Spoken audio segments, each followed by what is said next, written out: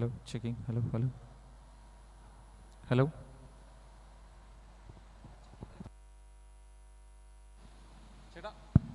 Hello, hello, checking. Hello.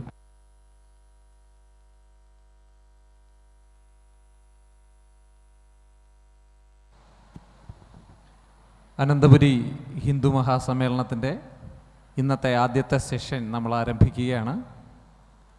കഴിഞ്ഞ 3-4 ദിവസമായി ഭാരതത്തിൻ്റെ വിവിധ ഭാഗങ്ങളിൽ നിന്നെത്തിയ മഹാരഥന്മാർ ഈ വേദിയിൽ നമ്മുടെ രാജ്യത്തെപ്പറ്റി, രാജ്യത്തിൻ്റെ ചരിത്രത്തെപ്പറ്റി, സംസ്കാരത്തെപ്പറ്റി, സംസ്കൃതിയെപ്പറ്റി, പൈതൃകത്തെപ്പറ്റി, നമ്മുടെ രാജ്യം വിവിധങ്ങളായിട്ടുള്ള സമയങ്ങളിൽ നേരിട്ടിട്ടുള്ള വെല്ലുവിളികളെപ്പറ്റി, അധിനിവേശങ്ങളെപ്പറ്റി വിശദമായി നമ്മളോട് സംവദിക്കുകയുണ്ടായി. അവരുടെ അറിവുകൾ നമുക്ക് ഷെയർ ചെയ്യേണ്ടായി. നമ്മൾ പഠിച്ചും ഗ്രഹിച്ചും ധരിച്ചും വെച്ചിരുന്ന ഒട്ടനവധി മിഥ്യാധാരണകളാണ് ഈ വേദിയിൽ തച്ചുടയ്ക്കപ്പെട്ടത്. അർദ്ധസത്യങ്ങളും അപൂർണ സത്യങ്ങളും ഇവിടെ തിരുത്തപ്പെട്ടു. ആ ഒരു അർത്ഥത്തിൽ അനന്തപുരി ഹിന്ദു മഹാസമ്മേളനവും ഈ യൂത്ത് കോൺക്ലേവും കേരളത്തിൽ വലിയൊരു വിപ്ലവത്തിന് തുടക്കം കുറിച്ചിട്ടുണ്ട് ഈ പത്മനാഭൻ്റെ മണ്ണിൽ എന്നാണ് എനിക്ക് തോന്നുന്നത്. ഇന്നലെ രാവിലെ മുതൽ സോഷ്യൽ മീഡിയയിലും അതുപോലെ തന്നെ പത്രദൃശ്യ മാധ്യമങ്ങളിലെല്ലാം തന്നെ അനന്തപുരി ഹിന്ദു മഹാസമ്മേളനമാണ് ഹോട്ട് ടോപ്പിക്. അത്തരത്തിൽ കേരളത്തിൻ്റെ വർത്തമാന രാഷ്ട്രീയ ചരിത്രത്തിൽ ഒരു വലിയ ഇടം നേടാൻ ഈ ഹിന്ദു മഹാസമ്മേളനത്തിന് സാധിച്ചിട്ടുണ്ട്. കഴിഞ്ഞ 3 ദിവസങ്ങളായി ഈ വേദി ചർച്ച ചെയ്യപ്പെട്ട വിഷയത്തിൻ്റെ പിന്തുടർച്ച തന്നെയാണ് നമ്മൾ ഇന്നും ഇവിടെ ചർച്ച ചെയ്യുന്നത്. ആ വിഷയം പൊളിറ്റിക്സ് ഓഫ് ഹിന്ദുത്വ എന്നുള്ളതാണ്. സമകാലീന ഇന്ത്യൻ രാഷ്ട്രീയ മണ്ഡലത്തിൽ വളരെയധികം പ്രാധാന്യമർഹിക്കുന്നൊരു വിഷയമാണത്. ആ വിഷയത്തിൽ നമ്മളോട് സംവദിക്കാൻ ഇവിടെ എത്തിച്ചേർന്നിട്ടുള്ളത് ഏതാണ്ട് 3 പതിറ്റാണ്ട് കാലത്തിനധികമായി കേരളത്തിലെ മാധ്യമരംഗത്ത് നിറഞ്ഞു നിൽക്കുന്ന നിറസാന്നിധ്യമാണ് അദ്ദേഹം. ജന്മഭൂമിയുടെ മുൻ പത്രാധിപനാണ്. ശ്രീമാൻ കുമ്മനം രാജശേഖരൻ അവർകൾ ഭാരതീയ ജനതാ പാർട്ടി കേരള ഘടകത്തിൻ്റെ പ്രസിഡൻ്റായിരുന്ന കാലത്ത് BJP കേരളത്തിൻ്റെ മാധ്യമ വിഭാഗത്തിൻ്റെ തലവനായിരുന്നു. നിലവിൽ BJPയുടെ സംസ്ഥാന സമിതി അംഗമാണ്. ബഹുമാന്യനായ കേരള ഗവർണർ ഈ യോഗത്തിൻ്റെ ഉദ്ഘാടകൻ കൂടിയായിരുന്ന ശ്രീ ആരിഫ് മുഹമ്മദ് ഖാൻ്റെ പേഴ്സണൽ സ്റ്റാഫ് അംഗമാണ്. എഴുത്തുകാരനാണ്, കോളമിസ്റ്റാണ്, നിരൂപകനാണ്, രാഷ്ട്രീയ നിരീക്ഷകനാണ്. അതുപോലെ തന്നെ ചാനൽ ചർച്ചകളിലെ നിറസാന്നിധ്യമാണ്. ഇനിയും ഒട്ടനവധി ഉപമകളുണ്ട് അദ്ദേഹത്തെ പറ്റി പറയാൻ. ഏറെ ആദരവോടുകൂടി നിങ്ങൾ ഓരോരുത്തർക്കും വേണ്ടി ഞാൻ യൂത്ത് കോൺക്ലേവിൻ്റെ ഈ വേദിയിലേക്ക് ഹരി എസ് കർത്താവറുകളെ സ്വാഗതം ചെയ്യുന്നു. അതോടൊപ്പം സദസ്സിലിരിക്കുന്ന പ്രിയപ്പെട്ട എല്ലാ സഹോദരീ സഹോദരന്മാർക്കും ഗുരുതുല്യന്മാർക്കും ഞാൻ എൻ്റെ സ്വാഗതം ആശംസിക്കുന്നു. സർ, ഒരു ഔട്ട് ഓഫ് സിലബസ് ക്വസ്റ്റ്യനിൽ നിന്ന് ആരംഭിക്കാമെന്നാണ് എനിക്ക് തോന്നുന്നത്. ഞാൻ സൂചിപ്പിച്ച പോലെ ഇന്നലെ രാവിലെ മുതൽ കേരളത്തിൻ്റെ സോഷ്യൽ മീഡിയ പ്ലാറ്റ്ഫോമുകളും ഏതാണ്ട് ഉച്ചയോടുകൂടിയിട്ട് ദൃശ്യമാധ്യമങ്ങളെല്ലാം തന്നെ ചർച്ച ചെയ്യുന്നത് ഹിന്ദു മഹാസമ്മേളനത്തിനെ കുറിച്ചാണ്, ഇവിടെ അനന്തപുരിയിൽ നടക്കുന്ന. അതിനൊരു സ്പെഷ്യൽ താങ്ക്സ് PC ജോർജ് സാറിന് അർഹതപ്പെട്ടതാണെന്ന് തോന്നുന്നു. അദ്ദേഹത്തിനൊരു സ്പെഷ്യൽ താങ്ക്സ് പറയുന്നു. അപ്പോൾ അത്തരത്തിൽ വലിയ ചർച്ചയായിരിക്കുന്നു ഹിന്ദു മഹാസമ്മേളനം. നമ്മുടെ നാട്ടിൽ നമ്മുടെ മുഖ്യമന്ത്രിയും പ്രതിപക്ഷ നേതാവും ഒരു മേശയ്ക്ക് അപ്പുറവും ഇപ്പുറവും ഇരുന്ന് ഇഫ്താർ കൂടുന്നു. അതേസമയം മതേതരത്വത്തിന് മകുടോദാഹരണമായി നമുക്ക് പറയാവുന്ന ശബരിമല, അർത്തുങ്കൽ പള്ളിയും എരുമേലി മോസ്കും ശബരിമലയും തീർത്ഥാടനത്തിൻ്റെ ഭാഗമായി വരുന്ന ശബരിമല, അല്ലെങ്കിൽ പുണ്യപൂങ്കാവനത്തിന് തൊട്ടു താഴെ വാവർക്ക് മോസ്ക് പണിത ശബരിമല, അവിടേക്ക് പോയതിന് DYFIയുടെ സംസ്ഥാന സമ്മേളനത്തിൽ PU ജനീഷ് കുമാർ MLAക്ക് രൂക്ഷമായ ഭാഷയിൽ വിമർശനം കേൾക്കേണ്ടി വരുന്നു. നമ്മളുടെ ഈ കേരളത്തിൻ്റെ ഈ പ്രത്യേക തരത്തിലുള്ള മതേതര മതനിരപേക്ഷ നവോത്ഥാന മൂല്യങ്ങൾക്ക് എങ്ങനെയാണ് സർ നമ്മുടെ ഈ ഹിന്ദു മഹാസമ്മേളനം, ഈ പത്രക്കാരും അതുപോലെ തന്നെ ഈ സാംസ്കാരിക നായകന്മാരും മറ്റും പറയുന്നത് പോലെ എങ്ങനെയാണ് ഈ ഹിന്ദു മഹാസമ്മേളനം നമ്മുടെ ഈ മതനിരപേക്ഷത അവകാശപ്പെടുന്ന കേരളത്തിന് ഭീഷണിയാകുന്നത്?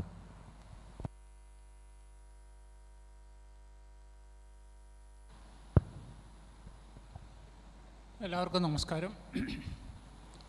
ഞാനും ഔട്ട് ഓഫ് സിലബസ് ആയിട്ട് തന്നെ സംസാരിച്ച് തുടങ്ങട്ടെ. സമയം വളരെ പരിമിതമാണ്. നമ്മൾ വൈകിയാണ് ആരംഭിക്കുന്നത്. ഞാൻ എൻ്റെ ആതിഥേയനോട് കഴിഞ്ഞ ദിവസം തന്നെ പറഞ്ഞു, 1 മണിക്കൂർ എന്നത് എനിക്ക് തന്നിരിക്കുന്ന വിഷയം അത് വിഷയം അവതരിപ്പിക്കാൻ പോലും ആ വിഷയത്തെക്കുറിച്ചൊരു തിരനോട്ടം നടത്തുവാൻ പോലും പര്യാപ്തമല്ല. പക്ഷേ ആ സാഹസത്തിന് ഞാൻ ഈ പരിമിതികൾക്കുള്ളിൽ നിന്ന് മുതിരുകയാണ് എന്ന്. അപ്പോൾ അതുകൊണ്ട് തന്നെ ഔട്ട് ഓഫ് സിലബസ് ആയിട്ടുള്ള ചോദ്യങ്ങളോട് പ്രതികരിക്കാൻ സമയപരിമിതി മൂലം ബുദ്ധിമുട്ടുണ്ട്. മറ്റൊന്ന്, ഞാനൊരു BJP നേതാവ് എന്നുള്ള രീതിയിലാണ് ഇവിടെ എന്നെ പരിചയപ്പെടുത്തിയത്, അവതരിപ്പിച്ചത്. ഭാരതീയ ജനതാ പാർട്ടിയുടെ പ്രാഥമിക അംഗത്വം പോലും ഇല്ലാത്തൊരു വ്യക്തിയാണ് ഞാൻ. അത് അടുത്ത കാലത്ത് ഞാനൊരു മാധ്യമപ്രവർത്തകനാണ്. എൻ്റെ തന്നെ സഹപ്രവർത്തകർ, മാന്യ സഹജീവികൾ എനിക്ക് ചാർത്തിത്തന്ന ഒരു പട്ടമാണ് ഈ BJP നേതാവ്, BJPയുടെ സംസ്ഥാന നേതാവ് എന്നൊക്കെ ഉള്ളത്. അദ്ദേഹവും ഇവിടെ ചില അർത്ഥസത്യങ്ങൾ പറഞ്ഞു. അദ്ദേഹം പറഞ്ഞല്ലോ, ഇപ്പോൾ പൊതുവെ അർത്ഥസത്യങ്ങളും അപൂർണ സത്യങ്ങളുമാണ് അടക്കി വാഴുന്നത് എന്ന്. അങ്ങ് പറഞ്ഞതും ഒരു അർത്ഥസത്യമാണ്, അല്ലെങ്കിൽ ഒരു അപൂർണ സത്യമാണ്. കാരണം ഞാൻ മാധ്യമപ്രവർത്തനം തുടങ്ങിയിട്ട് 30 അല്ല 4 പതിറ്റാണ്ടുകൾ പിന്നിടുന്നു. ഏതാണ്ട് 42 വർഷമായി ഞാൻ മാധ്യമരംഗത്ത് പ്രവർത്തിക്കുന്ന ഒരാളാണ്. വിവിധ പ്രസ്ഥാനങ്ങളിൽ, വിവിധ മാധ്യമ സ്ഥാപനങ്ങളിൽ. ജന്മഭൂമി മാത്രമല്ല എൻ്റെ പ്രവർത്തന മേഖല. Economic Times, Financial Express, Indian Express, Reuters, Gulf News, All India Radio, Amrita TV, അങ്ങനെ വിവിധ മാധ്യമ സ്ഥാപനങ്ങളിൽ പണിയെടുത്ത എന്നെ ബോധപൂർവം ബ്രാൻഡ് ചെയ്യാനായിട്ടൊരു ശ്രമത്തിൻ്റെ ഭാഗമായിട്ടാണ് ജന്മഭൂമിയുടെ പത്രാധിപർ എന്നുള്ള രീതിയിൽ മാധ്യമങ്ങൾ അടുത്ത കാലത്ത് അവതരിപ്പിച്ചത്. അവരെ സംബന്ധിച്ചോളം എന്നെ ഒരു BJP നേതാവായി ചിത്രീകരിക്കുക എന്നുള്ളതായിരുന്നു അവരുടെ ആവശ്യം.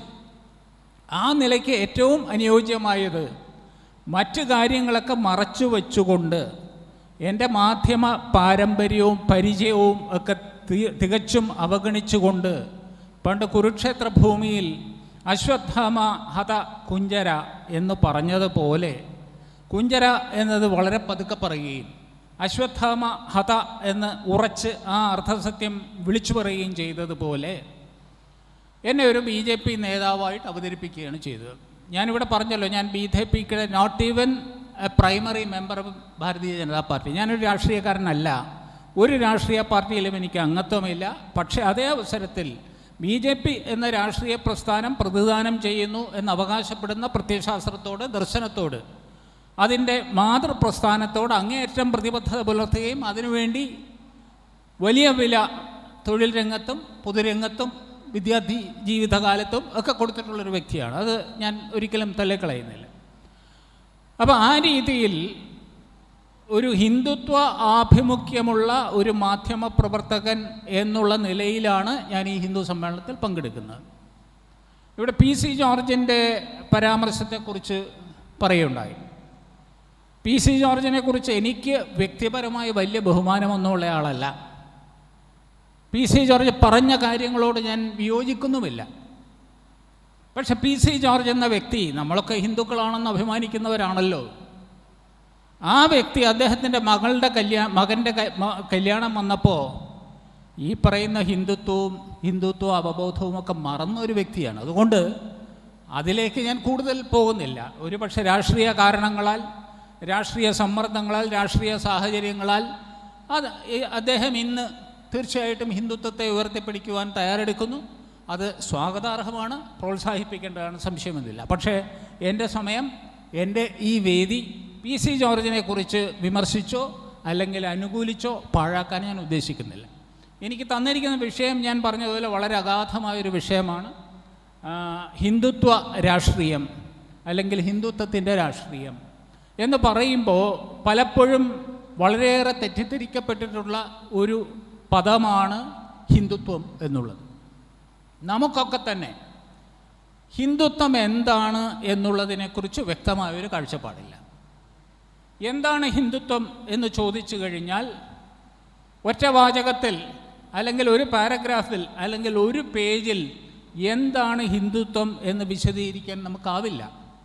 കാരണം അത് അത്രത്തോളം സങ്കീർണമാണ്, അത്രത്തോളം ദുരൂഹമാണ്, അതിന് പല അർത്ഥ തലങ്ങളുള്ളതാണ്. നാം ഇവിടെ ചർച്ച ചെയ്യുന്നത് ഹിന്ദുത്വത്തിൻ്റെ രാഷ്ട്രീയമാണ്, ഹിന്ദുത്വ രാഷ്ട്രീയം. ഈ ഹിന്ദുത്വ രാഷ്ട്രീയം എന്ന് പറയുമ്പോൾ തീർച്ചയായിട്ടും അതിനെ ഒരു പ്രത്യയശാസ്ത്രമായിട്ടാണ് ഇക്കാലത്ത് വിലയിരുത്തപ്പെടുത്തുന്നത്. കാരണം നമുക്കറിയാം, ഇന്ത്യയിൽ പ്രത്യേകിച്ചും നരേന്ദ്രമോദി അധികാരത്തിൽ വന്നതിന് ശേഷം ഏറ്റവും കൂടുതൽ ചർച്ച ചെയ്യപ്പെടുന്ന ഒരു വിഷയമാണ് ഹിന്ദുത്വം. അത് ഹിന്ദുത്വം ഒരു രാഷ്ട്രീയ പ്രത്യയശാസ്ത്രമാണ് എന്നുള്ള ധാരണയുടെ അല്ലെങ്കിൽ തെറ്റിദ്ധാരണയുടെ അടിസ്ഥാനത്തിലാണ്. ഒരു പ്രത്യയശാസ്ത്രം എന്ന് പറയുമ്പോൾ ഇംഗ്ലീഷിൽ സാധാരണ പറയും ഐഡിയോളജി. ഈ ഐഡിയോളജി എന്ന വാക്കിൻ്റെ മൊഴിമാറ്റമാണ്, മലയാള പരിഭാഷയാണ് പ്രത്യയശാസ്ത്രം എന്നുള്ളത്. ഭാരതത്തെ സംബന്ധിച്ചോളം പ്രത്യയശാസ്ത്രം എന്ന പദം അപരിചിതമാണ്. Ideology is Greek and Latin or rather alien to India and Indianness or Indian culture. നമുക്ക് പ്രത്യയശാസ്ത്രങ്ങളുണ്ടായിരുന്നില്ല. നമുക്കുണ്ടായിരുന്നതും ഇപ്പോഴുള്ളതും ദർശനങ്ങളാണ്. നമ്മൾ പാശ്ചാത്യ നാടുകളിൽ നിന്ന് അല്ലെങ്കിൽ സെമറ്റിക് സംസ്കാരങ്ങളിൽ നിന്ന് ഇറക്കുമതി ചെയ്ത ആശയങ്ങൾക്കാണ് പ്രത്യയശാസ്ത്രം എന്ന് പേര് വിളിക്കുന്നത്. സെക്കുലാറിസം പോലെ തന്നെ വളരെയേറെ തെറ്റിദ്ധരിക്കപ്പെട്ട, തെറ്റായി വ്യാഖ്യാനിക്കപ്പെട്ട ഒരു പദമാണ് ഐഡിയോളജി എന്നുള്ളത്. സെക്കുലറിസം നമുക്കറിയാം, മതേതരം എന്ന് പറയും. വാസ്തവത്തിൽ സെക്കുലറിസത്തിൻ്റെ അർത്ഥം മതമില്ലായ്മയാണ്, anti religion, devoid of religion.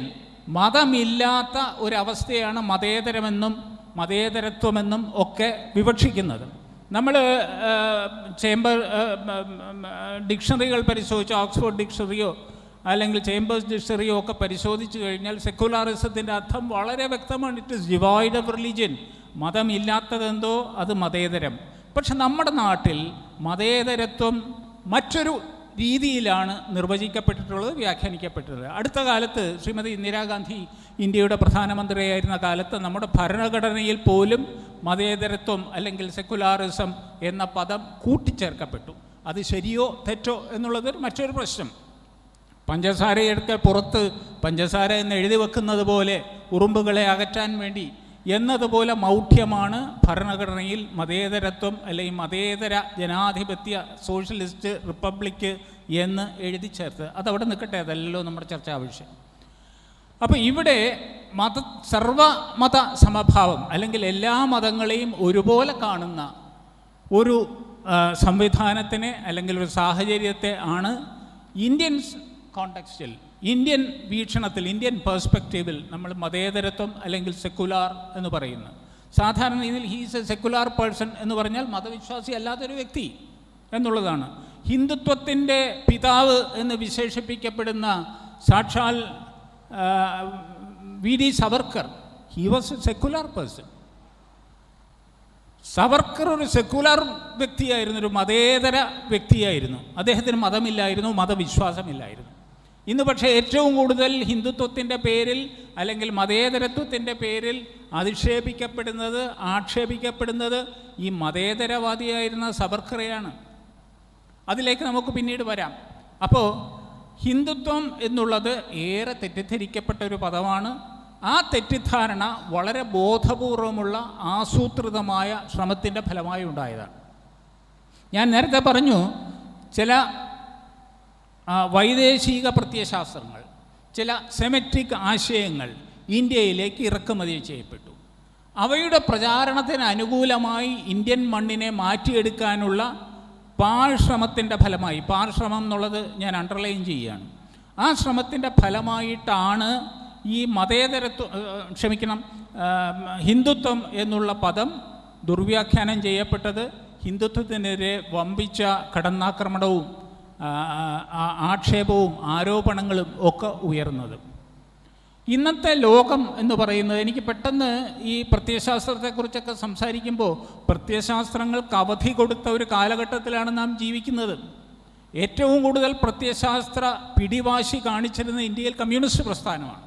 നമുക്കറിയാം, ഐഡിയോളജിക്കൽ ക്ലാരിറ്റി, ഐഡിയോളജിക്കലി സ്ട്രിക്റ്റ് ആയിട്ടുള്ളൊരു പ്രസ്ഥാനം ഇന്ത്യയിൽ കമ്മ്യൂണിസ്റ്റ് പാർട്ടിയായിരുന്നു, അവിഭക്ത കമ്മ്യൂണിസ്റ്റ് പാർട്ടി.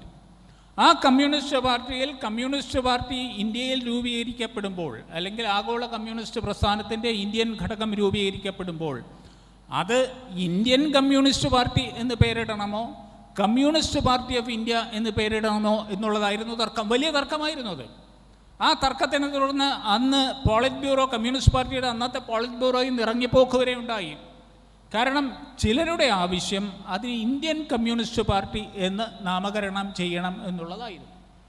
പക്ഷേ ഇന്ത്യൻ കമ്മ്യൂണിസ്റ്റ് പാർട്ടി എന്ന് പറയുമ്പോൾ അതിനൊരു ദേശീയ സ്വഭാവം വരും. It is something Indian. അപ്പോൾ ഇന്ത്യൻനെസ്സിനെ അംഗീകരിക്കുന്ന, അല്ലെ ഇന്ത്യൻനെസ്സുമായി ബന്ധപ്പെട്ട ഒരു കമ്മ്യൂണിസ്റ്റ് പാർട്ടി, അങ്ങനെയുള്ള കമ്മ്യൂണിസ്റ്റ് പാർട്ടികൾ ലോകത്തുണ്ടായിട്ടുണ്ട്. യൂറോ കമ്മ്യൂണിസം, ഫ്രാൻസിലെ കമ്മ്യൂണിസ്റ്റ് പാർട്ടി, ഇറ്റലിയിലെ കമ്മ്യൂണിസ്റ്റ് പാർട്ടിയൊക്കെ അതാത് നാട്ടിലെ ദേശീയത, അതാത് മണ്ണിൻ്റെ സംസ്കാരം ഉൾക്കൊണ്ട് കമ്മ്യൂണിസം അപ്ലൈ ചെയ്ത കമ്മ്യൂണിസ്റ്റ് പാർട്ടികളാണ്, കമ്മ്യൂണിസ്റ്റ് പ്രസ്ഥാനങ്ങളാണ്. ചൈനയിൽ പോലും ചൈനയുടെ സംസ്കാരം അംഗീകരിച്ചുകൊണ്ടുള്ള കമ്മ്യൂണിസ്റ്റ് പാർട്ടിയാണ് മാവോ സേതുങ്ങിന് നേതൃത്വം നൽകിയത്, ഇന്ന് അധികാരത്തിലിരിക്കുന്നത്.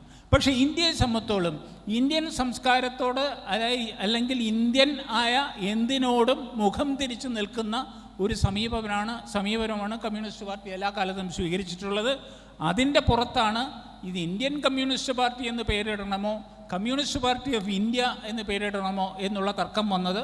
അവസാനം കമ്മ്യൂണിസ്റ്റ് പാർട്ടി ഓഫ് ഇന്ത്യ എന്ന് തന്നെ പേരിടണം എന്നുള്ള ഗ്രൂപ്പിന് മേൽക്കൈ കിട്ടി. അങ്ങനെ കമ്മ്യൂണിസ്റ്റ് പാർട്ടി ഓഫ് ഇന്ത്യ അല്ലെങ്കിൽ CPI എന്നുള്ള പേരിൽ ഈ പ്രസ്ഥാനം അറിയപ്പെടാൻ തുടങ്ങി. പക്ഷേ ഇത്രയൊക്കെ പ്രത്യയശാസ്ത്രപരമായ പിടിവാശി കാണിച്ചിട്ടുള്ള കമ്മ്യൂണിസ്റ്റ് പ്രസ്ഥാനം പോലും അവരുടെ പ്രത്യയശാസ്ത്രത്തോട് വിട പറയുന്ന ഒരു കാഴ്ചയാണ് നാം കഴിഞ്ഞ കുറേ കാലമായി കണ്ടുകൊണ്ടിരിക്കുന്നത്.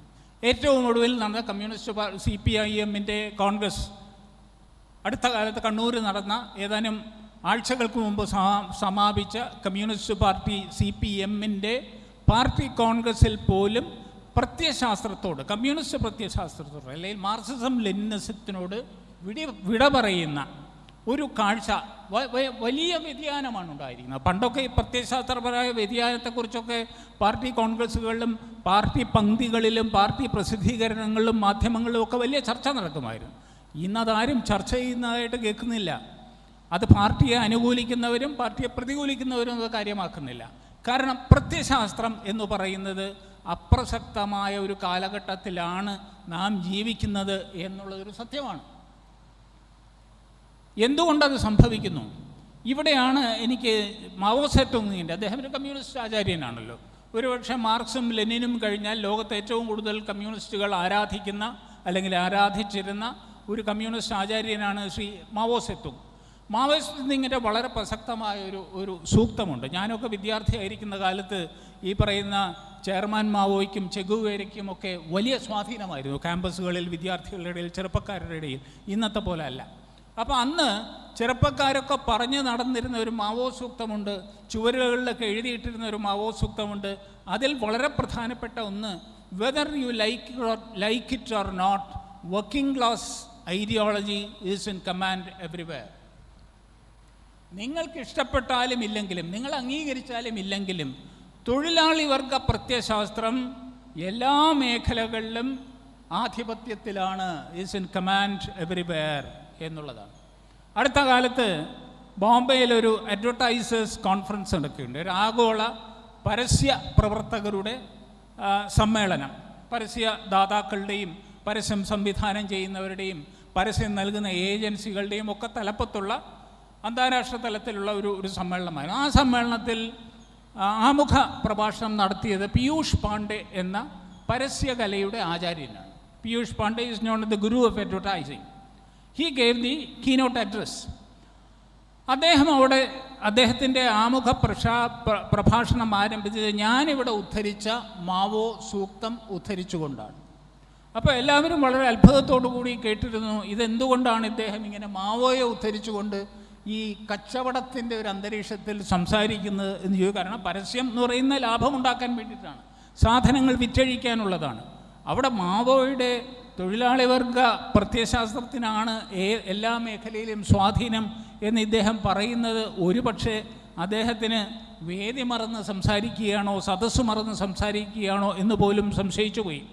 അങ്ങനെ എല്ലാവരും അർത്ഥശബ്ദരായിരിക്കുന്ന അവസരത്തിൽ നിന്ന് അദ്ദേഹം പോസ് ഫോർ എ വൈൽ, അല്പനേരമൊന്നും അദ്ദേഹം നിശബ്ദായതിനു ശേഷം, today I stand before you to amend Chairman Mao's maxim, Mao സൂക്തം ഭേദഗതി ചെയ്യാനാണ് ഞാനിന്ന് നിങ്ങളുടെ മുമ്പിൽ നിൽക്കുന്നത്. എനിക്ക് മാവോ സൂക്തത്തിൻ്റെ ഒരു ഭേദഗതിയുണ്ട്. അതെന്താണെന്ന് അദ്ദേഹം പറഞ്ഞു. I correct, I amend Mao's maxim in the following way. എന്താണത്? Whether you like it or not, market forces are in command everywhere.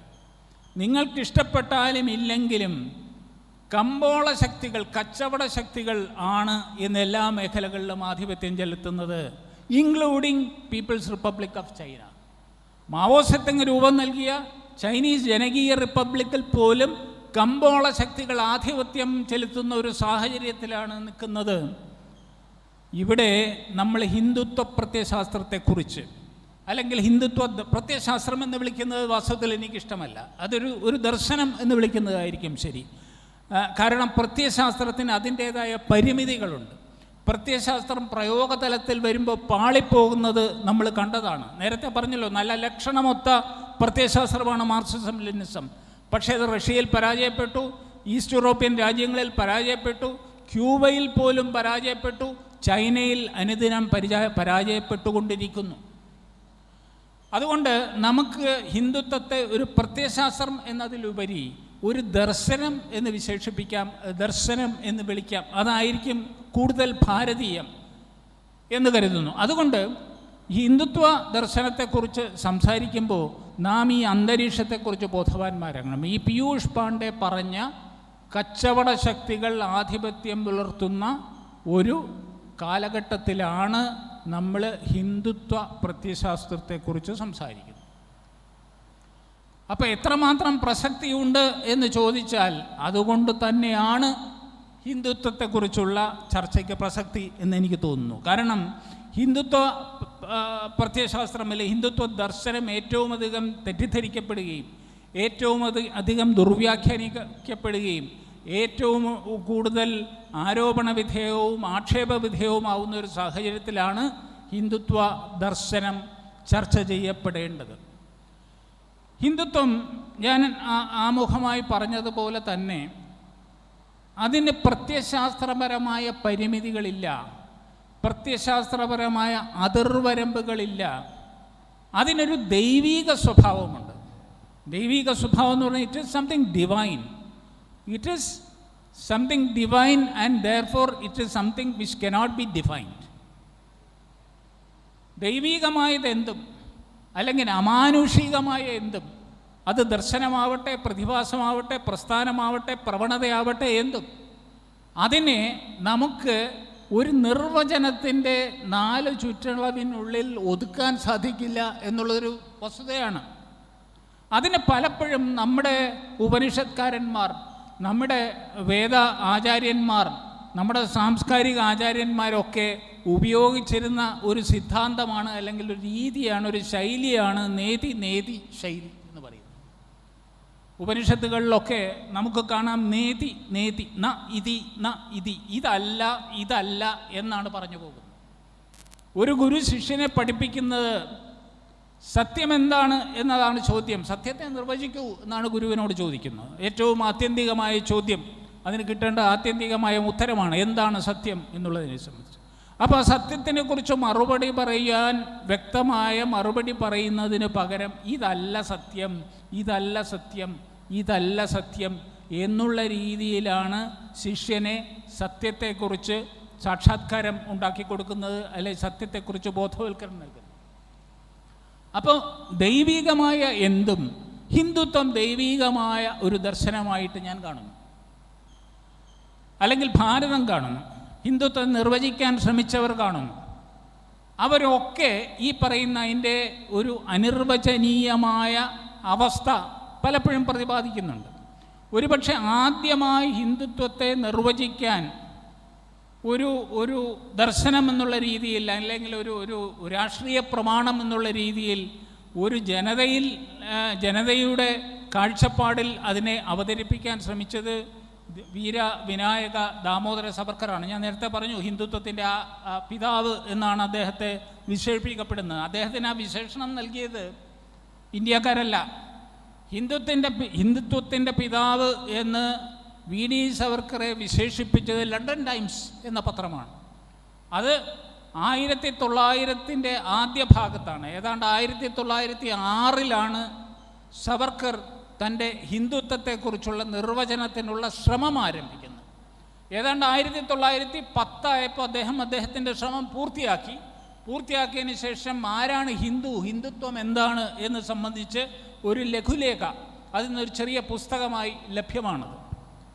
അത് 1910 പുറത്തു വരുന്നത്. അപ്പോൾ ഏതാണ്ട് 200 വർഷങ്ങൾക്കപ്പുറം, 200 വർഷങ്ങൾക്ക് മുമ്പ് ആണ് ഹിന്ദുത്വത്തിനെക്കുറിച്ച് ഒരു വ്യക്തമായ ശക്തമായ നിർവചനത്തിന് ഒരു അന്നത്തെ രാഷ്ട്രീയ നേതാവ് ശ്രമിക്കുന്നു. സവർക്കർ നമുക്കറിയാം, അദ്ദേഹം രാഷ്ട്രീയ രംഗത്ത് സജീവമായിരുന്നു. രാഷ്ട്രീയം എന്ന് പറയുമ്പോൾ ഇടുങ്ങിയ അർത്ഥത്തിലുള്ള കക്ഷി രാഷ്ട്രീയത്തിൻ്റെ കാഴ്ചപ്പാടിലാണ് നാമൊക്കെ രാഷ്ട്രീയത്തെ വിലയിരുത്തുന്നത്. അയാളൊരു രാഷ്ട്രീയക്കാരനാണ്, ഈസ് എ പൊളിറ്റീഷ്യൻ. ആ അർത്ഥത്തിലല്ല. പൊളിറ്റിക്സ് എന്ന വളരെ വിശാലമായ അർത്ഥത്തിൽ രാജനൈതിക മേഖല, അല്ലെ രാജനൈതിക രംഗം, രാജനൈതികത്വം എന്നുള്ള രീതിയിലാണ് രാഷ്ട്രീയം ഇവിടെയും ചർച്ച ചെയ്യപ്പെടുന്നത്. അന്ന് സവർക്കറും ആ രീതിയിലുള്ള ഒരു വക്താവോ നേതാവോ ഒക്കെ ആയിരുന്നു രാജനൈതികതയുടെ. അപ്പോൾ ഹിന്ദുത്വത്തിൻ്റെ രാജനൈതികത, യു ക്യാൻ ഇൻ്റർവിൻ കേട്ടോ, ഞാനിങ്ങനെ സംസാരിച്ചുകൊണ്ടിരിക്കും. അല്ല സാർ, ഇപ്പോൾ സാറ് പറഞ്ഞു വന്നുകൊണ്ടിരുന്നിരുന്നത്, ഇപ്പോൾ 1906 സവർക്കർ ആദ്യമായിട്ട് ഈ ഹിന്ദുത്വം എന്ന ആശയവുമായിട്ട് മുന്നിലോട്ട് വരുന്നത്. പിന്നീട് 10 അതിനുശേഷം 19 ഖിലാഫത്ത് പ്രസ്ഥാനത്തിന് ശേഷം വരുന്ന കാലഘട്ടത്തിൽ 23 അദ്ദേഹം ഹിന്ദുത്വം ഒരു പൊളിറ്റിക്കൽ ഐഡിയോളജി ആയിട്ട് അവതരിപ്പിക്കുന്നത്. ഇപ്പോൾ സാറ് നേരത്തെ സൂചിപ്പിച്ചു പോയതിൻ്റെ ഇടയിൽ നിന്ന് തന്നെ നമുക്ക് വായിച്ചെടുക്കാൻ സാധിക്കും, ഇത് വളരെയധികം കൺഫ്യൂസിങ് ആയിട്ടുള്ളൊരു ടോപ്പിക്കാണ്. പലപ്പോഴും ഹിന്ദുത്വം, ഹിന്ദുയിസം ഈ മൂന്നും ഒരു കോണ്ടെക്സ്റ്റിലാണ് അവതരിപ്പിക്കപ്പെടുന്നത്. എന്നാൽ ഇത് മൂന്നും ഒന്നല്ല, ഒരിക്കലും ഒന്നായി ചേരാൻ സാധ്യതയില്ലാത്ത 3 പദങ്ങളാണ്, 3 അർത്ഥതലങ്ങളാണ് ഇതിനുള്ളത്. എന്നാൽ നമ്മുടെ രാജ്യത്ത് ഇപ്പോൾ സാറ് തന്നെ സൂചിപ്പിച്ച കണക്കനുസരിച്ച് 100 കൊല്ലത്തിനിപ്പുറവും ഈ ഹിന്ദുവും ഹിന്ദുയിസവും ഹിന്ദുത്വവും 200 കൊല്ലങ്ങൾക്ക് ശേഷം, സോറി സാർ, 200 കൊല്ലങ്ങൾക്ക് ശേഷം, 200 കൊല്ലങ്ങൾ, 1923, സോറി 100 കൊല്ലം, 100 years, 100 വർഷത്തിനിപ്പുറവും ഈ 3 പദവും തമ്മിലുള്ള ആ ഒരു വ്യത്യാസം നമുക്ക് കൃത്യമായിട്ട് മനസ്സിലാക്കാൻ സാധിച്ചിട്ടില്ല എന്നാണ് എനിക്ക് തോന്നുന്നത്. അത് ഒന്ന് സാറിന് നമുക്ക്. തീർച്ചയായിട്ടും ഈ പറഞ്ഞതുപോലെ ഹിന്ദുത്വം എന്നുള്ള പദം പലപ്പോഴും ഹിന്ദുയിസമായി തെറ്റിദ്ധരിക്കപ്പെടാറുണ്ട്. ഹിന്ദുയിസം അല്ലെങ്കിൽ ഹിന്ദു മതം, ഹിന്ദുയിസം എന്ന് പറയുമ്പോൾ അത് കുറേ ആചാരാനുഷ്ഠാനങ്ങളുടെ, ആരാധനാക്രമങ്ങളുടെ, കുറേ വിശ്വാസങ്ങളുടെ ഒക്കെ അടിസ്ഥാനത്തിലാണ് ഹിന്ദു മതം എന്ന് നമ്മൾ വിവക്ഷിക്കുന്നത്. ഹിന്ദുത്വം ഹിന്ദു മതമേ അല്ല. ഞാൻ നേരത്തെ പറഞ്ഞു, സവർക്കർ ഒരു ഹിന്ദു മതവിശ്വാസിയായിരുന്നില്ല. നമ്മൾ ഇന്ന് കാണുന്ന രീതിയിലുള്ള ഒരു മതവിശ്വാസി, അതിൻ്റെ സങ്കുചിതമായ അർത്ഥത്തിൽ അദ്ദേഹത്തെ തന്നെ വിശേഷിപ്പിക്കുന്നത് ഒരു നിരീശ്വരവാദി. അദ്ദേഹം നിരീശ്വരവാദിയായിരുന്നു. അദ്ദേഹം ഒരു നിരീശ്വരവാദിയായിരുന്നു. അദ്ദേഹം ഒരു മതേതരവാദിയായിരുന്നു. ശരിയായ അർത്ഥത്തിൽ ഒരു മതേതരവാദിയായിരുന്നു. പല ഹിന്ദു ആചാരങ്ങളോടും അദ്ദേഹത്തിന് ശക്തമായ എതിർപ്പുണ്ടായിരുന്നു. ഉദാഹരണത്തിന് ഗോവധം നിരോധിക്കണം എന്ന് വിശ്വസിച്ചിരുന്ന, ആവശ്യപ്പെട്ടിരുന്ന ഒരു വ്യക്തിയാണ് സവർക്കർ. ഇന്ന് ഹിന്ദുമത വിശ്വാസികൾക്ക്, അല്ലെങ്കിൽ ഇന്ന് ഹിന്ദുത്വ ആഭിമുഖ്യം പുലർത്തുന്നവർക്ക്, പ്രകടിപ്പിക്കുന്നവർക്ക് ഒട്ടും യോജിക്കാൻ പറ്റുന്ന ഒന്നല്ല ഗോവധ നിരോധനത്തിനെ അനുകൂലിക്കുക എന്നുള്ളത്. ഗോവധ നിരോധനം നമ്മുടെ ഭരണഘടനയുടെ തന്നെ ഡയറക്റ്റീവ് പ്രിൻസിപ്പിൾസിൽ ഉൾപ്പെടുത്തിയിരിക്കുകയാണ്. മഹാത്മാഗാന്ധിയെ പോലെ ഒരു വ്യക്തിയുടെ താല്പര്യപ്രകാരമാണ് ഗോവധ നിരോധനം ഭരണഘടനയിൽ പോലും ഉൾപ്പെടുന്നത്. അപ്പോൾ അതുകൊണ്ട് സവർക്കർ എന്ന് പറയുന്നത് ഒരു കാലത്തൊരു മതവിശ്വാസിയായിരുന്നില്ല. ഒരു കാരണവശാലും ഒരു സാഹചര്യത്തിലും മതാധിഷ്ഠിതമായ ഒരു പ്രത്യയശാസ്ത്രത്തിന്, ഒരു ദർശനത്തിന് അദ്ദേഹം കൂട്ടുനിൽക്കില്ല, അത് പ്രചരിപ്പിക്കില്ല, അംഗീകരിക്കില്ല. അപ്പോൾ അത്തരത്തിൽ ഒരു നിരീശ്വരവാദിയാൽ സൃഷ്ടിക്കപ്പെട്ട, അല്ലെങ്കിൽ അദ്ദേഹത്തിൻ്റെ ദാർശനികമായ ചിന്താഗതിയിൽ നിന്ന് ഉത്ഭവിച്ച ഈ ഹിന്ദുത്വം പോലെയുള്ള ഒരു പ്രത്യയശാസ്ത്രത്തിന്, അല്ലെങ്കിൽ സാറിൻ്റെ ഭാഷയിൽ പറയുകയാണെങ്കിൽ ദർശനത്തിന്, എങ്ങനെയാണ് സർ ഈ ഒരു മതത്തിൻ്റെ ആചാരങ്ങൾക്ക് വേണ്ടി ഇവിടെ നമ്മുടെ സാംസ്കാരിക നായകന്മാരും രാഷ്ട്രീയക്കാരും ഒക്കെ പറയുന്നത് പോലെ ഈ രാഷ്ട്രീയത്തിന് വേണ്ടി അല്ലെങ്കിൽ മതത്തിന് വേണ്ടി എങ്ങനെ ഇതിന് നിലകൊള്ളാൻ സാധിക്കുന്നു? അവിടെയാണ് ഇപ്പോൾ ഈ നിരീശ്വരവാദി എന്ന് പറയുമ്പോൾ വീണ്ടും തെറ്റിദ്ധരിക്കപ്പെടാനിടയുള്ള ഒരു പ്രയോഗമാണ് നിരീശ്വരവാദി. നമ്മുടെ സങ്കല്പത്തിലുള്ള ഒരു വ്യക്തിയുടെ രൂപവും ഭാവവും സ്വഭാവവും ഒക്കെയുള്ളൊരു ഈശ്വരനെ അദ്ദേഹം അംഗീകരിച്ചിരുന്നില്ല. പക്ഷേ അദ്ദേഹം ആത്യന്തികമായ ഒരു ശക്തിയെ, ദി അൾട്ടിമേറ്റ് ഡിവൈൻ ഫോഴ്സ്, അതിനെ സാവർക്കർ എല്ലാ കാലത്തും അംഗീകരിച്ചിരുന്നു, ആരാധിച്ചിരുന്നു. പക്ഷെ അദ്ദേഹം ക്ഷേത്രത്തിൽ പോവുകയോ ചില ഉപാസനകൾ നടത്തുകയോ ഒന്നും ചെയ്തിരുന്നില്ല. ഈശ്വര സാക്ഷാത്കാരം തന്നെയായിരുന്നു സാവർക്കറുടെയും. ഒരു തരത്തിൽ ഭാരതീയ ഈശ്വര ദർശനത്തെ അദ്ദേഹം പൂർണ്ണമായി ആക്സെപ്റ്റ് ചെയ്തിരുന്നു. ഭാരതീയ ഈശ്വര ദർശനം, ഇതൊക്കെ ഈശ്വര ദർശനങ്ങളാണ്. ഭാരതീയ ഈശ്വര ദർശനമായിട്ട് നമ്മൾ പുല്ലിനെയും പുഴുവിനെയും ഈശ്വരനായി ആരാധിക്കും, സൂര്യനെ ആരാധിക്കും, വൃക്ഷങ്ങളെ ആരാധിക്കും. ഇതൊന്നുമില്ലാതെ ഉള്ള ആരാധനാക്രമവും നമുക്കുണ്ട്. ഇപ്പോൾ ഇവർ വേദത്തിൽ മാത്രം വിശ്വസിക്കുന്ന, വൈദികമായ ആചാരക്രമങ്ങളിൽ മാത്രം വിശ്വസിക്കുന്ന ആര്യ സമാജക്കാർ, അവർ ക്ഷേത്രാരാധനയ്ക്കും വിഗ്രഹാരാധനയ്ക്കും എതിരാണ്. മുസ്ലിങ്ങളെപ്പോലെ തന്നെ, മുസ്ലിങ്ങൾ വിഗ്രഹാരാധനയ്ക്കെതിരാണല്ലോ, ക്ഷേത്രാരാധനയ്ക്കെതിരെയാണ്. മുസ്ലിങ്ങളെപ്പോലെ തന്നെ വിഗ്രഹാരാധനയെ ഭർഷിക്കുന്നവരാണ് ഹിന്ദുത്വത്തിൻ്റെ വലിയ വക്താക്കളായ ദയാനന്ദ സരസ്വതി. അതിനെ എതിർക്കുന്നവരാണ്. അതുകൊണ്ട് നമുക്ക് ആ ഒരു ഇടുങ്ങിയ അർത്ഥത്തിൽ സവർക്കറെ ഒരു നിരീശ്വരവാദിയായിരുന്നു എന്ന് മുദ്ര കുത്തുന്നത് എത്രത്തോളം ശരിയാവും എന്നുള്ള കാര്യത്തിൽ എനിക്ക് സംശയമുണ്ട്. പക്ഷെ അതേവശം തന്നെ ഇവിടെ പറഞ്ഞു, ഇന്നത്തെ കാലത്ത് ഈ പറയുന്ന നിരീശ്വരവാദിയാൽ രൂപീകരിക്കപ്പെട്ട നിരീശ്വരവാദിയാൽ രൂപം കൊടുത്ത, ഭാവം കൊടുത്തതല്ല ഹിന്ദുത്വം. ഹിന്ദുത്വത്തിന് ഒരു നിർവചനം കൊടുക്കാൻ സവർക്കർ സാധിച്ചു, അല്ലെ സവർക്കർ ശ്രമിച്ചു. ഒരു ദർശനമായി അദ്ദേഹം അവതരിപ്പിച്ചു, അത്രയേ ഉള്ളൂ. ഈ ദർശനം സവർക്കർക്ക് മുമ്പേ ഉണ്ട്. Savarkar was describe as the father of Hinduness. ഹിന്ദുത്വം ഒന്നുമല്ല. ലണ്ടൻ ടൈംസ് എഴുതിയ Savarkar is the father of Hinduness അല്ലെങ്കിൽ ഇന്ത്യൻനെസ് എന്നൊക്കെയാണ് അന്ന് എഴുതിയത്. പക്ഷെ സത്യത്തിൽ അദ്ദേഹം അതിൻ്റെ പിതാവല്ല.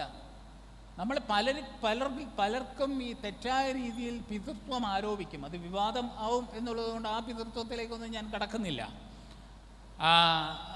സവർക്കർ ശരിക്ക് ഹിന്ദുത്വത്തിൻ്റെ സന്തതിയായിരുന്നു. Savarkar was a son of Hindutva. He was a product of Hindutva. He was an expression of Hindutva. സവർക്കറെ പോലെ തന്നെ ബാലഗംഗാധര തിലകൻ ഹിന്ദുത്വത്തിൻ്റെ വക്താവായിരുന്നു. അദ്ദേഹം ഹിന്ദുത്വത്തിൻ്റെ സന്തതിയായിരുന്നു, ഹിന്ദുത്വത്തിൻ്റെ പിതാവായിരുന്നു. മദൻ മോഹൻ മാളവിയ, പണ്ഡിറ്റ് കാശി ബനാറസ് ഹിന്ദു യൂണിവേഴ്സിറ്റിയൊക്കെ സ്ഥാപിച്ച മദൻ മോഹൻ മാളവിയ, അദ്ദേഹം ഹിന്ദുത്വത്തിൻ്റെ മറ്റൊരു സന്തതിയായിരുന്നു. ബംഗാളി റൈറ്ററും ലിറ്ററേച്ചർ ആചാര്യനായിരുന്ന ചന്ദ്രനാഥ് ബസു. യെസ്. അങ്ങനെ ഒരുപാട് പേര്, കേരളം ഉൾപ്പെടെ. കേരളത്തിലെ ശ്രീനാരായണ ഗുരു, ഇപ്പോൾ ഏറ്റവും വലിയൊരു വിവാദം ശ്രീനാരായണ ഗുരുവിനെ ഹൈജാക്ക് ചെയ്യാൻ സംഘപരിവാർ ശ്രമിക്കുന്നു എന്നുള്ളതാണല്ലോ. ശ്രീനാരായണ ഗുരുവിൻ്റെ കുത്തകാവകാശം ഇടതുപക്ഷ പ്രസ്ഥാനത്തിനാണ് എന്ന് അവകാശപ്പെടുന്ന ഈ സാഹചര്യത്തിൽ അത് വിവാദമാവും എന്ന് അറിഞ്ഞുകൊണ്ട് തന്നെ പറയുന്നു, ശ്രീനാരായണ ഗുരു ഹിന്ദുത്വത്തിൻ്റെ വക്താവായിരുന്നു. ഹിന്ദുത്വം എന്ന് പറയുമ്പോൾ ഈ പറഞ്ഞ സങ്കുചിത മതാധിഷ്ഠിതമായിട്ടുള്ള ഹിന്ദുത്വമല്ല. പക്ഷേ നിർഭാഗ്യവശാൽ ഇന്ന് സമകാലിക കേരളത്തിൽ, സമകാലീന ഭാരതത്തിൽ, ഇന്ത്യയിൽ ഹിന്ദുത്വം എന്നത് ഹിന്ദു മതാധിഷ്ഠിതമായി വ്യാഖ്യാനിക്കപ്പെടുന്നു, പ്രചരിപ്പിക്കപ്പെടുന്നു. അവിടാണ് ഈ പറയുന്ന ഒരു വിരോധാഭാസം അല്ലെങ്കിൽ ഒരു വൈരുദ്ധ്യം എന്ന് പറയുന്നത്. അതിൻ്റെ ഒരു ഡയലറ്റിക്സ് എന്ന് പറയുന്നത് ഈ പറയുന്ന മതാധിഷ്ഠിതമല്ലാത്ത ഹിന്ദുത്വത്തെ മതാധിഷ്ഠിതമാക്കി മാറ്റുവാൻ, മതാധിഷ്ഠിതമായി വ്യാഖ്യാനിക്കുവാനുള്ള ഒരു ശ്രമം നടന്നുകൊണ്ടിരിക്കുന്നു. ഇത് അത്യന്തം അപകടകരമാണ്. അതാണ് ഞാനിവിടെ സമർത്ഥിക്കാൻ ഉദ്ദേശിക്കുന്നു, അല്ലെ സ്ഥാപിക്കാൻ ഉദ്ദേശിക്കുന്നത്, ഈ ഹിന്ദുത്വവും ഹിന്ദുത്വ രാഷ്ട്രീയവും തമ്മിലുള്ള വ്യത്യാസം. ക്ഷമിക്കണം, രാഷ്ട്രീയ ഹിന്ദുത്വവും തമ്മിലുള്ള വ്യത്യാസം. അതായത് പൊളിറ്റിക്കൽ ഹിന്ദുയിസവും Hindutva of politics. Exactly. Politics of Hindutva or Hindutva politics എന്നതും സാർ തന്നെ പറയേണ്ടതായിട്ടുണ്ട്. പൊളിറ്റിക്കൽ ഹിന്ദുത്വ എന്ന് പറയുന്ന രാഷ്ട്രീയ ഹിന്ദുത്വം, ഹിന്ദുത്വത്തിൻ്റെ രാഷ്ട്രീയമോ ഹിന്ദുത്വ രാഷ്ട്രീയമോ അല്ല, രാഷ്ട്രീയ ഹിന്ദുത്വം. ഇതാണ് ഇന്ന് പ്രചാരം നേടുന്നത്. ഹിന്ദുത്വത്തോട് ആഭിമുഖ്യമുണ്ട് എന്ന് അവകാശപ്പെടുന്ന അല്ലെങ്കിൽ നമ്മൾ കരുതുന്ന പ്രസ്ഥാനങ്ങൾ പോലും, രാഷ്ട്രീയ പാർട്ടികൾ ഉൾപ്പെടെ, ഹിന്ദുത്വത്തിൽ ഞങ്ങൾ ഉറച്ചു നിൽക്കുന്നു, അല്ലെങ്കിൽ ഞങ്ങൾ ഹിന്ദുത്വത്തിൽ വിശ്വസിക്കുന്നു, ഹിന്ദുത്വം ഉയർത്തിപ്പിടിക്കുന്നു എന്ന് പരസ്യമായി പറയാൻ മടിക്കുന്ന ഒരു കാലമാണിത്. നമുക്കറിയാം, പല നേതാക്കളും പല പ്രസ്ഥാനങ്ങളും അവരൊക്കെ ഹിന്ദുത്വ ആഭിമുഖ്യമുള്ളവരാണ്, ഹിന്ദുത്വത്തിൽ അധിഷ്ഠിതമാണ്, ഹിന്ദുത്വ പാരമ്പര്യത്തിൽ വളർന്നു വന്നവരാണ്, അല്ലെങ്കിൽ വളർത്തിക്കൊണ്ടുവന്നവരാണ്. അവർ പോലും ചില സ്ഥാനങ്ങളും ഒക്കെ കിട്ടിക്കഴിയുമ്പോൾ ഞാനൊരു ഹിന്ദുത്വവാദിയാണ്, അല്ലെങ്കിൽ എൻ്റെ പ്രസ്ഥാനം ഹിന്ദുത്വാധിഷ്ഠിതമാണ് എന്ന് പറയുവാൻ മടിക്കുന്ന അതാണ് ഏറ്റവും വലിയ ദുരന്തം. അതേ അവസരത്തിൽ ഹിന്ദുത്വവുമായി പുലബന്ധം പോലും ഇല്ലാത്ത വ്യക്തികൾ, ഹിന്ദുത്വവുമായി ഒരു രീതിയിലും ആഭിമുഖ്യമില്ലാത്ത പ്രസ്ഥാനങ്ങൾ പല അവസരങ്ങളിലും രാഷ്ട്രീയ ഹിന്ദുത്വത്തെ ഉയർത്തിപ്പിടിക്കുന്നു. ഇന്ത്യൻ നാഷണൽ കോൺഗ്രസ് ആവട്ടെ, CPM ആവട്ടെ, CPM പലപ്പോഴും അവരുടെ സമ്മേളനം നടക്കുമ്പോൾ, DYFIയുടെ സമ്മേളനമാവട്ടെ, അല്ലെ പാർട്ടി കോൺഗ്രസ് ആവട്ടെ, അവിടെയൊക്കെ ശ്രീനാരായണ ഗുരുവിൻ്റെ സൂക്തങ്ങൾ, വിദ്യാധിരാജ ചട്ടമ്പി സ്വാമികളുടെ സൂക്തങ്ങൾ, അവരുടെ ചിത്രങ്ങൾ, കുമാരനാശാൻ്റെ സൂക്തങ്ങൾ, അയ്യാ വൈകുണ്ഠസ്വാമികളുടെ സൂക്തങ്ങൾ, വിവേകാനന്ദ സ്വാമികളുടെ, ഇതൊക്കെ ഈ പറയുന്ന ആചാര്യന്മാരുടെ ഒക്കെ, ഇവരൊക്കെ ഹിന്ദുത്വാചാര്യന്മാരാണ്. ഈ ഹിന്ദുത്വാചാര്യന്മാരെ ഒക്കെ ഇതിൻ്റെ പ്രചരണത്തിന് വേണ്ടി ഉപയോഗിക്കുന്ന ഒരു പ്രവണത നമ്മൾ കാണുന്നു. അത് വാസ്തവത്തിൽ ഹിന്ദുത്വ രാഷ്ട്രീയമോ ഹിന്ദുത്വത്തിൻ്റെ രാഷ്ട്രീയമോ അല്ല, മറിച്ച് രാഷ്ട്രീയ ഹിന്ദുത്വമാണ്, പൊളിറ്റിക്കൽ ഹിന്ദുത്വമാണ്. കോൺഗ്രസ്സുകാർ ഉപയോഗിക്കാറുണ്ട്. പലപ്പോഴും സന്യാസിമാരെ പോയി സാഷ്ടാംഗം നമസ്കരിക്കും തെരഞ്ഞെടുപ്പ് വരുന്ന സമയത്ത്, അല്ലാത്തപ്പോൾ അവരെ തള്ളിപ്പറയും. ഉത്തരേന്ത്യയിലെ ചില സംസ്ഥാനങ്ങളിൽ തെരഞ്ഞെടുപ്പ് നടക്കുമ്പോൾ ലളിതാ സഹസ്രനാമം ചൊല്ലുക, അതുപോലെ വലിയ രീതിയിൽ കുറി വരയ്ക്കുക, കാവി ഷോളുകൾ അണിയുക. അടുത്ത കാലത്ത് UP തെരഞ്ഞെടുപ്പിൽ നമ്മൾ കണ്ട പ്രിയങ്ക ഗാന്ധിയും രാഹുൽ ഗാന്ധിയും ഒക്കെ മഠങ്ങൾ സന്ദർശിക്കുകയും ഒരു ഹിന്ദുത്വ ആഭിമുഖ്യം കാണിക്കാനുള്ള ഒരു വെമ്പൽ അവരുടെ ഭാഗത്തു നിന്നുണ്ടാവുന്നുണ്ട്. അപ്പോൾ അതിൽ നമ്മൾ മനസ്സിലാക്കേണ്ടത്, നമ്മൾ തിരിച്ചറിയേണ്ടത്, ഹിന്ദുത്വ രാഷ്ട്രീയം എന്നുള്ളത് തെരഞ്ഞെടുപ്പിൽ കണ്ണുവെച്ചുകൊണ്ടല്ല, വോട്ട് ലക്ഷ്യമാക്കിക്കൊണ്ടല്ല ഹിന്ദുത്വ രാഷ്ട്രീയം. ഹിന്ദുത്വ രാഷ്ട്രീയം അല്ലെങ്കിൽ ഹിന്ദുത്വത്തിൻ്റെ രാഷ്ട്രീയം, നമ്മൾ സാധാരണ പറയാറുണ്ട് ഈ difference between A statesman and A politician. Political leader and A statesman, അവരെ പലപ്പോഴും അവരെ തിരിച്ചറിയുന്നത്, അവരെ വേർതിരിക്കുന്നത്, എ പൊളിറ്റീഷ്യൻ ഓൾവേസ് സീസ് ദി നെക്സ്റ്റ് ഇലക്ഷൻസ്. അടുത്ത തെരഞ്ഞെടുപ്പ് ലക്ഷ്യമാക്കിയാണ് ഒരു രാഷ്ട്രീയ നേതാവ് അല്ലെങ്കിൽ ഒരു രാഷ്ട്രീയ പ്രവർത്തകൻ എപ്പോഴും പ്രവർത്തിക്കുക. അവൻ്റെ കണ്ണ് എപ്പോഴും അടുത്ത തെരഞ്ഞെടുപ്പിൽ കിട്ടാവുന്ന വോട്ടിലാണ്. ഒരു ഭരണതന്ത്രജ്ഞനെ സംബന്ധിച്ചോളം, ഒരു സ്റ്റേറ്റ്സ്മാനെ സംബന്ധിച്ചോളം, അവൻ അടുത്ത തലമുറയെ ലക്ഷ്യമാക്കിയാണ് പ്രവർത്തിക്കുന്നത്. ഇതാണ് വ്യത്യാസം. ഇതുപോലെ തന്നെ ഹിന്ദുത്വത്തിൻ്റെ രാഷ്ട്രീയം അല്ലെ ഹിന്ദുത്വ രാഷ്ട്രം തലമുറകളെ മുന്നിൽ കണ്ടുകൊണ്ടുള്ളതാണ്. ഭാവി ഭാരതം എങ്ങനെയാവണം, ഭാവി ലോകം എങ്ങനെയാകണം, നമുക്കെങ്ങനെ വസുദൈവ കുടുംബകം എന്നുള്ള നമ്മുടെ ഉപനിഷത്ത് വാക്യം ഒരു യാഥാർത്ഥ്യമാക്കാൻ സാധിക്കും, അതിൻ്റെ നേതൃത്വം ഋണന്തോ വിശ്വമാര്യം എന്നുള്ള രീതിയിൽ ലോകത്തെ മുഴുവൻ ആര്യമയമാക്കുവാൻ നമുക്കെങ്ങനെ സാധിക്കും, അതിന് ഭാരതത്തെങ്ങനെ വിശ്വഗുരുവാൻ സാധിക്കും, ഭാരതത്തിന് ഇങ്ങനെ നേതൃത്വം നൽകാൻ സാധിക്കും. ഇതാണ് ഒരു ഹിന്ദുത്വ രാഷ്ട്രീയക്കാരൻ്റെ ലക്ഷ്യം. പക്ഷെ രാഷ്ട്രീയ ഹിന്ദുത്വത്തിൻ്റെ രാഷ്ട്രീയ ഹിന്ദുവിൻ്റെ ലക്ഷ്യം അടുത്ത തെരഞ്ഞെടുപ്പാണ്. അപ്പോൾ അവിടെ ഈ പറയുന്ന പോലെ ഹിന്ദു അഹിന്ദു വ്യത്യാസമൊന്നുമില്ല. ക്രിസ്ത്യാനികളായ പല നേതാക്കന്മാരും നമ്മുടെ വേദികളിൽ വന്ന് ഹിന്ദുത്വത്തെക്കുറിച്ച് ആവേശപൂർവ്വം സംസാരിക്കും.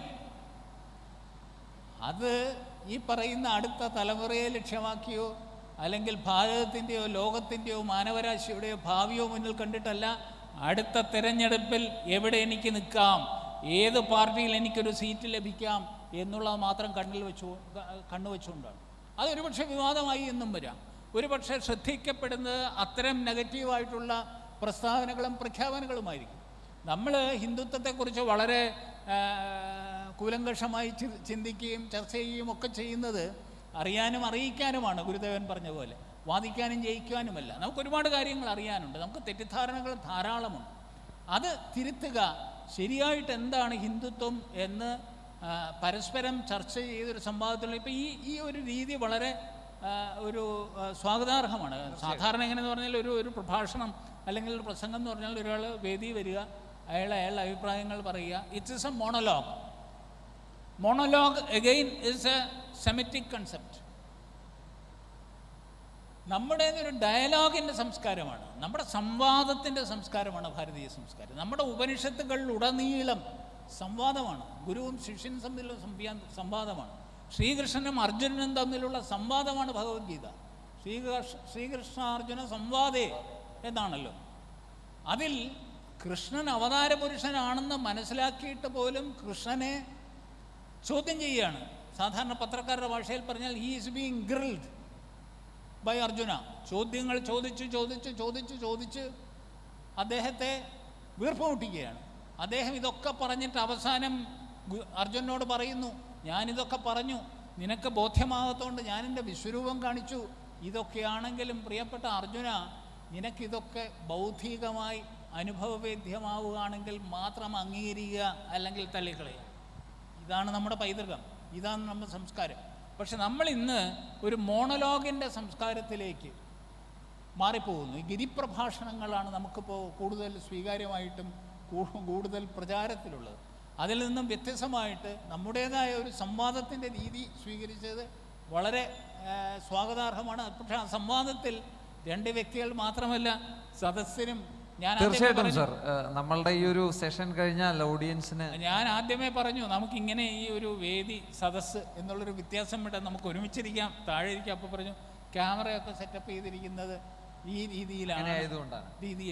സർ, 1923 വീര സവർക്കർ ഇത് ഒരു പൊളിറ്റിക്കൽ ഐഡിയോളജി ആയിട്ട് അവതരിപ്പിക്കുന്നു.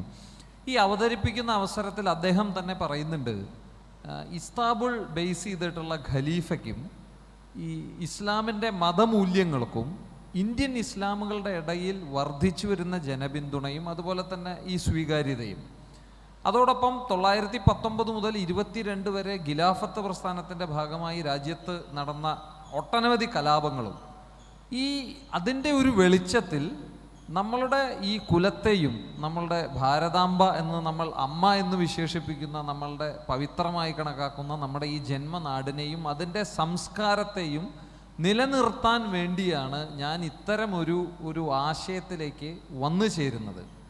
അദ്ദേഹം ഹിന്ദുക്കളെ അഡ്രസ്സ് ചെയ്തുകൊണ്ട് പറയുന്നുണ്ട്, ഒരിക്കലും ഹിന്ദുത്വം എന്ന് പറയുന്ന എൻ്റെ ഈ ആശയം ഭാരതത്തിലെയോ ലോകത്തിലെ എവിടത്തെയോ നോൺ ഹിന്ദുസിന് ഒരു വിരുദ്ധമായ ഒന്നല്ല, അല്ലെങ്കിൽ അവരെ ഇല്ലാതാക്കാനോ അവരെ നശിപ്പിക്കാനോ അവരുടെ ശക്തി ക്ഷയിപ്പിക്കാനോ വേണ്ടി ഉണ്ടാക്കിയതല്ല. ബട്ട് ഇതൊരു സർവൈവലിന് വേണ്ടിയിട്ടുള്ളതാണ്, ഒരു എക്സിസ്റ്റൻസിന് വേണ്ടിയിട്ട് ഉണ്ടാക്കിയിട്ടുള്ളതാണ്. ആ ഒരു അർത്ഥത്തിൽ വിവേകാനന്ദ സ്വാമി പറഞ്ഞ പോലെ, ഷിക്കാഗോയിലെ മതസമ്മേളനത്തിൽ പറഞ്ഞ പോലെ, I am coming from a land or a nation which taught the world both acceptance, universal acceptance and tolerance. ആ ഒരു ആശയം തന്നെയല്ലേ സത്യത്തിൽ ഈ ഹിന്ദുത്വം എന്ന് പറയുന്ന അദ്ദേഹം സാറ് നേരത്തെ സൂചിപ്പിച്ച പോലെ ഈ ഒരു ദർശനത്തിലൂടെ നമ്മളോട് സംവദിക്കാൻ ശ്രമിക്കുന്നത്? തീർച്ചയായിട്ടും. കാരണം എന്ന് പറഞ്ഞാൽ നേരത്തെ പറഞ്ഞ പോലെ നമുക്ക് ഈ ഇംഗ്ലീഷ് വിദ്യാഭ്യാസത്തിൻ്റെയും ഇംഗ്ലീഷിൻ്റെയും സ്വാധീനം കാരണം നമുക്ക് പല ആശയങ്ങളും തെറ്റായ രീതിയിലാണ് നമ്മൾ ഉൾക്കൊള്ളുന്നത്, മനസ്സിലാക്കുന്നത്. ഇപ്പോൾ ഈ സെക്കുലാറിസത്തിൻ്റെ കാര്യം പറഞ്ഞതുപോലെ തന്നെ, അല്ലെങ്കിൽ ഐഡിയോളജിയുടെ കാര്യം പറഞ്ഞതുപോലെ തന്നെ, ഈ പറയുന്ന ടോളറൻസ് നമ്മൾ വളരെ വ്യാപകമായി ഉപയോഗിക്കുന്നതാണ്. You should be religiously tolerant. നിങ്ങൾക്ക് മതസഹിഷ്ണുത ഉണ്ടാവണം. സഹിഷ്ണുത എന്ന് പറയുന്നൊരു നെഗറ്റീവ് ടെൻഡൻസിയാണ്. നിങ്ങളെ എനിക്ക് അംഗീകരിക്കാനാവില്ല, പക്ഷേ നിങ്ങളെ സഹിക്കുന്നു, ഐ ടോളറേറ്റ് യു. നിങ്ങൾ ഒരുപാട് വിഡ്ഢിത്തങ്ങൾ വിളമ്പുന്നു, പക്ഷേ ഞാൻ നിങ്ങളെ സഹിക്കുകയാണ്.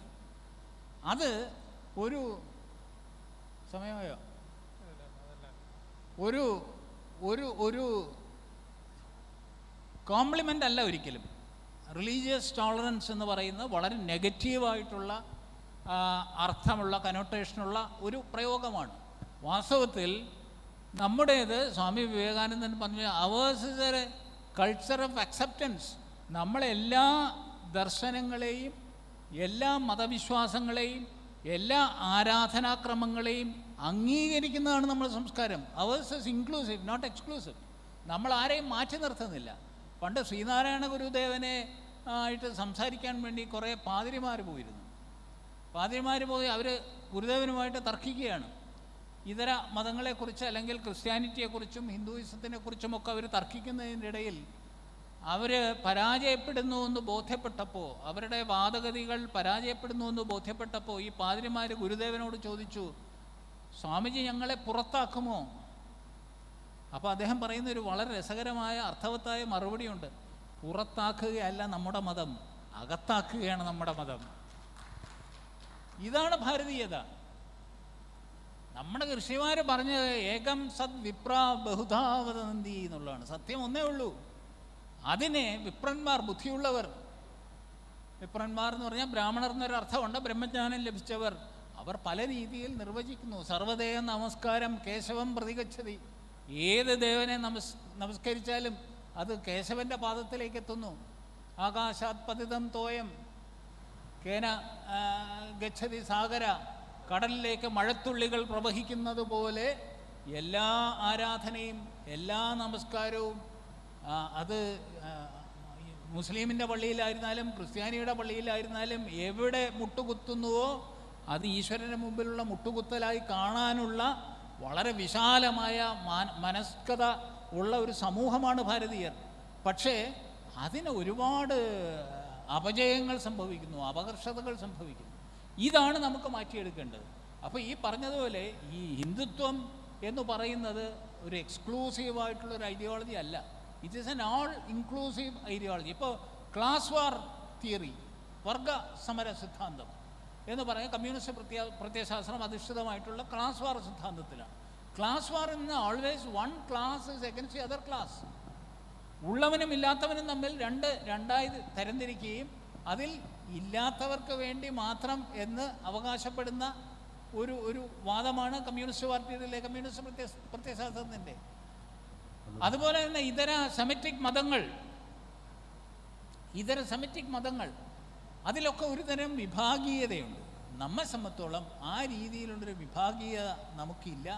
ഇപ്പോൾ സവർക്കറെ പോലും ഹിന്ദുത്വത്തിൻ്റെ ആചാര്യനായി അംഗീകരിക്കുവാൻ നമുക്ക് സാധിക്കുന്നു. Vatsyayanan, sex is not taboo to Hinduism, Hindu culture. കാരണം ലൈംഗികത പാപമാണ് എന്ന് വിശ്വസിക്കുന്ന മതങ്ങളാണ് കൂടുതൽ. നമ്മെ സംബന്ധിച്ചോളം ലൈംഗികത ദൈവികമാണ് എന്ന് അംഗീകരിക്കുന്ന ഒരു സംസ്കാരമാണ് നമ്മുടെ. കാമശാസ്ത്രം എഴുതിയ വാത്സ്യായനെ മഹർഷിയായിട്ട് ചിത്രീകരിച്ച പാരമ്പര്യമാണ്. ഈശ്വരനെ നിഷേധിച്ച സർവാകനെ മഹർഷിയായി കണ്ട പാരമ്പര്യമാണ് നമ്മൾ. അപ്പോൾ നമുക്ക് വാസ്തവത്തിൽ ഹിന്ദുത്വത്തിന് RSSകാരെ മാത്രമല്ല, ക്രിസ്ത്യാനി PC ജോർജിനെ പോലുള്ള ക്രിസ്ത്യാനികളെ മാത്രമല്ല, അല്ലെങ്കിൽ യൂസഫ് അലിയെ പോലുള്ള മുസ്ലിങ്ങളെ മാത്രമല്ല, പിണറായി വിജയനെ പോലുള്ള കമ്മ്യൂണിസ്റ്റുകാരെ പോലും ഉൾക്കൊള്ളാൻ കഴിയുന്നതാണ് ഹിന്ദുത്വ ദർശനം. പക്ഷെ ആ രീതിയിൽ അത് അവതരിപ്പിക്കപ്പെടേണ്ടിയിരിക്കുന്നു, ആ രീതിയിൽ അതിന് പ്രചാരം നൽകേണ്ടിയിരിക്കുന്നു. നിർഭാഗ്യവശാൽ സംഭവിക്കുന്നത് പറഞ്ഞാൽ ഒരു പ്രത്യേക താല്പര്യമുണ്ട്. ഈ ഹിന്ദുത്വം ഒരു വിഭാഗീയ പ്രത്യയശാസ്ത്രമായി, ഒരു മതേതര വിരുദ്ധ പ്രത്യയശാസ്ത്രമായി ചിത്രീകരിക്കാനുള്ള ശ്രമമാണ്. ആ ശ്രമത്തിന് ആക്കം കൂട്ടുന്ന രീതിയിൽ, ആ ശ്രമത്തിന് സഹായകമായ നിലപാടാണ് പലപ്പോഴും ഹിന്ദുത്വത്തെ ഉയർത്തിപ്പിടിക്കുന്നവരും അറിഞ്ഞോ അറിയാതെയോ ചെയ്യുന്നു. അവിടെയാണ് ഈ അപകടം. അല്ല, അതാണല്ലോ സാർ ഈ ഭാരതത്തിൽ ഇപ്പോൾ കണ്ടുവരുന്നത്. അങ്ങനെയാണല്ലോ ഈ ഹിന്ദുത്വം എന്ന് പറയുന്നത് ഭൂരിപക്ഷ മതവിഭാഗമായ ഹിന്ദുക്കളുടെ ഇൻട്രസ്റ്റ് പ്രൊട്ടക്റ്റ് ചെയ്യാൻ വേണ്ടി നിൽക്കുന്ന ഒന്നാണ്. അതിൻ്റെ ഫോളോവേഴ്സാണ് ഇപ്പോൾ രാജ്യം ഭരിക്കുന്ന ആളുകളും അതിൻ്റെ പാരൻ്റ് സംഘടനയായ രാഷ്ട്രീയ സ്വയം സേവക സംഘവും. അതുവഴി ഈ ന്യൂനപക്ഷങ്ങളുടെ ഇടയിൽ ഒരു എന്താ പറയുക, ഒരു ഫീലിംഗ് ഓഫ് ഇൻസെക്യൂരിറ്റി ക്രിയേറ്റ് ചെയ്യുകയും അതിലൂടെ ഒരു പൊളിറ്റിക്കൽ അജണ്ട നടപ്പാക്കുകയും അല്ലെങ്കിൽ ഒരു പൊളിറ്റിക്കൽ ഗെയിനിന് വേണ്ടിയിട്ടുള്ള ഒരു ശ്രമം നടപ്പാക്കുകയാണ് ചെയ്യുന്നത് പലപ്പോഴും രാഷ്ട്രീയ പാർട്ടികളെന്നാണ് എനിക്ക് തോന്നുന്നത്. സമയത്തിൻ്റെ ദൗർലഭ്യം മൂലം എൻ്റെ അവസാന ചോദ്യത്തിലേക്ക് കടക്കുകയാണ്. അതിനുശേഷം നമ്മുടെ ഓഡിയൻസിന് സാറിനോട് ചോദിക്കാവുന്ന സംശയങ്ങൾ ചോദിക്കാം. എൻ്റെ അവസാന ചോദ്യം, ലാസ്റ്റ് ചോദ്യം, ഹിന്ദുത്വം എപ്പോഴും, അല്ലെങ്കിൽ ഹിന്ദുത്വത്തിൻ്റെ ഏറ്റവും അടുത്ത് ഇഴചേർന്ന് കിടക്കുന്ന ഒന്നാണ് ദേശീയത. ഒരുപക്ഷെ ഒരു എഴുത്തുകാരനെ പേന എന്ന് പോലെയോ അല്ലെങ്കിൽ ഒരു ഡോക്ടർക്കൊരു സ്റ്റെതസ്കോപ്പ് പോലെയോ എന്നൊക്കെ വിശേഷിപ്പിക്കാം ഒരു ദേശീയതയും ഹിന്ദുത്വവും തമ്മിലുള്ള ബന്ധം. എങ്ങനെയാണ് ഹിന്ദുത്വത്തിൽ ദേശീയത എന്ന് പറയുന്ന ആ ഒരു കോൺസെപ്റ്റിന് അതിൽ ഉള്ള പ്രാധാന്യം എന്താണ്? ഞാൻ ആദ്യം ആമുഖമായി പറഞ്ഞു ഹിന്ദുത്വം ഒരു ദർശനമാണ് എന്ന് പറഞ്ഞു. പ്രത്യയശാസ്ത്രമല്ല, രാഷ്ട്രീയ പ്രത്യയശാസ്ത്രമല്ല, അതൊരു ദർശനമാണ്. ഹിന്ദുത്വത്തെ സംബന്ധിച്ചിടത്തോളം അല്ലെങ്കിൽ ഭാരതീയ ദർശനങ്ങളെ സംബന്ധിച്ചിടത്തോളം രാഷ്ട്രീയ അധികാരം എന്ന് പറയുന്ന പ്രധാനമാണ്, പ്രസക്തമാണ്. ഇന്നങ്ങനല്ല. ഇന്ന് ഏത് ഇതര പ്രത്യയശാസ്ത്രങ്ങൾ പരിശോധിച്ചാലും ആ പ്രത്യയശാസ്ത്രത്തിൻ്റെ ആത്യന്തികമായ ലക്ഷ്യം അധികാരം നേടണം എന്നുള്ളതാണ്. പണ്ടൊരു മലയാള കവി പാടിയിട്ടുണ്ട്, അധികാരം കൊയ്യണം ആദ്യം എന്ന് പാടിയിട്ടുണ്ട്. അപ്പോൾ ഈ അധികാരം കൊയ്യണം ആദ്യം എന്നുള്ളത് ഇന്ത്യക്കാരുടെ അല്ലെങ്കിൽ ഇന്ത്യൻനെസ്സിൻ്റെ, ഇന്ത്യൻ സംസ്കാരത്തിൻ്റെ അജണ്ടയിലില്ല. അധികാരം നമുക്ക് വേണ്ട. അധികാരം ഉപേക്ഷിച്ച് തപസ് ചെയ്യാൻ പോയ രാജാക്കന്മാരാണ് അശോകനും മറ്റും. അതാണ് നമ്മുടെ പൈതൃകം. അന്ന് രാജാക്കന്മാരും ചക്രവർത്തിമാരും ഭരിക്കുന്ന കാലത്ത് രാഷ്ട്രീയ അധികാരത്തെ നിയന്ത്രിക്കാൻ, അവരെ ശാസിക്കാൻ, അവരെ തിരുത്താൻ ധർമാചാര്യന്മാരുണ്ടായിരുന്നു. മഹർഷിമാരാണ് അവരെ ഉപദേശിച്ചിരുന്നത്, മഹർഷിമാരാണ് അവരെ തിരുത്തിയിരുന്നത്. മഹർഷിമാർ പറയുന്നതനുസരിച്ച് ധാർമ്മിക അടിസ്ഥാനത്തിലാണ് രാജഭരണം നടന്നുകൊണ്ടിരിക്കുന്നത്. അപ്പോൾ എപ്പോഴും ത്യാഗിയായ സന്യാസി അല്ലെങ്കിൽ ത്യാഗിയായ ഋഷിവര്യൻ, സർവ്വതും ഉപേക്ഷിച്ച ഋഷിവര്യൻ ഈ പറയുന്ന അധികാരത്തിൻ്റെ ഏറ്റവും മുകളിലിരിക്കുന്ന ചക്രവർത്തിയേക്കാൾ മുകളിലായിരുന്നു. അവൻ്റെ മുമ്പിൽ കഴിഞ്ഞ ദിവസം നമ്മളിവിടെ ഒരു കാഴ്ച കണ്ടു.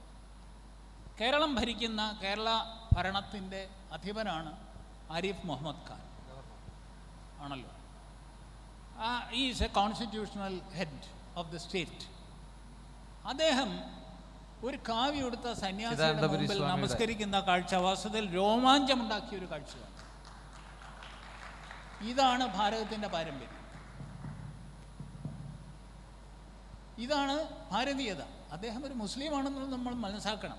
അതാ ഞാൻ പറഞ്ഞത് ഇത് ആൾ ഇൻക്ലൂസീവ് ആണ് എന്ന് പറയാൻ കാരണം.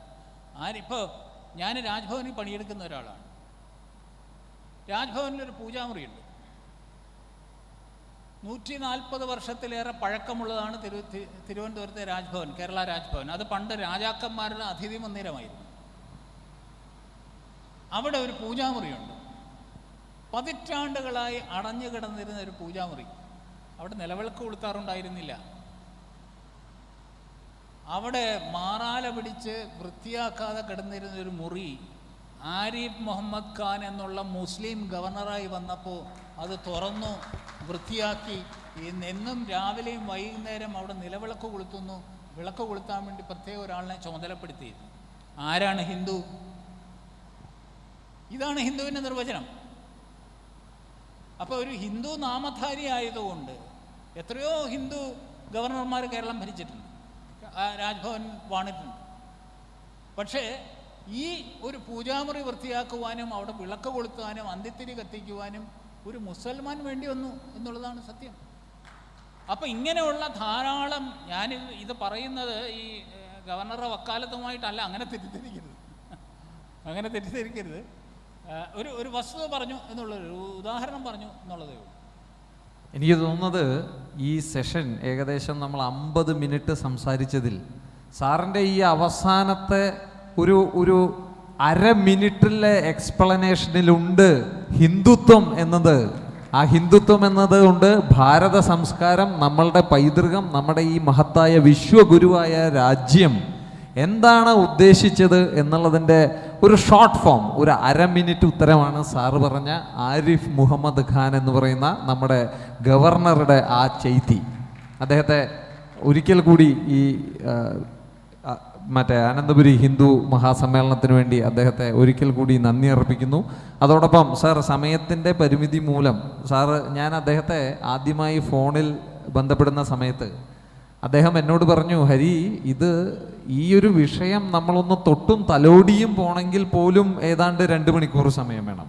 അപ്പോൾ ഈ 1 മണിക്കൂർ എന്ന് പറയുമ്പോൾ നമുക്ക് എന്തെങ്കിലുമൊക്കെ ഒന്ന് ശ്രമിക്കാം, അത്രയേ സാധിക്കുള്ളൂ എന്ന് അദ്ദേഹം മുമ്പേ തന്നെ ഒരു ജാമ്യം പോലെ എടുത്തിരുന്നു. അപ്പോൾ ഇനി ഓവർ ടു യു ഓഡിയൻസ്. നിങ്ങൾക്ക് ഈ വിഷയത്തെ സംബന്ധിച്ച് ഒരുപാട് പേർക്ക് ഈ വിഷയത്തിൽ അവരുടെ സംശയങ്ങൾ നിവാരണം ചെയ്യാനുണ്ട്. ദയവ് ചെയ്ത് ആരെങ്കിലും ഒരാൾ മൈക്ക് ചോദ്യം ഉന്നയിക്കാൻ ഉദ്ദേശിക്കുന്നവരുടെ എത്തിക്കണമെന്ന് അഭ്യർത്ഥിക്കുന്നു. അതുപോലെ ഓരോരുത്തരായിട്ട് ചോദ്യം ചോദിക്കണമെന്നും അഭ്യർത്ഥിക്കുന്നു.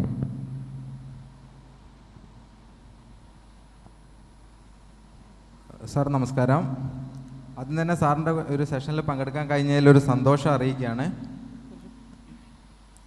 സാർ അവസാനം പറഞ്ഞ ഒരു കാര്യം കേട്ട സമയത്ത് മനസ്സിൽ തോന്നിയത് വിവേകാനന്ദ സ്വാമി പണ്ട് പറഞ്ഞൊരു കാര്യമാണ്. ഭാരതത്തിൽ ഒരു രാജാവും കാവ്യെടുത്തൊരു സന്യാസി വേദിയിലേക്ക് കടന്നു വരുമ്പോൾ സിംഹാസനത്തിൽ ഇരിക്കാറില്ല എന്ന് പറഞ്ഞൊരു കാര്യം ഓർമ്മ വന്നു. അതൊന്ന് പറഞ്ഞു എന്നുള്ളൂ. എൻ്റെ ചോദ്യം എന്താണെന്ന് വെച്ചാൽ, ഒരു കൾച്ചറൽ ഹിന്ദുവും ഒരു പൊളിറ്റിക്കൽ ഹിന്ദുവും തമ്മിൽ സാറിന് തോന്നിയൊരു വ്യത്യാസം എന്താണെന്ന്. കാരണം നമ്മുടെ കേരളത്തിൻ്റെ ഒരു പശ്ചാത്തലത്തിലെങ്കിലും നമുക്കൊരു പൊളിറ്റിക്കൽ ഹിന്ദുവിനേക്കാൾ ഒരു കൾച്ചറൽ ഹിന്ദു അല്ലേ ആവശ്യം എന്ന് പലപ്പോഴും തോന്നിയിട്ടുണ്ട്. അതിൽ സാറിൻ്റെ ഒരു അഭിപ്രായം അറിയണമെന്നൊരാഗ്രഹം. ഞാൻ ഈ പേരെന്താ? കൃഷ്ണപ്രസാദ്. കൃഷ്ണപ്രസാദിൻ്റെ അഭിപ്രായത്തോട് 101% ഞാൻ യോജിക്കുന്നു. കാരണം കേരളത്തിന്, ഭാരതത്തിന്, ലോകത്തിന് ഇന്ന് ആവശ്യം രാഷ്ട്രീയ ഹിന്ദു അല്ല, സാംസ്കാരിക ഹിന്ദുവാണ്. ഞാൻ പറഞ്ഞല്ലോ, ഈ രാഷ്ട്രീയ ഹിന്ദുവാണ് ഹിന്ദുവിൻ്റെ ഏറ്റവും വലിയ ഭീഷണി. രാഷ്ട്രീയ ആവശ്യങ്ങൾക്ക് വേണ്ടി ഹിന്ദുത്വം പറയുകയും ഹിന്ദുത്വം ഉപയോഗിക്കുകയും അത് കഴിയുമ്പോൾ കറിയേപ്പല പോലെ ഹിന്ദുത്വം വലിച്ചെറിയുകയും ചെയ്യുന്ന ആ ഹിന്ദുവാണ് ഹിന്ദു സമൂഹത്തിൻ്റെ, ഹിന്ദു സംസ്കാരത്തിൻ്റെ, ഹിന്ദു രാഷ്ട്രത്തിൻ്റെ ഏറ്റവും വലിയ ഭീഷണി. സാംസ്കാരിക ഹിന്ദു എന്ന് പറയുമ്പോൾ ഇപ്പോൾ ഹിന്ദുത്വം എന്ന് പറയുന്ന വാസ്തവത്തിൽ ഒരു രാഷ്ട്രീയ ദർശനമല്ല, അതൊരു സാംസ്കാരിക ദർശനമാണ്. അതിനൊരു രാഷ്ട്രീയ തലമുണ്ട് എന്നുള്ളതേ ഉള്ളൂ. കാരണം നമ്മുടെ കാഴ്ചപ്പാടിൽ ആദ്യം തന്നെ ഞാൻ പറഞ്ഞു, നമുക്ക് രാഷ്ട്രീയ അധികാരമല്ല ആത്യന്തം. Politics is only the means, not the end. അതല്ല നമ്മുടെ ലക്ഷ്യം. നമ്മെ സംബന്ധിച്ചോളം സമൂഹത്തിൻ്റെ പ്രശ്നങ്ങൾ രാഷ്ട്രീയമല്ല. ഇപ്പം ഞാനൊക്കെ വളർന്നു വന്ന പ്രസ്ഥാനം എന്നെ പഠിപ്പിച്ചത് ഒന്നിനും ഒരു രാഷ്ട്രീയ പരിഹാരം ഇല്ല എന്നുള്ളതാണ്. തുറന്നു പറയാം, രാഷ്ട്രീയ സ്വയംസേവക സംഘത്തിൻ്റെ ശാഖയിലൂടെയാണ് ഞാൻ വളർന്നു വന്നത്. ആ ശാഖയിൽ ഞാൻ പഠിച്ചത് രാഷ്ട്രീയമല്ല നമ്മുടെ പ്രശ്നങ്ങൾക്ക് പരിഹാരം. എൻ്റെ ആചാര്യന്മാർ എന്നോട് പറഞ്ഞു തന്നത് സാംസ്കാരിക പരിഹാരമാണ് ആവശ്യം.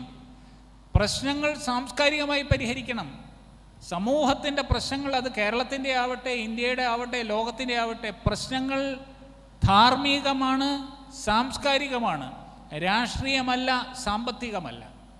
ഈ രാഷ്ട്രീയമാണ് എന്നുള്ളതും സാമ്പത്തികമാണെന്നുള്ളതും ഒരു ഇടതുപക്ഷ കാഴ്ചപ്പാടാണ്. ആ കാഴ്ചപ്പാടിനോട് നമ്മൾ യോജിക്കുന്നില്ല. ആ കാഴ്ചപ്പാട് തെറ്റാണെന്ന് കാലം തെളിയിച്ചു കഴിഞ്ഞു. ഇപ്പം ഗ്ലോബലൈസേഷൻ വന്നു, ആ ഗ്ലോബലൈസേഷൻ പരാജയപ്പെട്ടു കഴിഞ്ഞു. അതൊരു സാമ്പത്തിക പരിഹാരമായിരുന്നു, ഒരു പരീക്ഷണമായിരുന്നു. പക്ഷേ ഈ ആഗോളവൽക്കരണം ഇന്ന് അമ്പയ പരാജയമാണെന്ന് എല്ലാവരും സമ്മതിക്കുന്നു. അപ്പം തീർച്ചയായിട്ടും ഭാരതത്തിന്, കേരളത്തിന്, ലോകത്തിന് ആവശ്യം, അല്ലെങ്കിൽ നമ്മുടെ സമൂഹത്തിന് നാം ആവശ്യപ്പെടുന്ന നേതൃത്വം സാംസ്കാരിക ഹിന്ദുത്വത്തിൻ്റെ നേതൃത്വം തന്നെയാണ്, രാഷ്ട്രീയമല്ല. സർ, ഈ നിമിഷത്തിൽ ശ്രീ സത്യാനന്ദ സരസ്വതി സ്വാമിയെ ഞാൻ ഓർക്കുന്നു. അദ്ദേഹമാണ് ഈ റെവല്യൂഷന് തുടക്കം കുറിച്ചത്. മൈക്കൊന്ന് ചേർത്ത് പിടിച്ചോളൂ. പേരൂടെ പറഞ്ഞു. എൻ്റെ പേര് രാജലോക. അപ്പം എൻ്റെ വിശ്വാസം എന്താണെന്ന് വെച്ചാൽ, ഹിന്ദു എന്ന് പറയുന്നത് ഒരു ജോഗ്രഫിക്കൽ ആൻഡ് കൾച്ചറൽ ഐഡൻറ്റിറ്റി ആണെന്നുള്ളതാണ്. പിന്നീടുള്ള എബ്രഹാമിക് റിലീജിയൻസ് വന്നപ്പോഴാണ് നമ്മളിതിനൊരു റിലീജിയസ് ഐഡൻറ്റിറ്റി ആയിട്ട് ആൾക്കാർ പറയാൻ തുടങ്ങിയത്. നമ്മളെ ഋഷിവര്യന്മാർ നമ്മളൊരു ഹ്യൂമൻ കോൺഷ്യസ്നെസ്സിനെ അല്ലെങ്കിൽ ഒരു ഹ്യൂമൻ ബീയിങ്ങിനെ അവരുടെ അൾട്ടിമേറ്റ് പൊട്ടൻഷ്യലിൽ എത്തുമ്പോഴാണ് ആ ഒരു ബ്ലിസ് എന്ന് പറഞ്ഞൊരു സംസ്കാരമാണ് നമ്മളത്. ജനനിയും ജന്മഭൂമിയും സ്വർഗത്തേക്കാൾ ശ്രേഷ്ഠമാണ് എന്ന് പറഞ്ഞതും, അതുപോലെ തന്നെ ഈ ഭൂമിയെ ഒരു വെയിറ്റിംഗ് ഷെഡായി കാണുന്നൊരു സമ്പ്രദായം. കാരണം ഏതോ ഒരു ലോകത്ത് സ്വർഗമുണ്ടെന്നുള്ള വിശ്വാസവും ഈ ഒരു ഭൂമിയെ ഒരു വെയിറ്റിംഗ് ഷെഡായി കാണുന്നതിലുള്ള പ്രോസും കോൺസും സാറെന്ന് പറയും. എൻ്റെ മാന്യ സുഹൃത്ത്, എനിക്ക് തോന്നുന്നു ചിദാനന്ദപുരി സ്വാമികളുടെ ആമുഖ പ്രഭാഷണം ഈ സമ്മേളനത്തിൽ, ഈ വേദിയിൽ 4 ദിവസം മുമ്പ് അത് കേട്ടിട്ടുണ്ടാവുമെന്ന് കരുതുന്നു. അദ്ദേഹം മതവും സംസ്കാരവും തമ്മിലുള്ള വ്യത്യാസം വളരെ ഭംഗിയായി അവതരിപ്പിക്കുകയുണ്ടായി. അദ്ദേഹം പറഞ്ഞു, ഒരു കാടും പൂന്തോട്ടവും തമ്മിലുള്ള വ്യത്യാസമാണ് മതവും സംസ്കാരവും തമ്മിൽ. കാരണം ഒരു ഗാർഡൻ എന്ന് പറയുന്നത് ഒരു പ്രത്യേക അടുക്കും ചിട്ടയും അനുസരിച്ച് ചെടികൾ അല്ലെങ്കിൽ പുഷ്പങ്ങൾ നട്ടുപിടിപ്പിക്കുന്ന ഒരു സംവിധാനമാണ്. അവിടെ ചൂടാണ്, അത് എക്സ്ക്ലൂസീവാണ്. എല്ലാ ചെടികൾക്കും അവിടെ വളരാനുള്ള സ്വാതന്ത്ര്യമില്ല, അവസരമില്ല, അവകാശമില്ല. നേരെ മറിച്ചൊരു കാട്ടിൽ എന്തും വളരും. കാടെപ്പോഴും തണുപ്പാണ്. സംസ്കാരം കാടാണ്, വനമാണ് കാട്, വനതുല്യമാണ് സംസ്കാരം. മറിച്ച് മതം എന്ന് പറയുന്നത് വളരെ പരിമിതമാണ്. അതിൻ്റെ സാധ്യത, അതിൻ്റെ സാഹചര്യം ഒക്കെ പരിമിതമാണ്.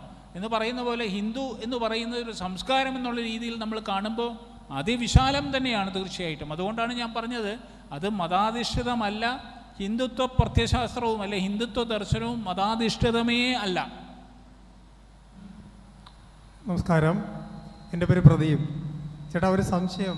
നമ്മുടെ ഈ ചർച്ച സവർക്കറിൽ കൂടുതൽ ചുറ്റിപ്പറ്റി പോയില്ലേ? ഒന്ന്. രണ്ടാമത്തെ കാര്യം, സാംസ്കാരിക ഹിന്ദുത്വം എന്ന് പറയുമ്പോൾ അതിൽ പൊളിറ്റിക്കൽ ഫിലോസഫി, ഭാവിയുടെ ദർശനം എന്ന നിലയ്ക്ക് രൂപപ്പെടുത്തുന്നതിൽ ആധുനിക കാലത്തിന് വിവേകാനന്ദൻ്റെയും മഹാത്മാഗാന്ധിയുടെയും സംഭാവനകളെ കുറിച്ച് കൂടി ചർച്ച ചെയ്യേണ്ടതല്ലേ? മൈക്കൊന്ന് അകറ്റിപ്പിടിച്ചാൽ ക്ലിയർ ആവും. ഒന്നുകൂടെ ചോദിക്കാം. സാംസ്കാരിക ഹിന്ദുത്വം എന്ന നിലയിൽ നമ്മൾ ഈ വിഷയം ചർച്ച ചെയ്യുമ്പോൾ കേൾക്കാമോ ചേട്ടന്? നമ്മൾ സവർക്കറെ കൂടുതൽ ഡിപ്പെൻഡ് ചെയ്തുകൊണ്ടാണ് ഇന്ന് സംസാരിച്ചത്. പക്ഷേ ആധുനിക കാലത്ത് ഭാവിയുടെ പ്രത്യയശാസ്ത്രം അല്ലെ ഒരു പൊളിറ്റിക്കൽ ഫിലോസഫി എന്ന നിലയിൽ ഹിന്ദുത്വം വ്യാഖ്യാനിക്കുന്നതിൽ ഉയർത്തിക്കൊണ്ട് വരുന്നതിൽ സവർക്കറേക്കാൾ കൂടുതൽ എഴുതുകയും പ്രസംഗിക്കുകയും ചെയ്തിട്ടുള്ളവരല്ലേ ഗാന്ധിജിയും വിവേകാനന്ദനും? വിവേകാനന്ദൻ്റെ പങ്കല്ലേ ആദ്യത്തേത്? ഒരു പുതിയ തുടക്കം, ഒരു വഴി വെട്ടി തെളിച്ചത് അല്ലേ? ഗാന്ധിയെക്കുറിച്ച് പറയുമ്പോൾ എനിക്ക് സത്യത്തിൽ ഞാൻ തുറന്നു പറയാണ്, ഗാന്ധി ഒരു ഹിന്ദുത്വ രാഷ്ട്രീയക്കാരനായിരുന്നോ രാഷ്ട്രീയ ഹിന്ദുത്വവാദിയായിരുന്നോ എന്ന കാര്യത്തിൽ എനിക്ക് സംശയമുണ്ട്. Whether he was A political Hindu or A Hindu politician, ഇതെൻ്റെ ഒരു തർക്കമാണ്. ഞാനിത് പരസ്യമായി വേദിയിൽ പറയേണ്ടതെന്ന് വിചാരിച്ച് പറയാതിരുന്നു. സ്വാമി വിവേകാനന്ദനെ നമ്മൾ തീർച്ചയായിട്ടും അദ്ദേഹം ഒരു സന്യാസി വര്യനായിരുന്നു. അപ്പം വിവേകാനന്ദൻ ഹിന്ദുത്വത്തെക്കുറിച്ചൊക്കെ സവർക്കർ മുമ്പ് തന്നെ സവർക്കറേക്കാൾ വളരെ വാചാലനായിരുന്നു. പക്ഷേ അതേ അവസരത്തിൽ തന്നെ സവർക്കർ ഹിന്ദുത്വത്തെ കണ്ടത് ഒരു ജനതയുടെ, ഒരു രാഷ്ട്രത്തിൻ്റെ വികാസത്തിൻ്റെ അടിസ്ഥാന പ്രമാണമായി, അടിസ്ഥാന ശിലയായിട്ടായിരുന്നു. ആ രീതിയിലാണ് അവതരിപ്പിച്ചത്. വിവേകാനന്ദൻ ആ രീതിയിലില്ല. ഇതിനൊരു മാനവ ദർശനമായിട്ട് ആ രീതിയിലാണ് സ്വാമി വിവേകാനന്ദൻ ആധ്യാത്മിക ഔന്നത്യത്തിന് വേണ്ടി, ആത്മീയ വളർച്ചയ്ക്ക് വേണ്ടിയും സാക്ഷാത്കാരത്തിനും ഒക്കെ വേണ്ടിയിട്ടാണ് സ്വാമി വിവേകാനന്ദൻ ഹിന്ദുത്വത്തെക്കുറിച്ച് നിർവചിച്ചത്. പക്ഷേ സവർക്കറെ സംബന്ധിച്ചോളം അദ്ദേഹത്തിൻ്റെ കാഴ്ചപ്പാട് വളരെ വ്യക്തമായിരുന്നു. അദ്ദേഹം was A political leader of the times. അന്നത്തെ കാലഘട്ടത്തിലെ ഒരു രാഷ്ട്രീയ നേതാവായിരുന്നു സവർക്കർ. അദ്ദേഹം ഹിന്ദു മഹാസഭയുടെ നേതാവായി. അദ്ദേഹത്തിന് വ്യക്തമായൊരു രാഷ്ട്രീയ കാഴ്ചപ്പാടുണ്ടായിരുന്നു. അതിൻ്റെ നിലയിൽ ഭാവി ഭാരതം എങ്ങനെ ആവണം, സ്വതന്ത്ര ഭാരതത്തിൻ്റെ അടിത്തറ ഹിന്ദുത്വത്തിലായിരിക്കണം, അതിനനുസരിച്ച് ഹിന്ദു സംസ്കാരത്തെയും ഹിന്ദുത്വത്തെയും നിർവചിക്കാനാണ് സവർക്കർ ശ്രമിച്ചത്. ചോദിച്ചോളൂ. എൻ്റെ പേര് രാഹുൽ. സവർക്കറെ കുറിച്ച് അങ്ങ് സംസാരിച്ചുകൊണ്ട് അതിനെ ആധാരമാക്കിയുള്ളൊരു ക്വസ്റ്റ്യനാണ്. ഞാൻ സവർക്കറെക്കുറിച്ച് കുറേയധികം പഠിക്കാൻ ശ്രമിച്ച ഒരു വ്യക്തിയാണ്, ഇപ്പോഴും പഠിച്ചുകൊണ്ടിരിക്കുകയാണ്. ഈ അടുത്തിടയ്ക്ക് പുറത്തിറങ്ങിയ ഒരു ബയോഗ്രഫി ഉണ്ട് വിക്രം സമ്പത്തിന്. അദ്ദേഹമാണ് അടുത്ത സെഷനിൽ ഇവിടെ സംസാരിക്കാൻ പോകുന്നത്. Savarkar volume 1 and volume 2. അത് അങ്ങ് ജന്മഭൂമിയുടെ ലീഡർഷിപ്പിലുള്ള ഒരു വ്യക്തി ആയതുകൊണ്ട് ഈ സവർക്കറിനെ മലയാളികൾക്ക് അല്ലെങ്കിൽ ആ വിക്രം സമ്പത്തിൻ്റെ ആ ബയോഗ്രഫി പരിചയപ്പെടുത്താൻ എന്തെങ്കിലും നമുക്ക് ചെയ്യാൻ സാധിക്കുമോ? കാരണം ഈ സവർക്കറിനെ അനുകൂലിക്കുന്നവർക്കും സവർക്കറിനെ എതിർക്കുന്നവർക്കും സവർക്കറിനെ കാര്യമായിട്ടൊന്നും അറിയത്തില്ല എന്നുള്ളതാണ് വാസ്തവം. അതിനെന്തെങ്കിലും ചെയ്യാൻ പറ്റുമോ എൻ്റെ ഒരു ചോദ്യം. ഒന്ന്, ഞാൻ ജന്മഭൂമിയുടെ നേതൃത്വത്തിൽ ഇല്ല. ഒരു കാലത്തുണ്ടായിരുന്നു എന്നുള്ളതേ ഉള്ളൂ. ഇപ്പം ജന്മഭൂമിയുടെ നേതൃത്വത്തിലല്ല. സവർക്കറെ സംബന്ധിച്ചോളം അദ്ദേഹം ഈ പറഞ്ഞതുപോലെ വളരെ തെറ്റായ രീതിയിൽ അവതരിപ്പിക്കപ്പെട്ടിട്ടുള്ള ഒരു നേതാവാണ്. വാസ്തവത്തിൽ സവർക്കർക്ക് ഭാരതീയ സമൂഹം അല്ലെങ്കിൽ ഭാരതം ഈ രീതിയിലല്ല അദ്ദേഹത്തെ അംഗീകരിക്കേണ്ടത്. ഏതാനും വർഷങ്ങൾക്ക് മുമ്പ് സവർക്കറുടെ ഒരു ഛായാചിത്രം പാർലമെൻറ്റിൻ്റെ സെൻട്രൽ ഹാളിൽ അനാച്ഛാദനം ചെയ്യുകയുണ്ടായി. അത് വലിയ വിവാദമായിരുന്നു. ഇന്ത്യയിൽ ഒരു സ്വാതന്ത്ര്യ സമര സേനാനിയും സവർക്കർ നടത്തിയ പോലൊരു സഹന സമരം നടത്തിയിട്ടില്ല, ഇന്ത്യയിലെന്നല്ല ലോക ചരിത്രത്തിൽ. ഇപ്പം ഹിന്ദുത്വത്തെ അദ്ദേഹം നിർവചിക്കാൻ ശ്രമിച്ചു എന്ന് പറഞ്ഞു. ആ ശ്രമം നടത്തുമ്പോൾ അത് എഴുതാൻ അദ്ദേഹത്തിന് പേനയും കടലാസും ഇല്ലായിരുന്നു. അദ്ദേഹം കാരാഗ്രഹത്തിലാണ്, ജയിലിൽ കിടക്കുമ്പോഴാണ് ഹിന്ദുത്വത്തെ നിർവചിക്കുന്നത്. അദ്ദേഹം ആൻഡമാൻ ജയിലിലെ ചുവരുകളിൽ, ജയിലറയുടെ ചുവരിൽ നഖം കൊണ്ടുവരെ ഹിന്ദുത്വത്തെക്കുറിച്ച് എഴുതി. അദ്ദേഹം ഹിന്ദുവിനെ നിർവചിച്ചു. ആരാണ് ഹിന്ദു? സിന്ധു മുതൽ സമുദ്രം വരെയുള്ള ഭൂമിയെ പിതൃഭൂമിയായും പുണ്യഭൂമിയായും കാണുന്നവനാരോ അവൻ ഹിന്ദു. എത്ര നിഷ്കളങ്കമായ, എത്ര ലളിതമായ നിർവചനം! അത് അദ്ദേഹം ഒരു കവിതാരൂപത്തിൽ എഴുതിയിട്ടത്, ആൻഡമാനിലെ ജയിലറയുടെ ചുവരിൽ എഴുതിയിട്ടത് സ്വന്തം നഖം കൊണ്ടാണ്. കാരണം അദ്ദേഹത്തിന് ഒരു പേനയോ പെൻസിലോ കടലാസോ കൊടുക്കാൻ ആരുമില്ലായിരുന്നു. അത്രയേറെ ത്യാഗം സഹിച്ച ഒരു മനുഷ്യനെ ബ്രിട്ടീഷുകാരുടെ ചെരുപ്പ് നക്കിയായി. അതിൽ തെറ്റില്ല, കാരണം മഹാത്മാഗാന്ധിയെപ്പോലും സുഭാഷ് ചന്ദ്രബോസിനെപ്പോലും ബ്രിട്ടീഷുകാരുടെ ചെരുപ്പ് നക്കി എന്ന് ആ കാലത്ത് വിശേഷിപ്പിച്ചിരുന്നവരാണ് ഇപ്പോൾ സവർക്കറെ ബ്രിട്ടീഷുകാർക്ക് മാപ്പെഴുതി കൊടുത്തു എന്ന് പറയുന്നത്. അത് പോട്ടെ. അപ്പോൾ എല്ലാ കാലത്തും സവർക്കറെ തമസ്കരിക്കാനുള്ള ബോധപൂർവമായ, സംഘടിതമായ, ആസൂത്രിതമായ ശ്രമം നടന്നിട്ടുണ്ട്. അതിൽ ഒരു പരിധിവരെ അത് നടത്തിയ ആൾക്കാർ വിജയിച്ചിട്ടുണ്ട്. അതുകൊണ്ടാണ് സവർക്കറെ അനുകൂലിക്കുമ്പോൾ പോലും ഒരു അപ്പോളജറ്റിക് ആയിട്ടാണ്, ഒരു ക്ഷമാപൂർവമാണ് പലപ്പോഴും സവർക്കറെ അവതരിപ്പിക്കുക. അടുത്ത ചോദ്യം. സർ, എൻ്റെ പേര് ബിജു നായർ എന്നാണ്. സാർ ഇവിടെ പങ്കുവെച്ച ആശയങ്ങളോട് കുറച്ച് വ്യത്യസ്തമായ ഒരു ചിന്താഗതിയാണ് ഞാൻ വച്ചു പുലർത്തുന്നത്. അപ്പോൾ അതിൻ്റെ അടിസ്ഥാനത്തിലുള്ള ഒരു ചോദ്യമാണ്. ഇപ്പം കൃഷ്ണനെ തന്നെ ചോദ്യം ചെയ്യുവാൻ നമ്മൾ ശാക്തീകരിച്ച അർജുനൻ്റെ സംസ്കാരമാണ് ഹിന്ദുത്വ എന്നുള്ള ആ ഒരു ധൈര്യത്തിലാണ് ഞാൻ ഈ ചോദ്യം ചോദിക്കുന്നത്. ഇപ്പോൾ സാറ് പറഞ്ഞു സാംസ്കാരിക ഹിന്ദുവാണ് കൂടുതൽ പ്രാധാന്യം അർഹിക്കുന്നത്, രാഷ്ട്രീയ ഹിന്ദുവിന് വലിയ സ്ഥാനമില്ല എന്നുള്ള രീതിയിൽ. ഇപ്പോൾ സാറ് തന്നെ ഇവിടെ വളരെ ഉന്നതമായ രീതിയിൽ പുകഴ്ത്തി പറഞ്ഞ നമ്മുടെ ഗവർണർ, അദ്ദേഹം ആ ഒരു സാംസ്കാരിക മുന്നേറ്റത്തിന് ഇന്ന് രാജ്ഭവനിൽ വരെ എത്തിച്ചുവെങ്കിൽ അദ്ദേഹത്തെ അവിടെ എത്തിച്ചത് നമ്മൾ രാഷ്ട്രീയപരമായി നേടിയെടുത്ത ശക്തിയല്ലേ എന്നുള്ള ആ ചോദ്യത്തിൽ നിന്നും എനിക്ക് സാറിനോട് ചോദിക്കുവാനുള്ളത്, ഹിന്ദുത്വം ദൈവീകമാണ് എന്ന് നമ്മൾ പറയുകയും അത് എല്ലാ തരത്തിലുള്ള നിർവചനങ്ങൾക്കും അതീതമാണ് എന്ന് നമ്മൾ പറയുകയും ഇതല്ല ഹിന്ദുത്വ എന്ന് പറയുകയും ചെയ്യുന്നതിലൂടെ നമ്മൾ ഈ ഒരു കൺഫ്യൂഷനെ കൂടുതൽ ആഴത്തിലേക്ക് കൊണ്ടുപോവുകയല്ലേ? അതിനു പകരം എന്താണ് നമ്മൾ ഹിന്ദുത്വ എന്നുകൊണ്ട് ഉദ്ദേശിക്കുന്നത് എന്ന് വളരെ വ്യക്തമായി നിർവചിച്ചുകൊണ്ട് കൂടുതൽ ആളുകളെ, ഇപ്പൊ തന്നെ ഹിന്ദുക്കൾ പോലും ഇന്ന് ഹിന്ദുത്വയ്ക്ക് മുഖം തിരിഞ്ഞു നിൽക്കുന്ന ഒരു സ്ഥിതിവിശേഷം കേരളത്തിൽ തന്നെ നമ്മൾ കണ്ടുവരികയാണ്. അപ്പോൾ അത് പരിഹരിക്കുന്നതിലേക്കായി ഇതിനെ കൂടുതൽ വ്യക്തമായി നിർവചിക്കുകയും അങ്ങനെ നമ്മുടെ ഈ ഒരു പ്രസ്ഥാനം, ഈ ഒരു പ്ലാറ്റ്ഫോം കൂടുതൽ വിപുലീകരിക്കുകയും ശാക്തീകരിക്കുകയും അല്ലേ നമ്മൾ ചെയ്യേണ്ടത് എന്നാണ് എനിക്ക് സാറിനോട് ചോദിക്കാനുള്ളത്. ഒരു ചോദ്യമല്ല, ഒരുപാട് ചോദ്യങ്ങളുണ്ട്. അതുകൊണ്ട് ഉത്തരങ്ങളും കൂടുതൽ വേണ്ടിവരും എന്ന് കരുതുന്നു. തീർച്ചയായിട്ടും ആ ചോദ്യം എൻ്റെ അഭിപ്രായത്തോട് വിയോജിക്കുന്നു എന്ന് പറഞ്ഞതിനോട് എനിക്ക് വളരെ സന്തോഷമുണ്ട്. കാരണം നമുക്ക് വിയോജിപ്പാണ് ആവശ്യം, യോജിപ്പല്ല.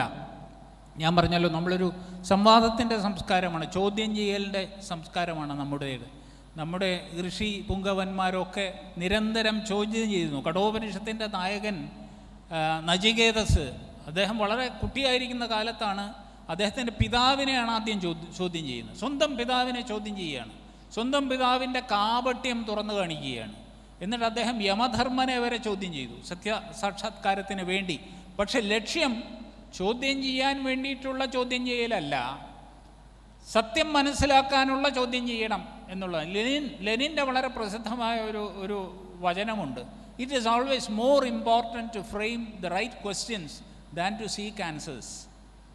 ഉത്തരങ്ങൾ കണ്ടെത്തുന്നതിനേക്കാൾ പ്രധാനം വ്യക്തമായ ചോദ്യങ്ങൾ, ശരിയായ ചോദ്യങ്ങൾ ചോദിക്കുക എന്നുള്ളതാണ്. ഉത്തരം കണ്ടെത്തുക എന്നുള്ളതാണ് പ്രധാനം. ഉത്തരം കണ്ടെത്താൻ വേണ്ടി ആയിരിക്കണം ചോദ്യങ്ങൾ, ചോദ്യങ്ങൾക്ക് വേണ്ടി ആവരുത് ചോദ്യം. അപ്പോൾ ആ രീതിയിൽ നമ്മുടെ പൈതൃകം എന്ന് പറയുന്നത് ചോദ്യം ചെയ്യാൻ വേണ്ടിയുള്ള ചോദ്യം ചെയ്യലല്ല, പക്ഷെ സത്യം അറിയുവാനും അനുഭവിക്കുവാനും വേണ്ടിയുള്ള ചോദ്യം ചെയ്യലാണ്. അവിടെയാണ് ഈ പറയുന്ന നേതി ഇതല്ല ഇതല്ല ഇതല്ല എന്നുള്ള രീതിയിലുള്ള മറുപടി വരുന്നത്. കാരണം അവനൊരു സംശയത്തിനിടയാകുകയേ ചെയ്യരുത്. ഇതല്ല എന്ന് തറപ്പിച്ചു പറയുകയും ഇതാണ് എന്ന് സ്വയം അനുഭവിച്ചറിയുകയും ചെയ്യുന്ന ഒരു സാഹചര്യം. ഇതൊക്കെ പറഞ്ഞതിന് ശേഷമാണ് ഗുരു ശിഷ്യനോട് പറയുന്ന തത്വമസി, അത് നീ തന്നെയാണ്.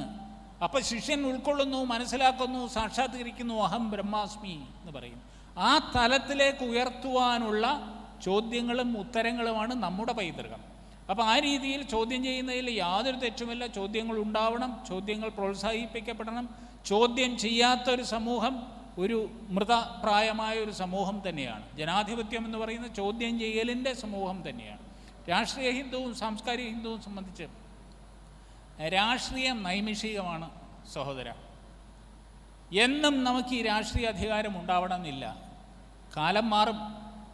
കാലം മാറുന്നതനുസരിച്ച് രാഷ്ട്രീയ അധികാരം ചിലപ്പം നഷ്ടപ്പെട്ടു എന്ന് വരാം. പക്ഷെ നമുക്ക് സാംസ്കാരികമായ ഒരു അടിത്തറ ഉണ്ടായിക്കഴിഞ്ഞാൽ അത് നൽകുന്ന ബലം, അത് തരുന്ന സംഘടനാ വൈഭവം, സംഘടനാ സംവിധാനം ഏത് രാഷ്ട്രീയ കൊടുങ്കാറ്റിനെയും അതിജീവിക്കുവാൻ പര്യാപ്തമായ ഒന്നായിരിക്കും. അതുകൊണ്ടാണ് സാംസ്കാരിക ഹിന്ദുത്വമാണ് പ്രധാനം എന്ന് പറയുവാൻ കാരണം. അതിനെക്കുറിച്ച് ഈ സാംസ്കാരിക ഹിന്ദുത്വത്തിനെയും രാഷ്ട്രീയ ഹിന്ദുത്വത്തിനെയും കുറിച്ച് നമുക്ക് വേണമെങ്കിൽ ഇപ്പം സമയപരിമിതി കൊണ്ട് നമുക്ക് പിന്നീട് വ്യക്തിപരമായി സംസാരിക്കാം. അതിന് എനിക്ക് സന്തോഷമേ ഉള്ളൂ. വിജു. സർ, നമുക്ക് 11:35 വരെയാണ് അനുവദിച്ചിട്ടുള്ള സമയം. അപ്പോൾ ബിജു ചേട്ടൻ ചോദിച്ച് നിർത്തിയിടത്തു നിന്ന് ഒരു ചെറിയ ചോദ്യം.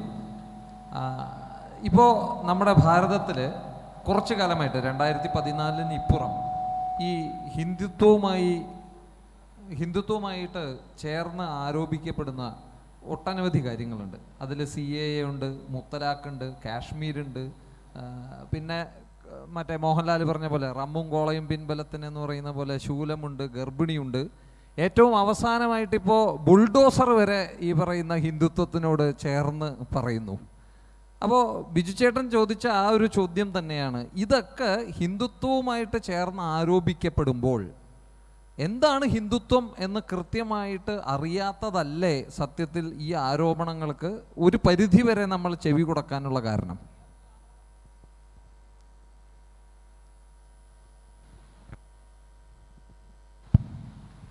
അറിയാത്തതാണോ അറിഞ്ഞില്ല എന്ന് നടിക്കുന്നതാണോ?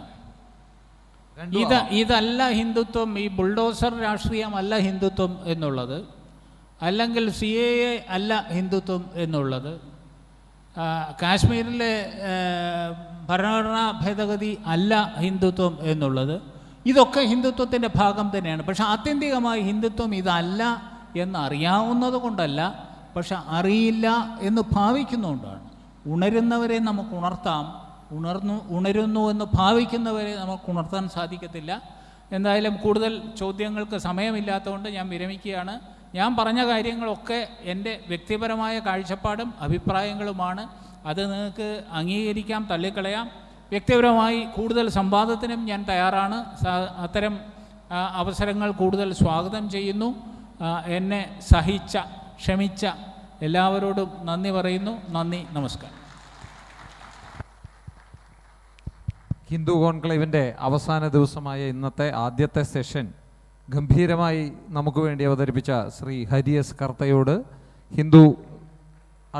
അനന്തപുരി ഹിന്ദു മഹാസമ്മേളനത്തിനോടുള്ള നന്ദി അറിയിക്കുന്നു. അതോടൊപ്പം തന്നെ അദ്ദേഹത്തിനുള്ള മൊമെൻറ്റോ കൈമാറുന്നതിനായിട്ട് പ്രതിഭേട്ടനെ ക്ഷണിച്ചുകൊള്ളുന്നു.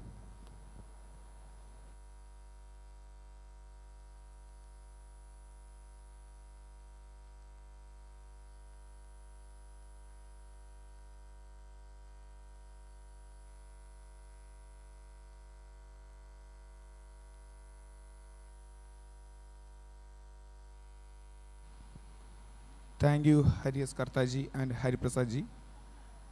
ഹിന്ദു യൂത്ത് കോൺക്ലേവിൻ്റെ ആദ്യത്തെ സെഷൻ ഇവിടെ അവസാനിച്ചിരിക്കുകയാണ്. അടുത്ത session reimagining Indian history challenges and opportunities എന്ന വിഷയത്തെ ആസ്പദമാക്കി ഡോക്ടർ വിക്രം സമ്പത്ജിയും ഹോസ്റ്റ് ചെയ്യുന്നത് Sooraj Rajendran ജിയാണ്.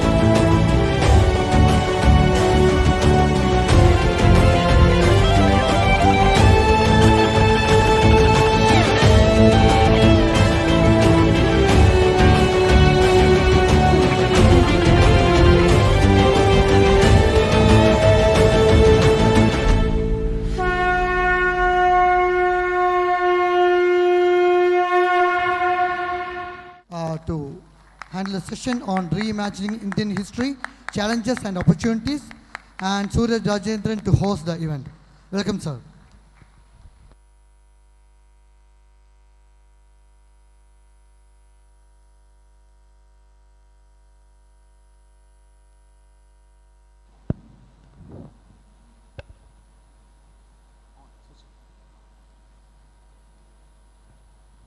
Namaste.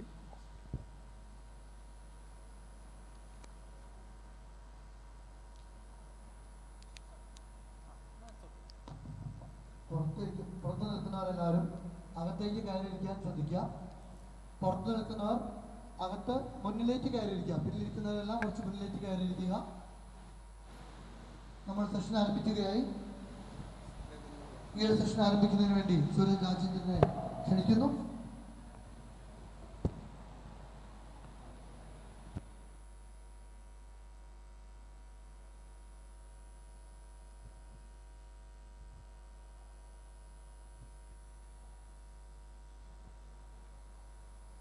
Namaste. A very warm welcome to our youth conclave. And this is the most awaited session of this conclave. I must say that. And the topic of discussion is reimagining Indian history, challenges and opportunity. When we live in a time when reclaiming Indian history or reimagining Indian history or rewriting Indian history are buzzwords, and beyond the buzzwords are creating a hype behind these words. Is there a way forward? That is what we are trying to look in this session. And we have a special guest to discuss the topic. We have Vikram Sampath. Dr. Vikram Sampath is actually an academician. I must say this, he is one of the finest academicians of our time. And he's the author of 6 acclaimed books. And his latest book, 2-volume biography about Savarkar. Savarkar Echoes from the Forgotten Past and Savarkar The Contested Legacy, both of which has gone on to become the national bestsellers and acclaimed, widely acclaimed by people in the academics and acclaimed by our Honorable Prime Minister Narendra Modi. And Dr. Sampath was recently conferred with the honor of being elected as the Fellow of UK's prestigious Royal History Society. And he was awarded the Sahitya Akademi Award. Sahitya Akademi first Yuva Puraskar in English literature. And he was also the 4 writers and artists to be selected as writer in residence at in the Rashtrapati Bhavan in 2015. And he has doctorate in history and music from Queensland, University of Queensland, Australia. And he's actually an engineer, like me. He's an engineer turned into academics. So it is actually an honor for me to welcome Sampath to Kerala, and especially I welcome you to the land of Padmanabha Swami, so the deity of the land. So coming straight away to the topic of the discussion today is reimagining Indian history. So really, I have this doubt, like what is there to reimagine about Indian history? Because Arun Shuri often says this, the eminent historians, they have written history for us, even though that is not factual or actual. It is something which is already done. It is done and dusted. So what is there? Is there a possibility to reimagine or rethink or reclaim something which is is there anything pending? So, first of all, a very good morning to all of you. And it's a great honor, a great pleasure to be in the land of Lord Padmanabha Swami. And I feel very handicapped by the fact that I don't know your beautiful language. And unlike the lovely session that was going on before this, we have to talk in a colonial language, but so be it. So your question, Surajji, about reimagining. So what does this word reimagine itself mean? It means to recreate or to reinterpret, usually a work of art or a work of literature and so on. But when it comes to history, is it possible to reimagine it? Is it possible to recreate it, reinterpret it? And I think history allows itself for such retellings. A very famous historian had said, every work of history is an interim report. You know what whatever work is there, it is not the final word on history. It's just an interim report. So someone else can come, someone else can do a better research, someone else can do a better job than what has already been done, and you will have a completely different account of history. I usually liken history where in Kerala, where the elephant is, all pervasive. There's the story of the blind men and the elephant, that poem that we all studied as kids. So there's an elephant in the room, and all the blind men are asked to touch different parts of the elephant and say, how does the elephant look? So someone touches the tusk and says the elephant is very sharp. Someone touches the body and says the elephant is very vast. Someone touches the tail and says the elephant is very thin. Someone touches something else and the trunk, and he gets a different idea of what the elephant is. I think history writing is very similar. History is that elephant in the room, and all of us historians who are trying to analyze this past are those blind men who are touching different parts of the elephant and based on that coming to conclusions. Now there are three paradoxes when it comes to this discipline of history itself. The first one, the past, by virtue of being the past, is not present, right? So unlike physical phenomenon like a chemistry lab or a physics lab or whatever, where you can actually see for yourself what is happening, the past cannot be seen. As you rightly said, it has already occurred. So the past is not present. So how do you reconstruct this past?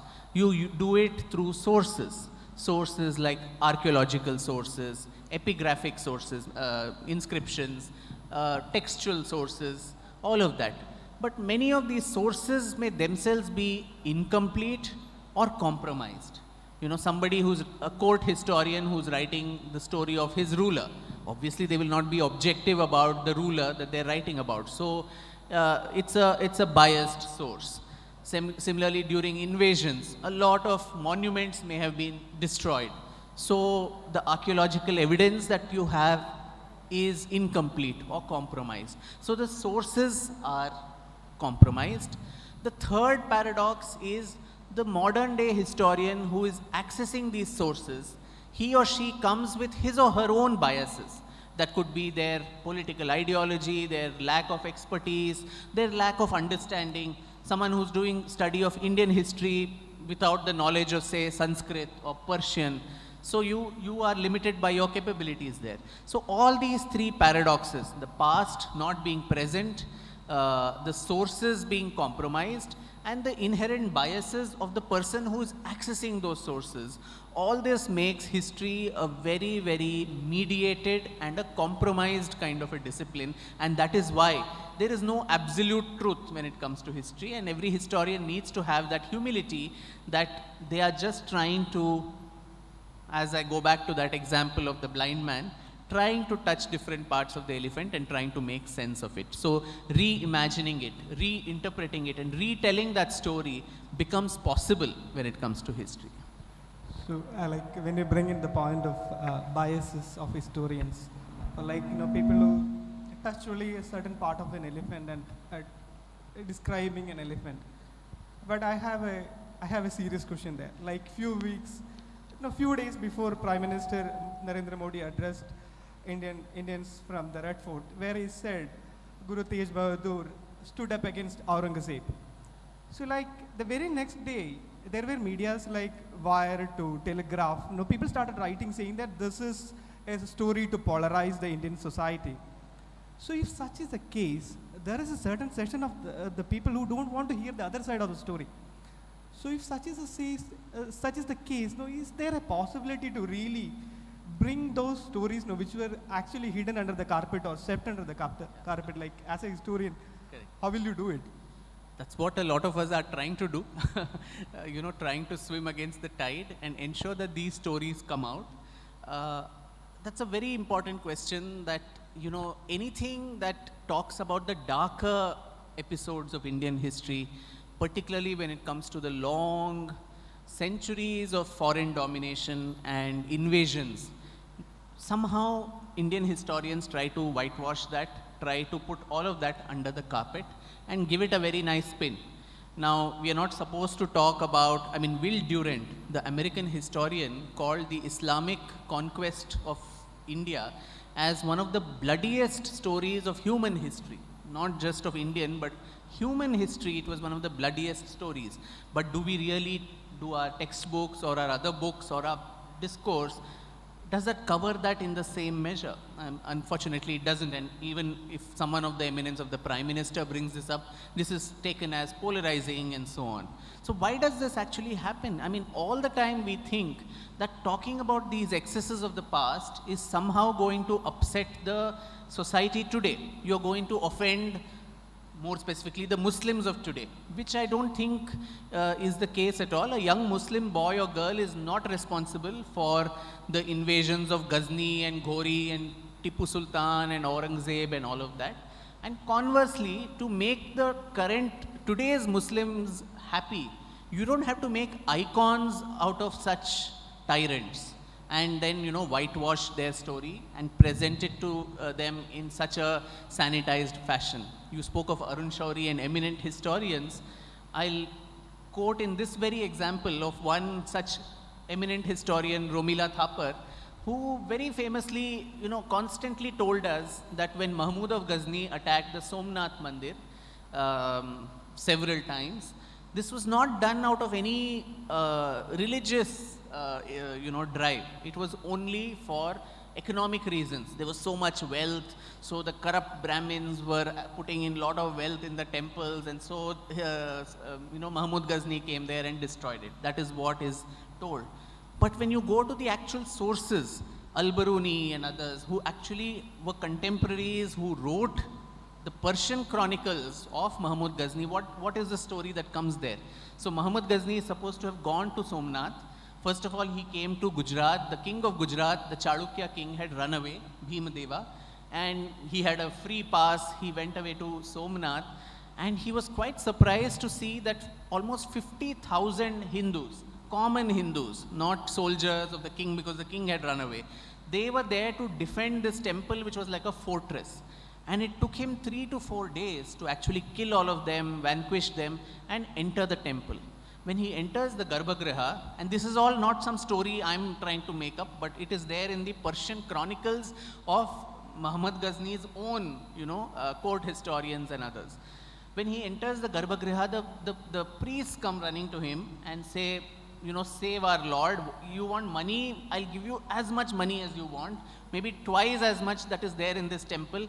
Take it and, save our deity.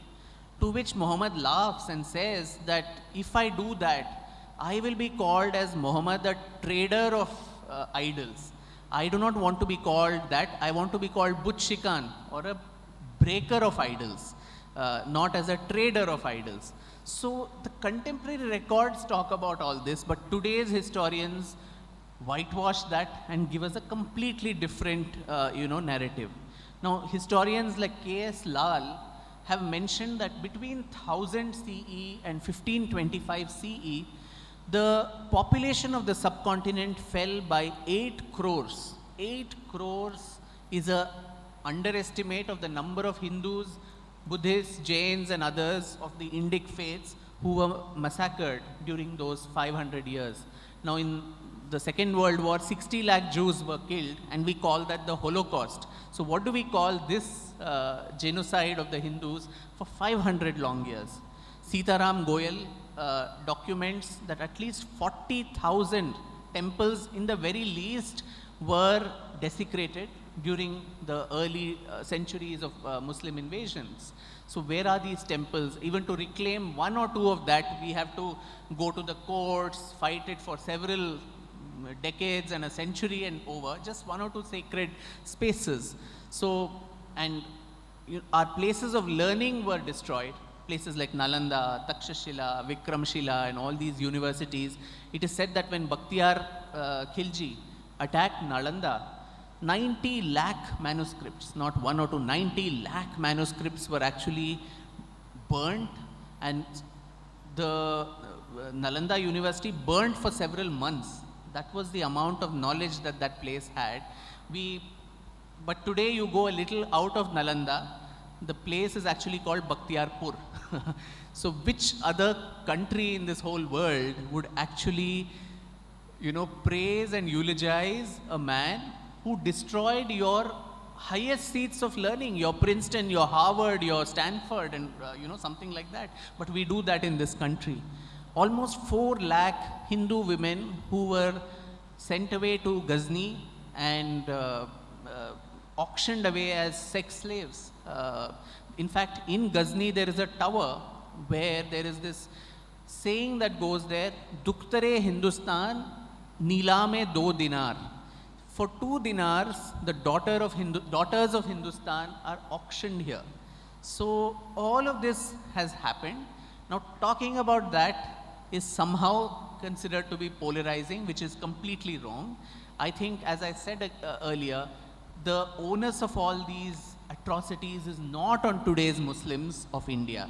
And we need to talk about this openly, because history is not just a catalogue of events. It also tells us that these kind of incidents should never happen again in our subcontinent. And we are seeing that happening in our vicinity. What is happening in Afghanistan, what is happening in Pakistan or Bangladesh, where the minority, the Hindu population or the Christian population, the minorities in those countries, the steady decline in their numbers, the destruction of the Bamiyan Buddhas, the destruction of temples that happens routinely, ISKCON temple in Bangladesh or any of these, show that the Delhi Sultanate is very much alive. The same tendencies that were there during those invasions are very much alive. So the role of history should be to tell today's Indian Muslims that these are not your icons. If you really want icons from your own community, you have several of them. Dara Shikoh, you have Ras Khan, you have Rahim, you have Sant Shishunal Sharif from Karnataka, you have Dr. APJ Abdul Kalam, you have the governor of our state of Kerala, Arif Mohammad Khan Saab. So there are several of them who can be your icons. For that you don't need to whitewash Tipu and Ghori and Ghazni and say that these are your icons. First of all, that assumption is false that a Muslim need to have a Muslim icon only. You can have a Hindu or a Christian or anybody else. But if you really want to have someone of your own community, there are several such cases of examples of, syncretic, Muslims as well, which can be done. But sadly, we don't do that. And that's a very, very important fault line when it comes to Indian historiography. Sorry for a very long answer to your short question. I like creating icons, there are people like Kabir to, as you said, Ras Khan to, even Arif Muhammad Khan to Abdul Kalam. But, even the people who are in the field of academics, they're not pointing to that. Instead what they do is when you come up with a story about Aurangzeb or even, for instance, the story from Nalanda, Bakhtiyar Khilji, they say that it is to disturb the current social scenario or to to polarize the Indian society furthermore. So, I would like to switch from that, creating icon, to an icon I think you are trying to create. That is what the people on the left says, like Veer Savarkar, for instance. You are the one academician who took that courage to write about Veer Savarkar.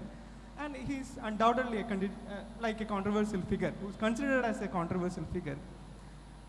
And let me ask you this, was Savarkar a British stooge, promoted by the left historians? Look, they call him a British stooge.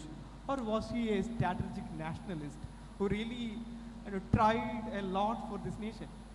Can you just... Yeah. Well, a little on Savarkar's life itself. He was arrested in Kalapani in the Andamans, where he underwent the worst of tortures. And that was in 1910.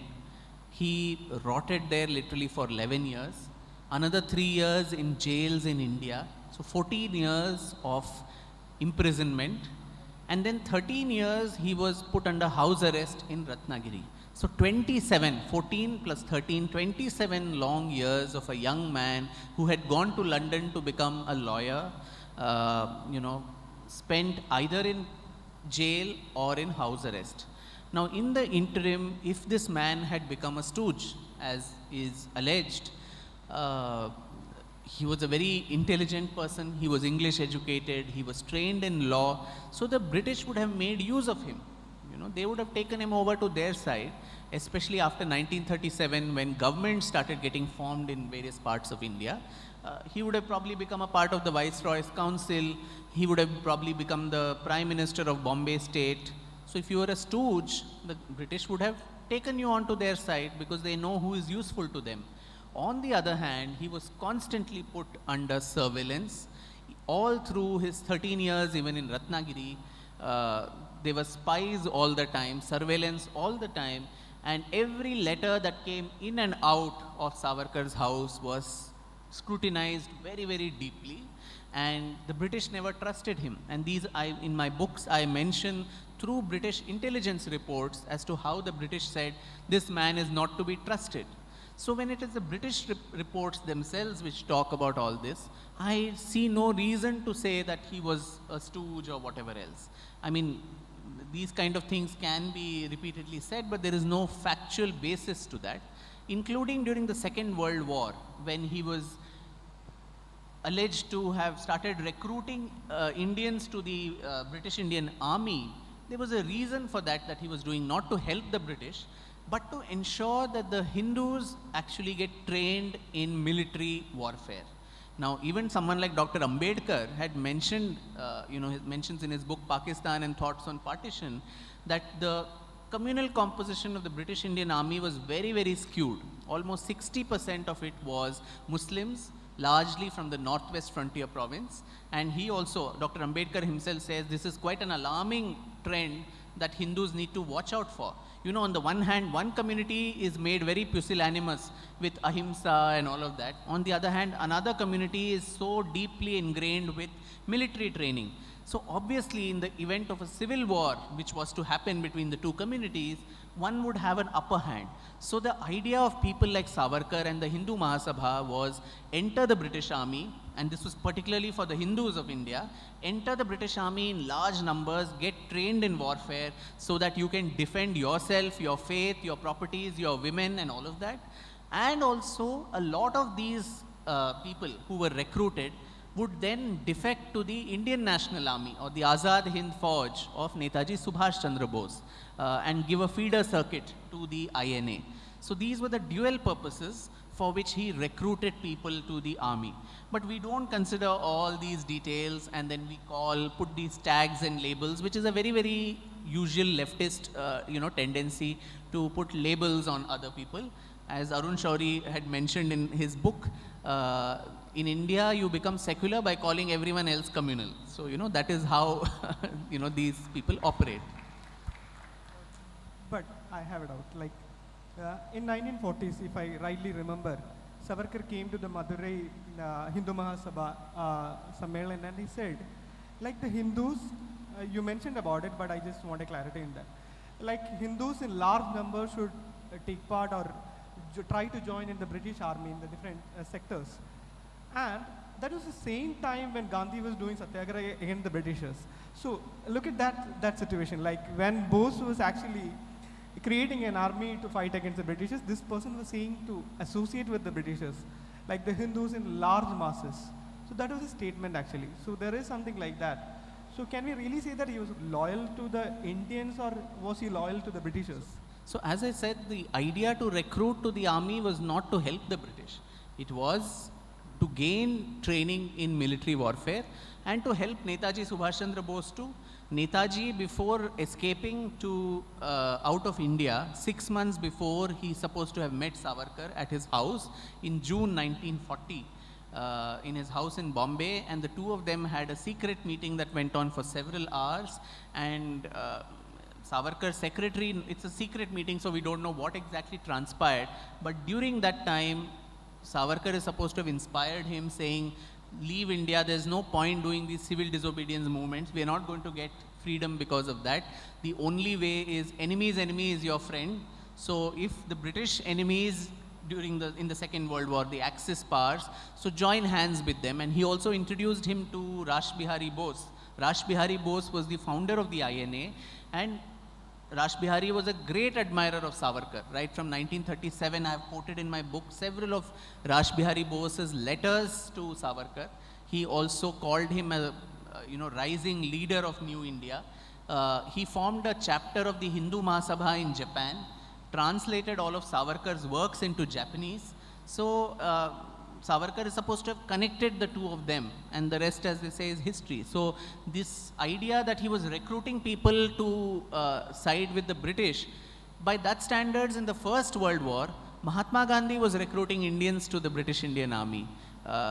He also got a medal called Kaisar-e-Hind, for his being loyal to the British during the Boer War and the Zulu conflict and all of that.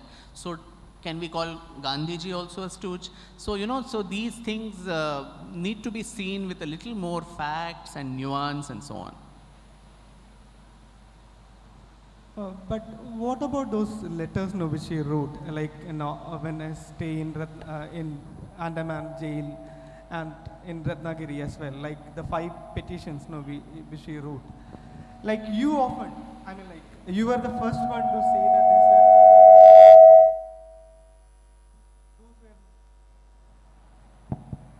those were not mercy petitions. No, I often hear it as mercy petitions actually. So what was the reason for writing those letters and the way in which he wrote? Like if that was a standard template, can you name few other Indian freedom fighters who wrote in the same template? Yeah. So that's a good question, because this is also brought up several times.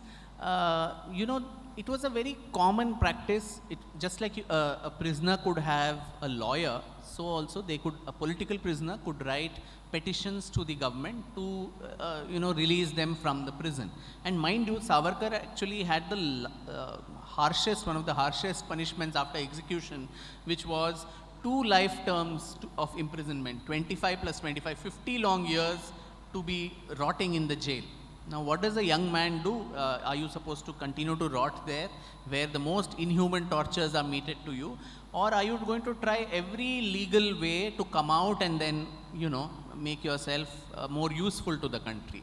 Of course, if he had been executed, would he still have written a petition? No one knows. Those are conjectures. But here he was not executed. He had to just rot there for such a long time. Now, many of the others, like Barin Ghosh, Aurobindo Ghosh's brother, who was from the Anushilan Samiti, he wrote a petition. Why? Much later in 1925, you had someone like S.A. Dange, who was the founder of the CPI, the Communist Party of India, who wrote a petition very similar to that Savarkar wrote, saying, please leave me, I'll be ever loyal to the British and so on. So if Savarkar is a stooge, then the founder of the CPI is also someone who wrote a petition. So, these things, and we had Sachindranath Sanyal, the great revolutionary who founded the HRA. He wrote a petition too, and in his memoirs called Mera Bandi Jeevan, he says, I was advised by Savarkar to write a petition. I wrote same kind of format that he did. I was released, but Savarkar and his elder brother, they were not released. And he gives the reason also, that releasing him would reignite the revolutionary spirit that was there in Bombay Presidency, and therefore the British were very apprehensive of leaving him out. But when we see the British records itself, there was someone called Sir Reginald Craddock who came all the way to interview some of these political prisoners, and in his official documents, Craddock says, I interviewed Savarkar, but he shows no regret or repentance or remorse for what he did. Now, this is a British official who is writing in an official jotting. Why on earth would the British actually write something like this? So you had his contemporaries in the prison who were saying that they were also writing petitions. You had the British themselves saying, that he did not show any regret or repentance. He could have fallen flat on Craddock's feet and said, please leave me right now. He did nothing of that. In 1920, when all the other prisoners were let off, especially after the World War and all that, and when the capital of India got shifted from Calcutta to Delhi, you had Emperor George V, who was in his royal proclamation, releasing several political prisoners. But at that time when Savarkar was not released, his younger brother Narayan Rao approaches Mahatma Gandhi and says, "Can you please help my brothers? They have been rotting there for 10 long years." And then Gandhiji himself tells Narayan Rao, "Tell your brothers to write a petition, and I will also put a petition on their behalf to the British and tell them that." And he wrote that actually, and he even Gandhiji wrote an entire article in Young India in 1920 May, saying, these are young men, they're very brave, patriotic, they've got misled. Now they want to come back into the mainstream, so let us allow that to happen. So if writing a petition was such a bad thing, why did Gandhiji actually advise him to write a petition? So I think this needs to be seen in a historical context. For today's politics, people can say many things, but that necessarily does not have any historical basis.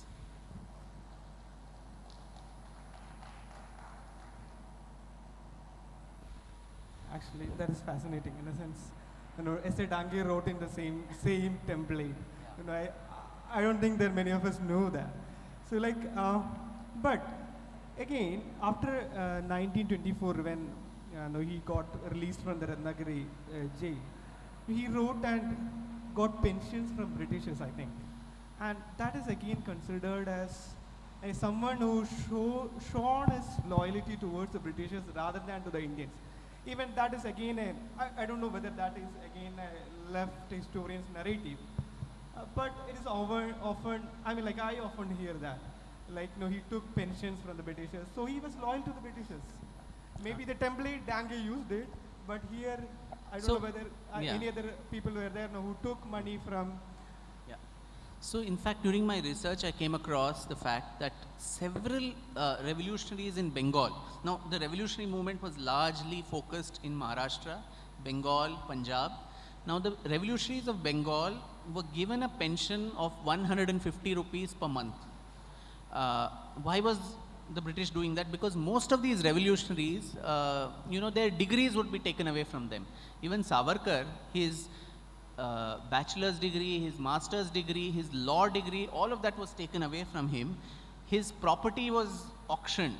When he was arrested, the ladies of the household literally had to beg money to survive and eke out a living.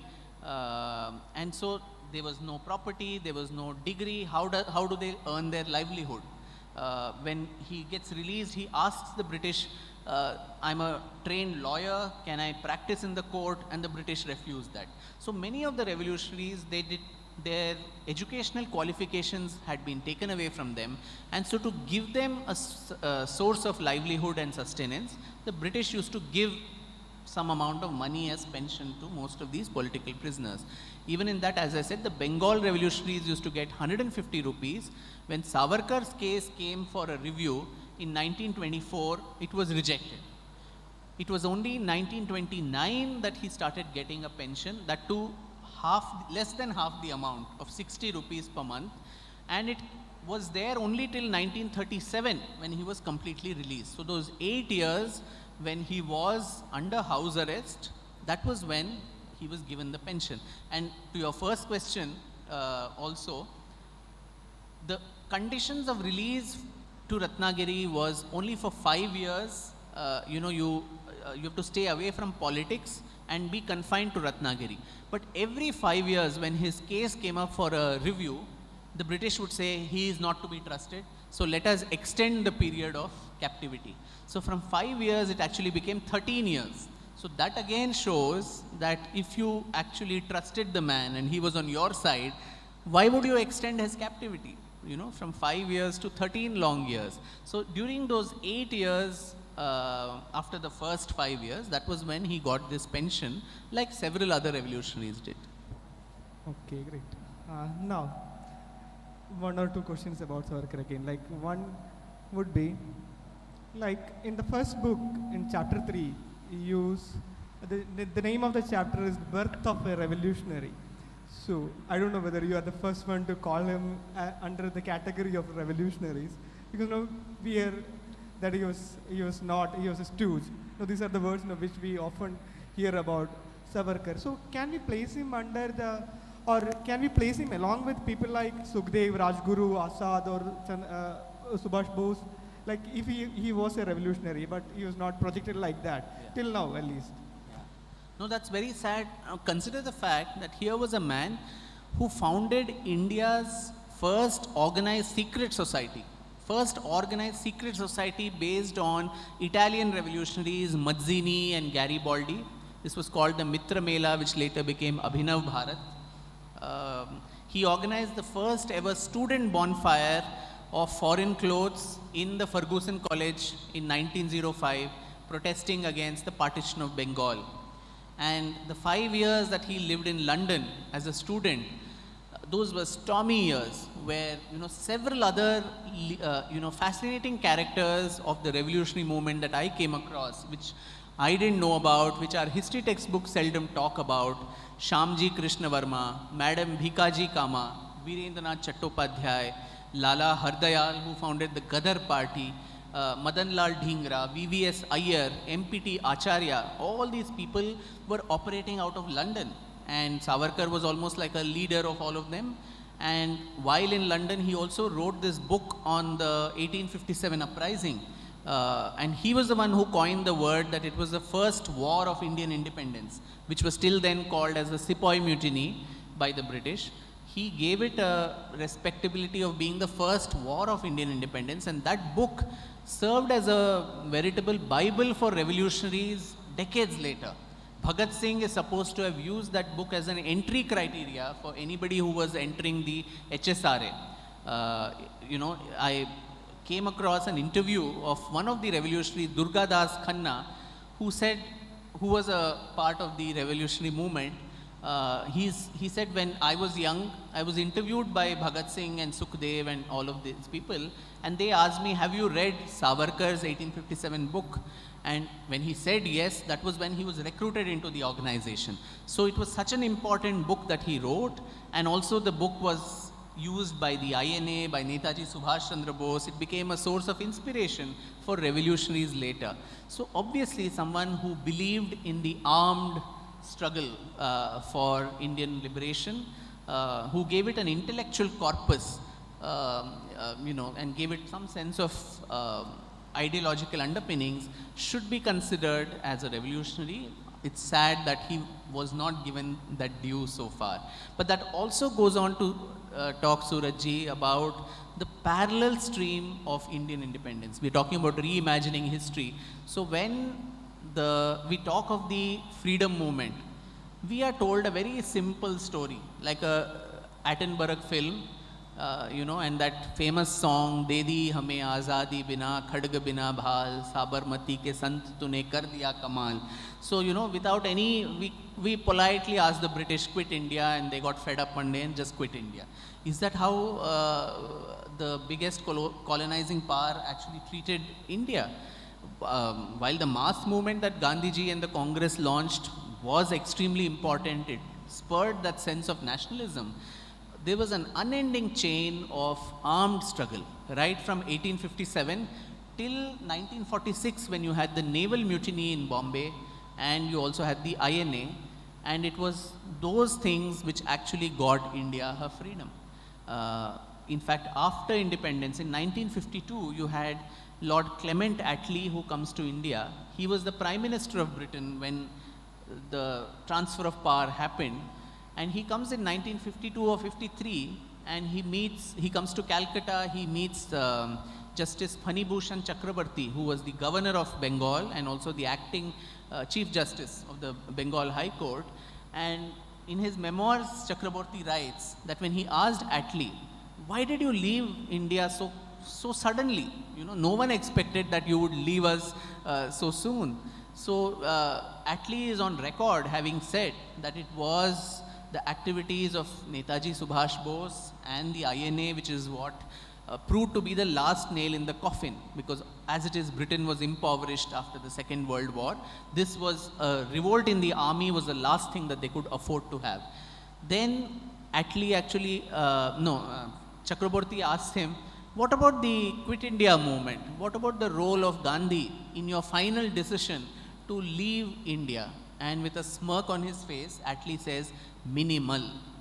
And this is actually on record what Chakraborty puts in his memoirs. So I think there is a need now, especially in this Amrit Mahotsav, when we are celebrating 75 years of our freedom, to look back on our freedom movement with a more dispassionate, unemotional, and a rational view as to what were the drivers, what actually got us our freedom, who are those heroes and heroines whom we have forgotten in all these decades, and can we be a more grateful nation and actually pay our just tributes to all these people. Nice. Maybe the mainstream freedom fighters, whom we now learn or read as mainstream freedom fighters, their contribution may be minimal, as you said.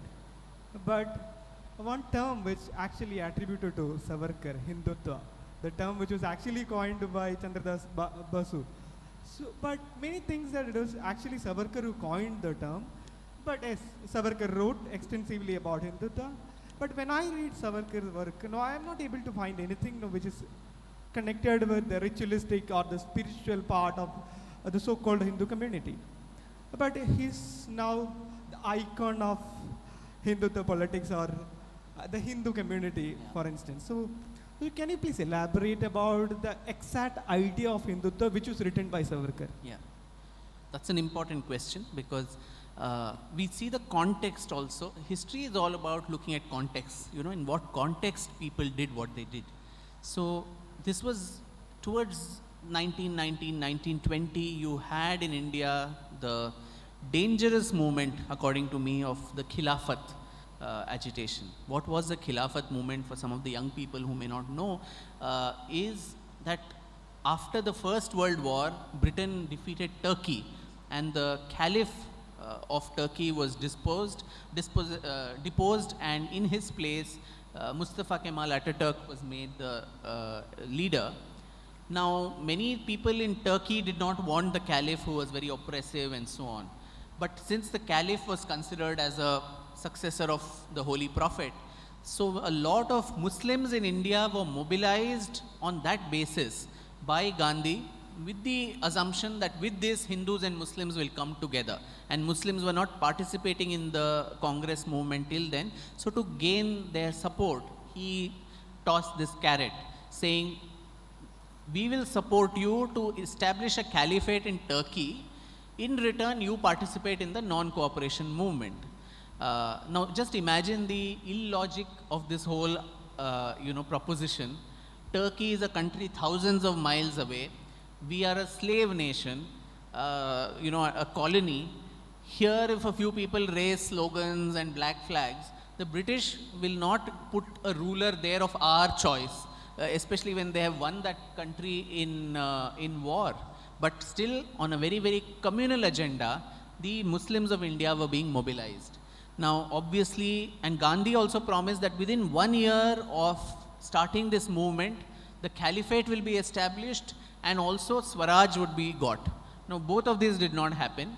Now, the repercussions of particularly the failure of the Khilafat movement ensured there were widespread, Hindu-Muslim riots all through the 1920s, a lot of genocides, including in Malabar. You had the Mopla uprising in 1921, which we have commemorated 100 years of that. There were riots all over India, and every time this happened, the reaction of the Congress and particularly of Gandhi was very, very, pusillanimous, to say the least. In 1926, when Swami Shraddhanand of the Arya Samaj was killed by a Muslim fanatic, Abdul Rashid, Gandhi is supposed to have said that I don't even consider him as an assassin. He is my dear brother Abdul Rashid. We have to get into the psyche of the assassin to understand why he picked up the gun and killed. So unfortunately, Gandhians 2 decades later did not get into the psyche of my dear brother Godse to understand why he killed Gandhi, which was a heinous crime nonetheless. But so these kind of reactions that came from Gandhi and the Congress necessitated that there needed to be an intellectual counter for someone, because the Hindus were being led down a garden path to their own destruction. And that is when, from the confines of his jail, Savarkar wrote his Hindutva treatise, in which he said, this has not, you're right, he said this has nothing to do with the theological aspects of Hinduism, the rituals, the spiritual aspect, afterlife, God, super soul, I have nothing to do with that. That all the saints and sages, they can deal with that. This was more a kind of a Hindutva, according to me, were two things. One is Hinduism that resists, you know, in the wake of pan-Islamist tendencies across India. It was a response to that, to ensure that there was a resistance that was put. Political Islam's answer was Hindutva. The other aspect of Hindutva was also Hindu modernity. Very few people would actually identify, just as Savarkar as a revolutionary, Savarkar as a social reformer. You know, where in the 13 years in Ratnagiri, he advocated for a completely casteless society, dismantling of the caste system in toto, and the Varnashram system itself. And where he and Ambedkar had a lot in common in their views, and Ambedkar also wrote several letters to Savarkar praising him for this. Intercaste dining, intercaste marriage, the first ever temple, Patit Pavan Mandir in Ratnagiri, where people of all castes could go and worship. There was a Asprishya Ganapati, an untouchable Ganapati, so to say, where even the priest would be someone from the lowest of the caste, and even the Brahmin had to go and touch his feet to take blessings. So all these aspects, so it actually helped the cause of Hindutva to unite Hindu society, which was fragmented into so many castes and creeds and communities. And so Hinduism that resists, and also Hinduism that looks at modernity, social reform, that was what Hindutva was of Savarkar. But all through his tenure, even as the president of the All India Hindu Mahasabha, he said that, you know, the Hindu Rashtra that he conceptualized, in that nobody is going to get an unfair advantage. You know, the majority will not get extra privileges only because they are more in number. Similarly, the minorities will not get any concessions because they are a minority. In the eyes of the law, everybody is the same. Whatever puja, namaz, etc. you want to do, you do it in the confines of your house. Don't bring it into the public space. So what more is secularism? I mean, if you want to distance state and religion, this was what it was. And he said the minorities need not even have a ghost of suspicion in their mind that their legitimate political, linguistic, cultural and religious rights would be infringed upon. And if there is an infringement like that, then the state will intervene to remove those infringements. So it was talking about an equal society where, of course, it's a Hindu nation by its culture, by its past, but one where nobody is a second-rate citizen. Nobody is given a second-class status. Everybody is equal. Of course, the RSS at that time and Golwalkar ji's ideas were different. Savarkar was different. Savarkar never was part of the RSS. So these different streams and branches of Hindutva, that also is something that we need to keep in mind. Okay, so finally, that means Savarkar was not an anti-Muslim person. Okay, fine. Now, in the last 45 minutes, you have brought up certain things, which I think it should be brought to the mainstream. Like, so there is a possibility to reclaim or reimagine the history. But let me ask you this question. It is actually a loaded question. Why? Because, in a sense, in Kashmiri files, there is a dialogue like, system to unki hai, sarkar to unki hai, magar system hamara hai. So, are you getting, you people like you, Hindol Sen Gupta, to Sanjeev Sanyal or Sai Deepak, are you guys getting, Anand Ranganathan ji, for instance, are you guys getting enough support from the system? Because to unearth something which is under the carpet, or bring those facts which is actually hidden, to appease, or as you said, like to satisfy certain section of the society. To unearth those things, you need the support from the system. So, and the Kashmir file says that system to unki hai. So, like, are you guys getting a support from the system? अब मरवाओगे मुझे. तो Anand, my dear friend and brother Anand Ranganathan and I were having this chat last night also. I'm glad that the system is not helping us. I think it's sometimes better that you stay away from government, you stay away from political parties and all of that, and do your work quietly as an independent person. That way, we get the opportunity to even, criticize the government for its failings and so on. So I think that is important. None of us are beneficiaries of the system. We are all doing our stuff quietly in our own confines and hoping that this will bring about some amount of change in society in our own little ways. Small steps are what lead to Mount Everest. So, that's the whole idea.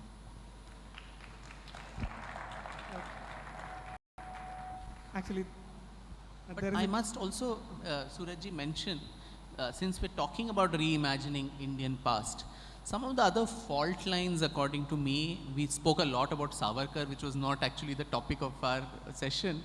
But, when we talk about the Indian history itself, one is, I mentioned, the inability to take the darker elements, talk about the darker aspects of our past. But there are several other fault lines, according to me. One is this whole, Delhi centricity of our history.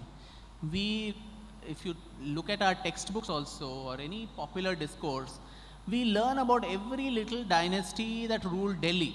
Lodhis, Khiljis, Tughlaqs. I mean, what is their contribution to this country? A big zero, right? Other than being bigots. But vast parts of India, South India, doesn't get featured in the manner it should in our textbooks. I was seeing the class 6, 7 and 8 NCERT books, and you can actually download it, from the web. You will be shocked to see that the Cholas have probably 4 lines. The Vijayanagar Empire has 1 paragraph. Chhatrapati Shivaji Maharaj, today is Maharashtra Day. Chhatrapati Shivaji Maharaj, who gave the call for Hindvi Swarajya, he has only a photograph, only 25% of a small page, a photograph and a caption. That's all that a young child is going to know about someone like him. The Peshwas, the British actually took over India not from the Mughals but from the Marathas. The Marathas who had united such a vast part of India, but they don't find a place in our books. Vast parts of southern India, the Rashtrakutas, the Chalukyas, the Hoysalas, the Vodiyars of Mysore, the Travancore Maharajas, or the northeast. How many of us really know about the northeast of India, the Ahoms of Assam, or the Nagas, the Twipras, and all these different dynasties that ruled there, or even the people, their culture? The northeast doesn't exist in our history books at all. So it's all about Delhi, North India. That's all that we read about, which is an important fault line. The other important fault line, according to me, is that we are constantly told that we have been losing wars. If you look at Indian history, it seems like a long laundry list of battles that we lost, right from the invasions of Alexander the Great to Shakas, Huns, the Arab invasion, the Turks, the Mongols, the Battle of Tarain, Battle of Panipat, the battles of Panipat, the Anglo-Mysore War, Anglo-Sikh War, all these wars we have only been losing.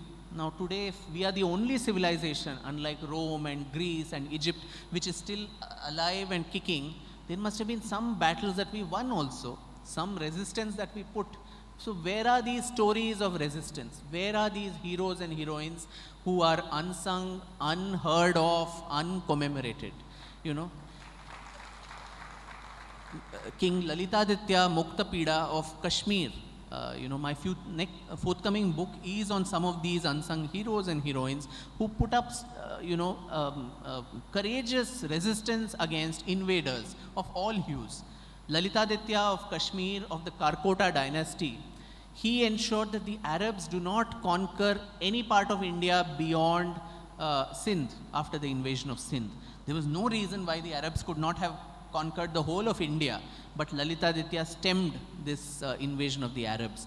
You had Rani Naiki Devi in Gujarat, a woman of the Chalukya kingdom who defeated Mohammad Ghori, and this ensured that Mohammad Ghori never came to Gujarat again. Rudramma Devi in Warangal, the Kakatiya ruler, Lachit Borphukon in Assam, who ensured that the Mughals do not cross over to Kamrup and occupy, Assam. Similarly, from your state, Marthanda Varma, I mean, there should be a commemoration of Marthanda Varma all over, India, because here was a ruler who defeated the Dutch in the Battle of Kolachal, and after that, the Dutch, I would have been giving this, talk in Dutch if not for Marthanda Varma, because we would have been colonized by them. So after that, the power of the Dutch East India Company collapsed globally. So someone like him, from my state of Karnataka, you had Rani Abbakka Devi Chautha, who defeated the Portuguese and drove them out of Ullal. Similarly, Kanhoji Angre from Maharashtra, who constantly kept the Portuguese and the British at bay. Velu Nachiyar from Tamil Nadu, from Shivaganga, the Ramnath Samsthanam, who was the first woman to give a resistance to the English East India Company. So where are all these stories, of resistance? Why don't we know about them? So I think when we are talking of reimagining Indian history, just as all those unknown, unsung freedom fighters, revolutionaries, I think these names also need to come out into the open, and they need to be talked more for especially today's and the future generation. Yes, absolutely. But yes, there are unsung heroes. There are like the resistance which our people fought against, like Marthanda Varma, or even the Cholas or Pallavas, and we are not taught. Why? Because what I see is like the left historians, even they are telling that the identity of India was a gift of the people who actually emasculated us. Like the Britishers gifted us the idea of India. So, we as a people of India, or I myself as a person who's working in academics, is it really is there a hope that if the narrative is like that, the idea of India is gifted to you, so by the Britishers. So where actually is the fact?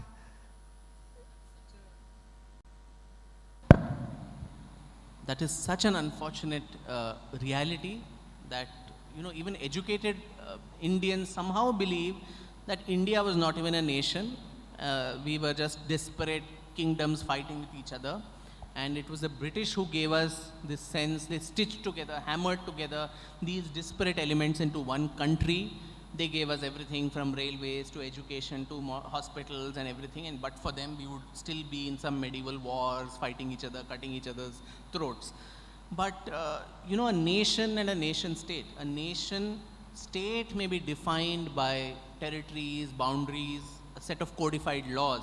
But a nation as such is a shared sense of emotional well-being for a common territorial or cultural entity. And in that aspect, India has always been a nation, a Rashtra.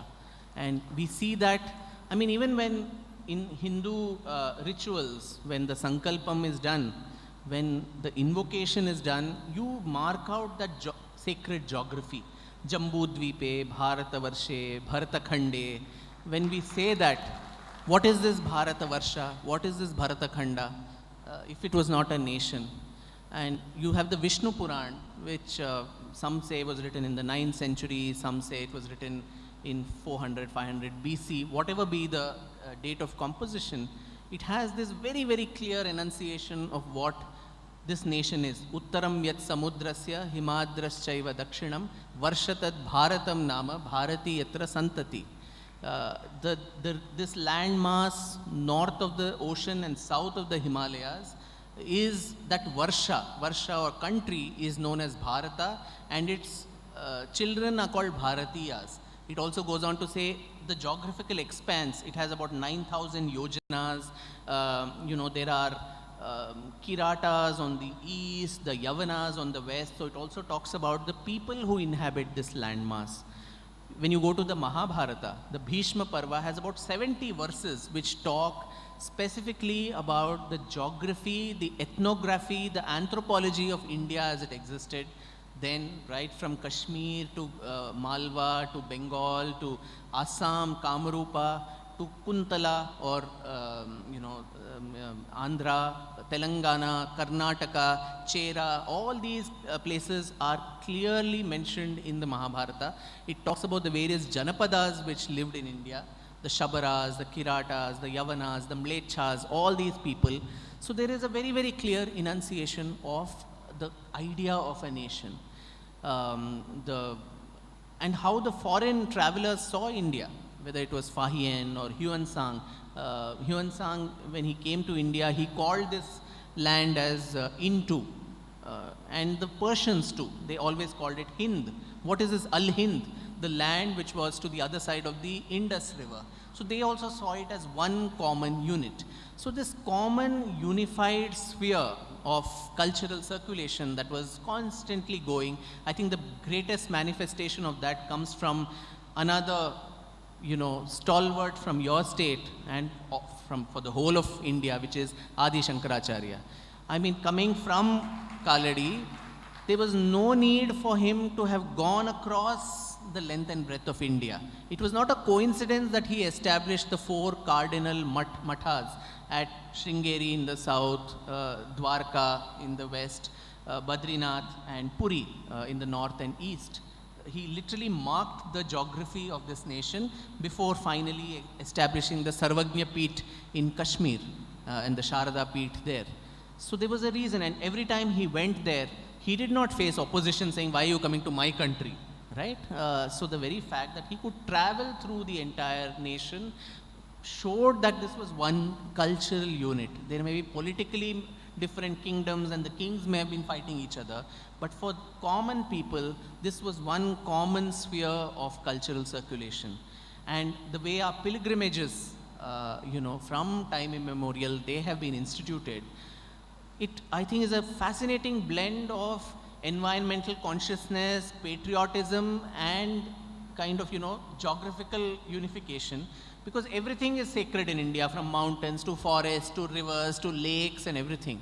And if it also, I think, in my view, it tries to stem any kind of regional parochialism. If I feel my land is very, sacred, there are 100 others which are equally sacred, if not more. So the 51 Shakti Peethas which were scattered across India, or the Jyotirlingas which were again scattered across India. There was a reason for this, that everything was not concentrated in one place. It was scattered across the length and breadth of India through pilgrimages. So how did people from the far south, from Kerala, if they had to go on a pilgrimage to Badrinath or Kedarnath, today it is so easy to just take a flight and go somewhere. So traversing these rocky terrains, traversing different, many times they would actually lose their lives in the course of the pilgrimage. How did they understand each other's languages? Was there a translator always who would help them, go through this? So despite all this, they managed to do what they did, our ancestors. That itself shows that there was this common sense, shared sense of history, a common sense of nationhood, which far predates British colonialism, or dare I say, even the institution of the Indian Constitution in 1950, which just gave us a codified set of laws and earmarked boundaries for us to act as a modern state. But the Indian civilizational state, or a nation, the concept of nation, I think goes much, much beyond that. Really fascinating. Really fascinating. And Vikram, I think it's time to open up for a few questions from the audience. Before that, let me just tell the rules of this Q&A. Like, you can ask short questions, short and precise, so that Vikram can answer in a short and succinct way. So try to ask.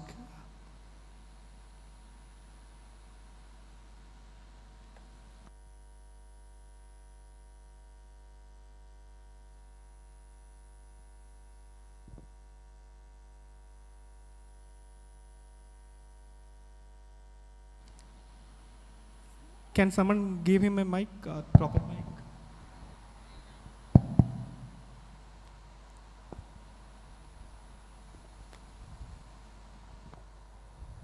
Namaste, my name is Rajaloka. We are really blessed to have truth seekers like you in our country. We need more people like you. I have two questions in my mind. One is about, we all know that Kashi Vishwanath temple is the heart of all Hindus in our country and the whole world. So we all know about the wound of what happened to the whole of the humanity in the Kashi issue.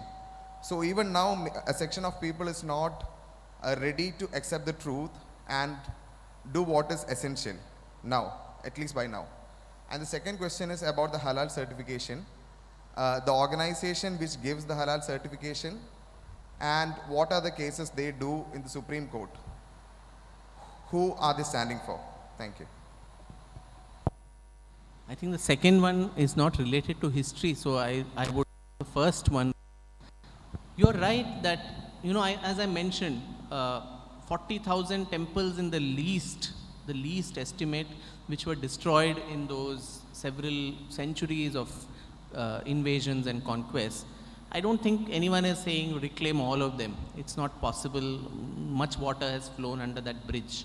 But there are certain sacred spots. Ayodhya was one, Kashi Vishwanath, Mathura. All these places are very central to the Hindu psyche. And all that people are asking is, can we have those places back?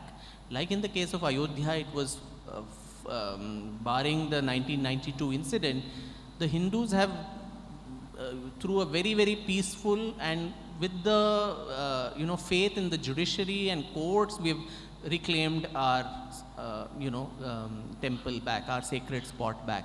Now, but even that was, and in that the role of several of these eminent historians, K.K. Mohammad in his book talks about how the Muslim community was willing to give away that land, but it was these historians, Romila Thapar, Irfan Habib and several others who said, no, we have a very strong case, we will fight it. I think there needs to be a trial there as to how they misled the nation, how they led to polarization between communities, how they falsified history. Irfan Habib is famous to have given wrong evidences to the court. You must read Dr. Meenakshi Jain's book, The Battle for Rama, where she talks about the entire falsification of evidences that were provided by leftist historians. So all this has happened. Kashi too is something that I hope these places are, at least we are able to reclaim those. Even in Muslim countries, for routine purposes like, widening a road or laying a railway line, masjids are moved away. They are shifted routinely. Unlike the Prana Pratishtha that is done in a Hindu temple, there is nothing like that in a masjid. It's just a place where people congregate to pray. So if not here, they can pray 10 kilometers away. So I do hope that these eminent historians do not meddle in cases like Kashi and Mathura and further create bad blood between the two communities. And I hope a lot of the Muslim community also sees the Hindu sentiment for these places. These are not just places, but there's a lot of astha, there is a lot of faith in that. And so voluntarily giving up of some of these in return for some other space, extra land has been given now in Ayodhya for the masjid to come about. So what is the harm in that? For the larger cause of social harmony, I think that should be done. Yeah. Are all the records still available from the British times, because they were meticulous record keepers, or have they been selectively destroyed? Specifically with reference to the Nehru Memorial Library Museum, Sonia was sitting on it.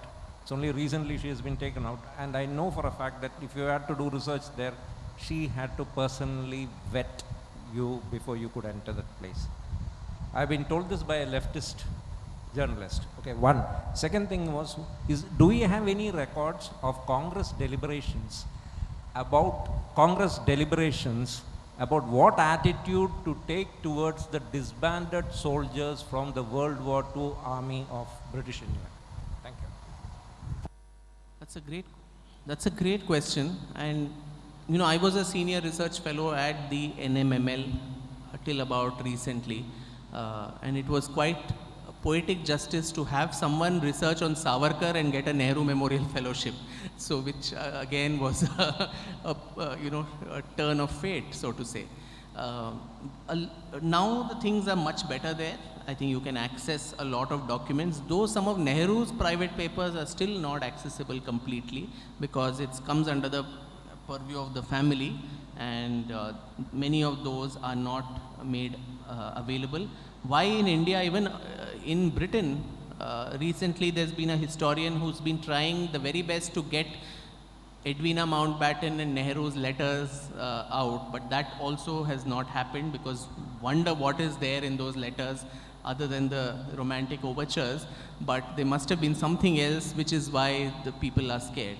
But talking about the British records, I think they're meticulously catalogued and preserved. For someone like a historian like me who depends on sources of the past, particularly for modern India, right from the 18th century onwards, the East India Company records, the colonial records, they are maintained at the British Library and the National Archives of UK in a very, very meticulous fashion.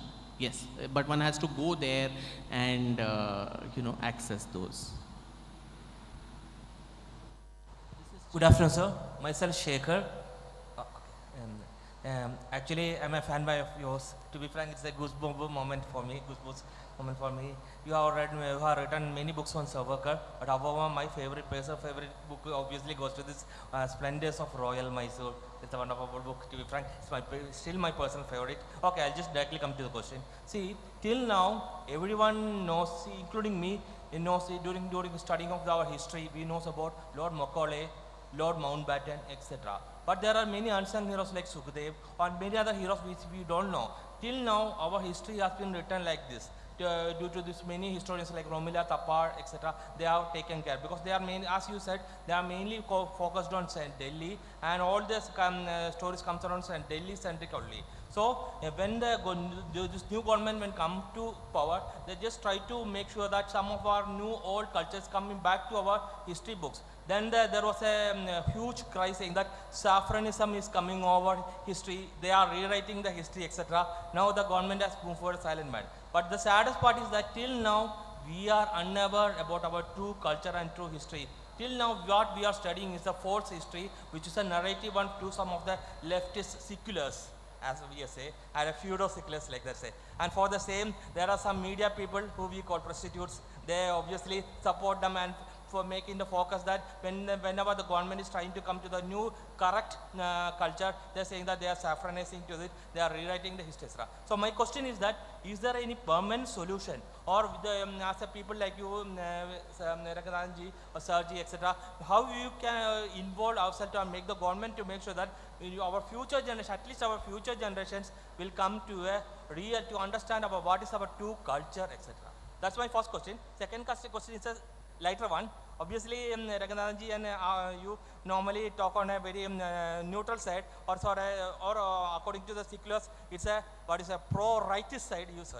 But are you facing any difficulties or a personal ban when it comes to some channels? Because what I am asking this question is that when there's a neutral person in Kerala, when he goes to some debates, he has been now currently banned in debates because he is talking in a very neutral sense and is talking the right questions. His name is Mr. Srijit Panikar, and actually I want to quote his name because he is now banned in debates in Malayalam channels because he is taking the right stand, and they are saying that he is a pro-right wing. If he is in the debate, we will not come to the debate. So obviously to raise their ratings, the channels will normally remove them like that. So are you guys are facing any kind of difficulties like that? This is a lighter question. These are the two questions I have. Thank you. I think when it comes to me, I actually avoid going to news channels because I don't see much merit in all that noise that is there. But our most ubiquitous, ever seen, most popular face on news channels, Dr. Anand Ranganathan, who in 30 seconds demolishes everyone who all that he needs is 30 more seconds Navika, 30 more seconds Rahul, but that's all that is needed. I don't think he faces any ban as such. I think he will be better placed to answer. I think we choose not to go to some channels, maybe like an NDTV or something, who try to call us, but we perhaps don't go. Maybe the English media is slightly different from what the Malayalam media is. I share your angst, sir, about the first aspect of our future generations not reading the right history, and it is very, very disappointing that after so many years, 8 years have passed, and we are still going through the same textbooks of NCERT. One entire generation would have passed with this. The books, written by the likes of Harsh Mandar and Nandini Sundar and Ram Guha and all these people, those are the books that our students are reading. And we had a former HRD minister who very proudly said, not a word has been changed in our history textbook, which is very sad. But I think governments operate in a positive sense through lobbying. So they think people don't care much about this issue, but once more and more of common citizens of India actually start putting this out, and you now have the biggest tool of social media with you.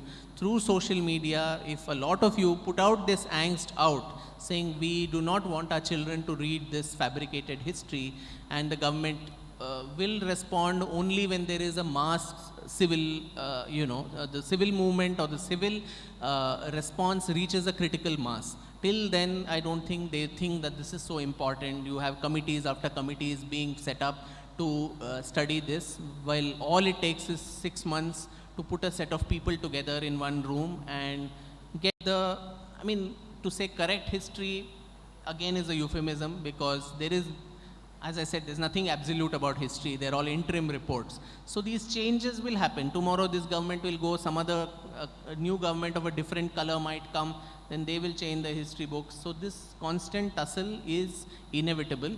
These tags are not something we should bother about, saffronization, etc. So these are just told. But I think a need is to have real experts, real scholars who could sit together and rewrite the history. In fact, recently, just 2 weeks back, I was in Chennai, and the Chinmaya mission there has come out with alternative textbooks for class 6, 7 and 8. And this will be, and those books are written extremely well. I've been reading them. They put out what can be called as a history closer to the truth. They talk about all these unsung heroes and heroines whom I mentioned briefly, a different perspective to what the history is. But these books will probably be in circulation only in the Chinmaya and the Vidya Bharati schools, which itself is about 20,000 schools. But when will it go to the CBSE and NCERT? That only the government of the day can do. This is cheating. Just to answer your question, I was called to a news channel once, and the topic was fake news. And I told the anchor that she had spread the biggest fake news, and I gave her the evidence.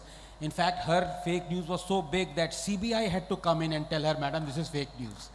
After that, I was never called to that channel. So I hope that answers your question.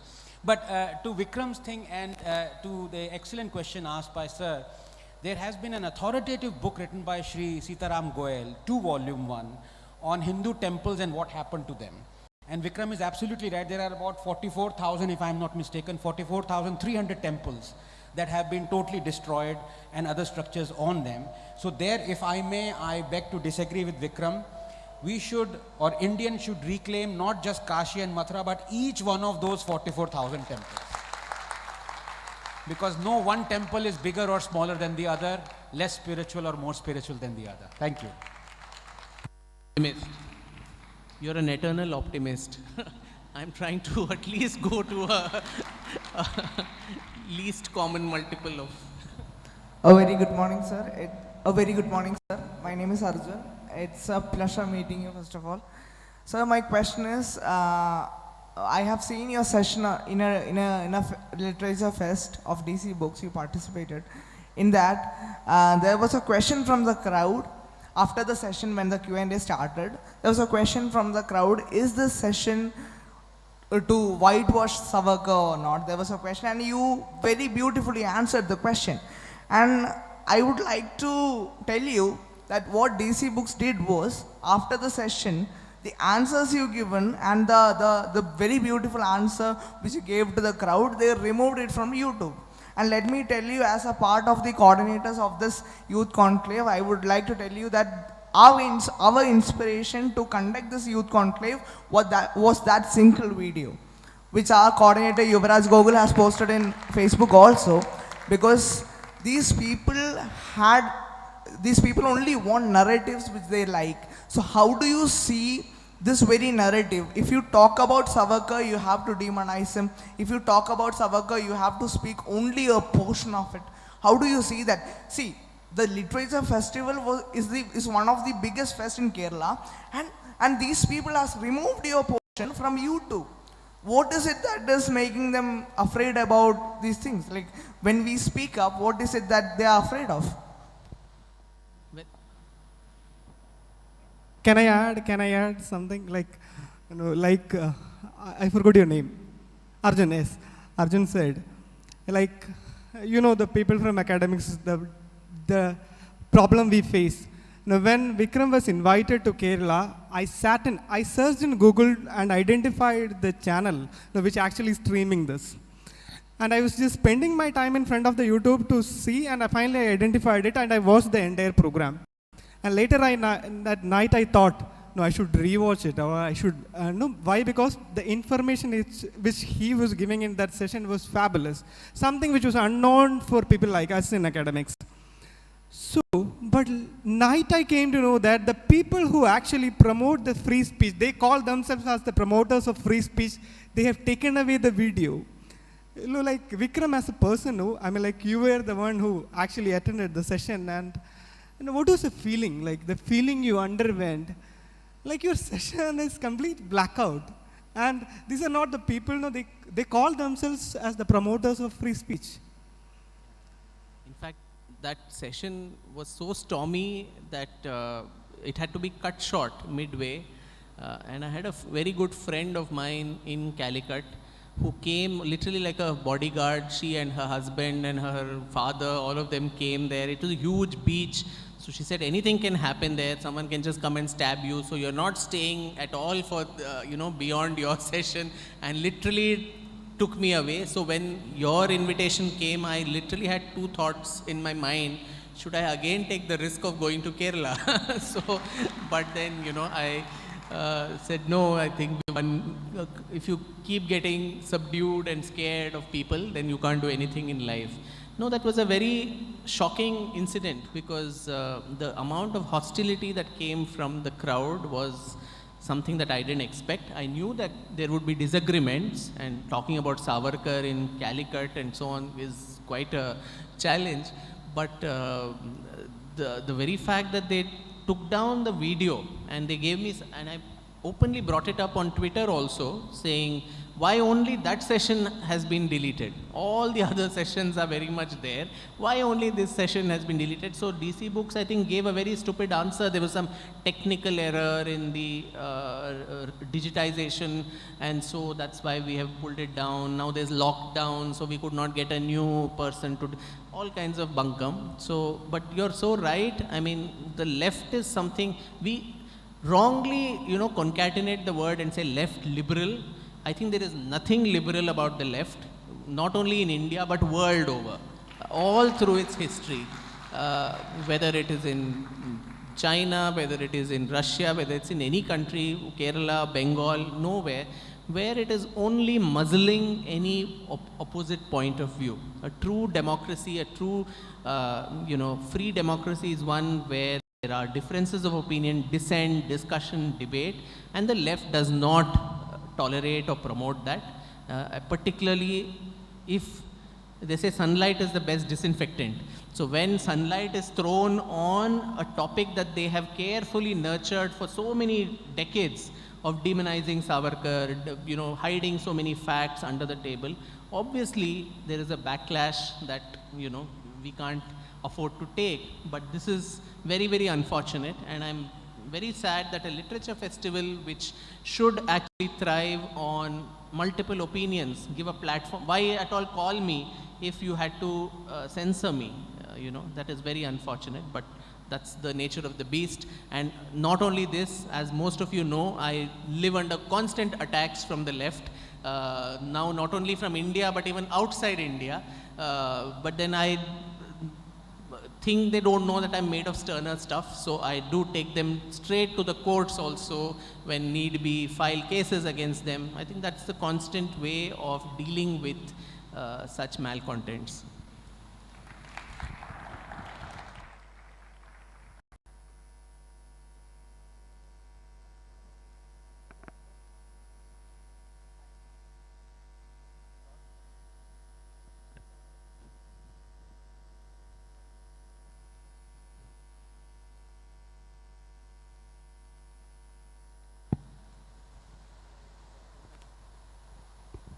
Vikramji, Namaskaram.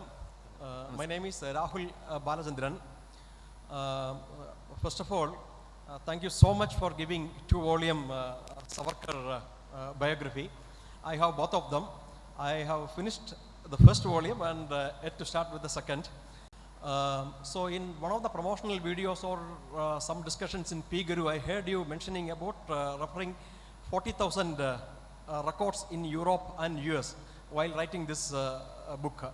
So how did you get access to those records? That is my first question. And the second one is, recently Mahesh Manjrekar announced a movie on, a biopic movie on Veer Savarkar. Is that book all about, or is that book based on your biography? No, sadly, that is not based on my biography, I think. But there would be a movie which we would very shortly be announcing, which would be based on my 2-volume biography on Savarkar. I think there is a need to convert so much of research into a medium which will reach out to a lot of people. Now, it's very, as Sir had asked earlier, it's very easy to access, unlike India where, going to an archive is a nightmare for a scholar, where there's so much of bureaucratic red tape and so many forms you have to fill. You can only photocopy 10%, 20% of a record.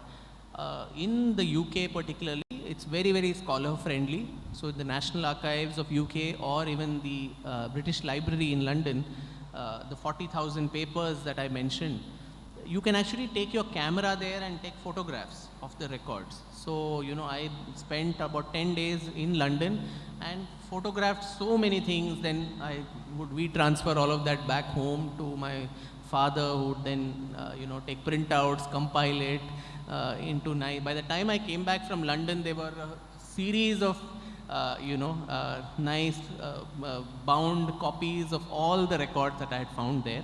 Of course, there's so much more which could have come into the books. In fact, initially I wanted it to become a 3-volume biography, but my publishers, Penguin, said, this is not one of Amish Tripathi kind of a thriller which goes on for several, series. You better restrict it to 2 volumes. So a lot of it got left out. So I hope some of that can actually find its way, including in the movie, maybe when it comes out. Thank you. My name is Sajid Kumar. My question is, has any Congress leader or leftist leader faced imprisonment in Kalapani? I am asking this because only for a simple reason. Because these two groups pit maximum venom against Savarkar. No. Actually, all those who were there in Kalapani were all revolutionaries. So no Congress leader was ever sent to the to Andamans. Most of them were in jails in India. Not to say that they all led a life of luxury in the jails. The common satyagrahis, they also faced a lot of trouble. But then several of the leaders, Gandhiji being in Aga Khan Palace for so many years, or even Nehru, where his daily routine in the jail, when you see, badminton, then getting home cooked food, you are given pen and paper to write letters to your daughter. And the condition of the jail itself, which was quite, luxurious compared to what the people in Kalapani faced, where basic human facilities of food and toilet and medical health, support was not given to many of the political prisoners. Many of them had to defecate and urinate in their own cells. And imagine sitting amidst your own squalor all day and eating and sleeping there. So that was the kind of tortures that people at Kalapani faced, which was nowhere close to what several of these people faced. And the Kolhuka Bell punishment, where all day in the blazing heat of Port Blair, they had to go around the oil grinding machine and extract 30 pounds of oil. And if you, at the end of the day, this would be measured, and if you don't extract that amount of oil, you would be flogged or not given food. Even the food that was given would have pieces of reptiles and insects and all of that, and eating that, most of them would get diarrhea. And going to the toilet was also fixed timings in the day. You couldn't go when you wanted. So this kind of inhuman tortures that they faced, this was only for the armed struggle, the revolutionaries of India who struggled there. But ask a young person today, name 10 people who suffered in Kalapani. 10 people, or five names of people who struggled there. I don't think a young person would be able to name those 5 people. So in fact, when you go to the cellular jail, you see an entire plaque there which has the names of all the 200 odd political prisoners who were there from various states, largely Bengal, some from Maharashtra, Punjab, Tamil Nadu, UP, United Provinces and all that. And when I went there, I literally stood there frozen, seeing those names. And as I said earlier, thought came to me that what an ungrateful nation we are. Thanks to these people who gave their youth, who gave everything that was going for them, today you and I are able to breathe in free India and live happily. But least we do is to remember their names. We don't even do that. And that is a very sad part of the way history is, I think, taught to us. And in fact, I remembered when Suraj had asked me earlier about did any other people write petitions and so on. We know this other famous incident of how Jawaharlal Nehru, when after staying in the Nabha jail for 14 days, he was so demotivated and disorganized that, disoriented, that his father actually went to the viceroy and said, please release my son.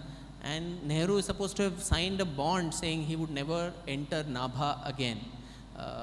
And then these are the same people who also bring up this idea of petition and that you sold out and so on. So I think that really needs to be relooked in the face of historical facts. We are actually running out of time. This would be the last question. Namaste, sir. So firstly, I'm very blessed actually to hear all your words here. And I too belong to the generation or batch who has read those NCERT books and was unaware of what the actual history of our country was. So it was really eye-opening for me. And my question is, what is your opinion on the negationism that we face? Like almost all of us who are present, like many people throughout the nation and all, they do know about the facts, at least on a rough note, of what has happened in our history. But while coming to the fact of admitting it or talking about it, or when people talk about those facts, they're not ready to accept it. But without acceptance, I don't think we can bring a change, or we can look for a change in our minds and all. So what is your opinion on that negationism and denial of fact? Very good. That's a very good question. And that is the whole bane of what I've been trying to talk in the last hour or so, as to how negating things, brushing things under the carpet, thinking that this is going to upset today's modern society. When you do that, these fault lines don't go away. The edifice of national unity cannot rest on the shaky foundations of whitewashed history. It's a false notion that national unity, social cohesion can all be maintained by whitewashing uncomfortable truths. Negation also comes in the fact that we negate the civilizational greatness of India. As a young person yourself, I'm sure when you were reading your NCERT books or whatever, you feel that you're not reading the story of your country, you're reading it about some other, in third person, you're accessing your own country's story, which is not how it needs to be. The othering of India, constant denial of the civilizational greatness of India in various fields. It could be philosophical, linguistic, architecture, poetry, literature, medicine, astronomy, alchemy and mathematics and all these, metallurgy and all of that. We have so little that we know about it. In fact, my good friend Rohan Murthy, who started the Murthy Classical Library, he used to tell me that when he was a student in the US, many of the other, Oriental societies, students who came from Oriental societies like, say, Japan or China and all, when they would have conversations, they could tell people what were the achievements of your ancestors, what were the achievements of your civilization. And he said, even think of it yourself. When someone asks you, what is it that you need to be proud of as an Indian? We really have to think a lot, right? I mean, we invented zero. We are given these very, very specious examples. But beyond this Mera Bharat Mahan and Jingoism and all of that we always have, what are the genuine achievements of our ancestors, of our past, that we can be truly proud of? And that goes beyond politics, ideology. It's about the nation, it's about our country, our ancestors, our past. Sadly, negating India's civilizational greatness becomes like a fashion statement. Oh, I consider this very regressive. We are constantly made to feel apologetic about our past. Divisions, whether it is caste division, caste oppression, these are the only things that we talk about when we talk about our past, not talking about the genuine achievements of the past. So I think that's a very pertinent point, and that is where a reimagining of history to bring out these aspects. I'm not saying that the bad elements, whether it's caste oppression, whether it is invasions, all of these also needs to be spoken about. But along with that, the civilizational greatness, for thousands of years, our ancestors did not sit quiet here. We are a knowledge-seeking society. We are a society that celebrates knowledge. So all that we have created, can that be of some utility today to people? I'm not saying everything that was there in the past was great. That is another extreme of jingoism, where you say, we knew nuclear physics, the atom bomb was there in the Mahabharata, you had flying cars, aeroplanes. That is another level of stupidity. But then a lot of genuine things that we can be proud of as a civilization. I think it's very important that we talk about this. If it's not available in our academic curriculum, it should be through outside the system, like people like us who need to write about it. And with social media now, information dissemination is not a big problem. And now it's time. Let us wind up this session officially. I would like to call Harius Kartaji to hand over the momentum.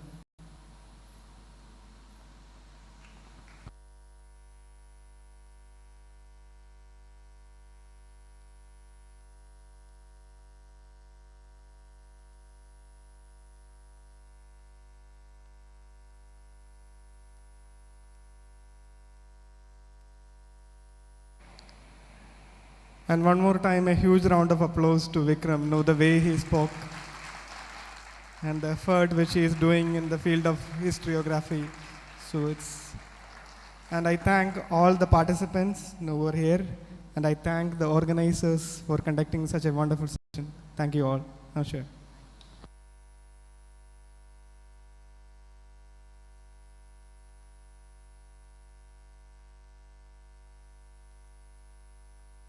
കോൺക്ലേവിൻ്റെ രണ്ടാമത്തെ section ഇവിടെ അവസാനിച്ചിരിക്കുകയാണ്. Thank you doctor Vikram Sampath ji and Suraj രാജേന്ദ്രൻജി.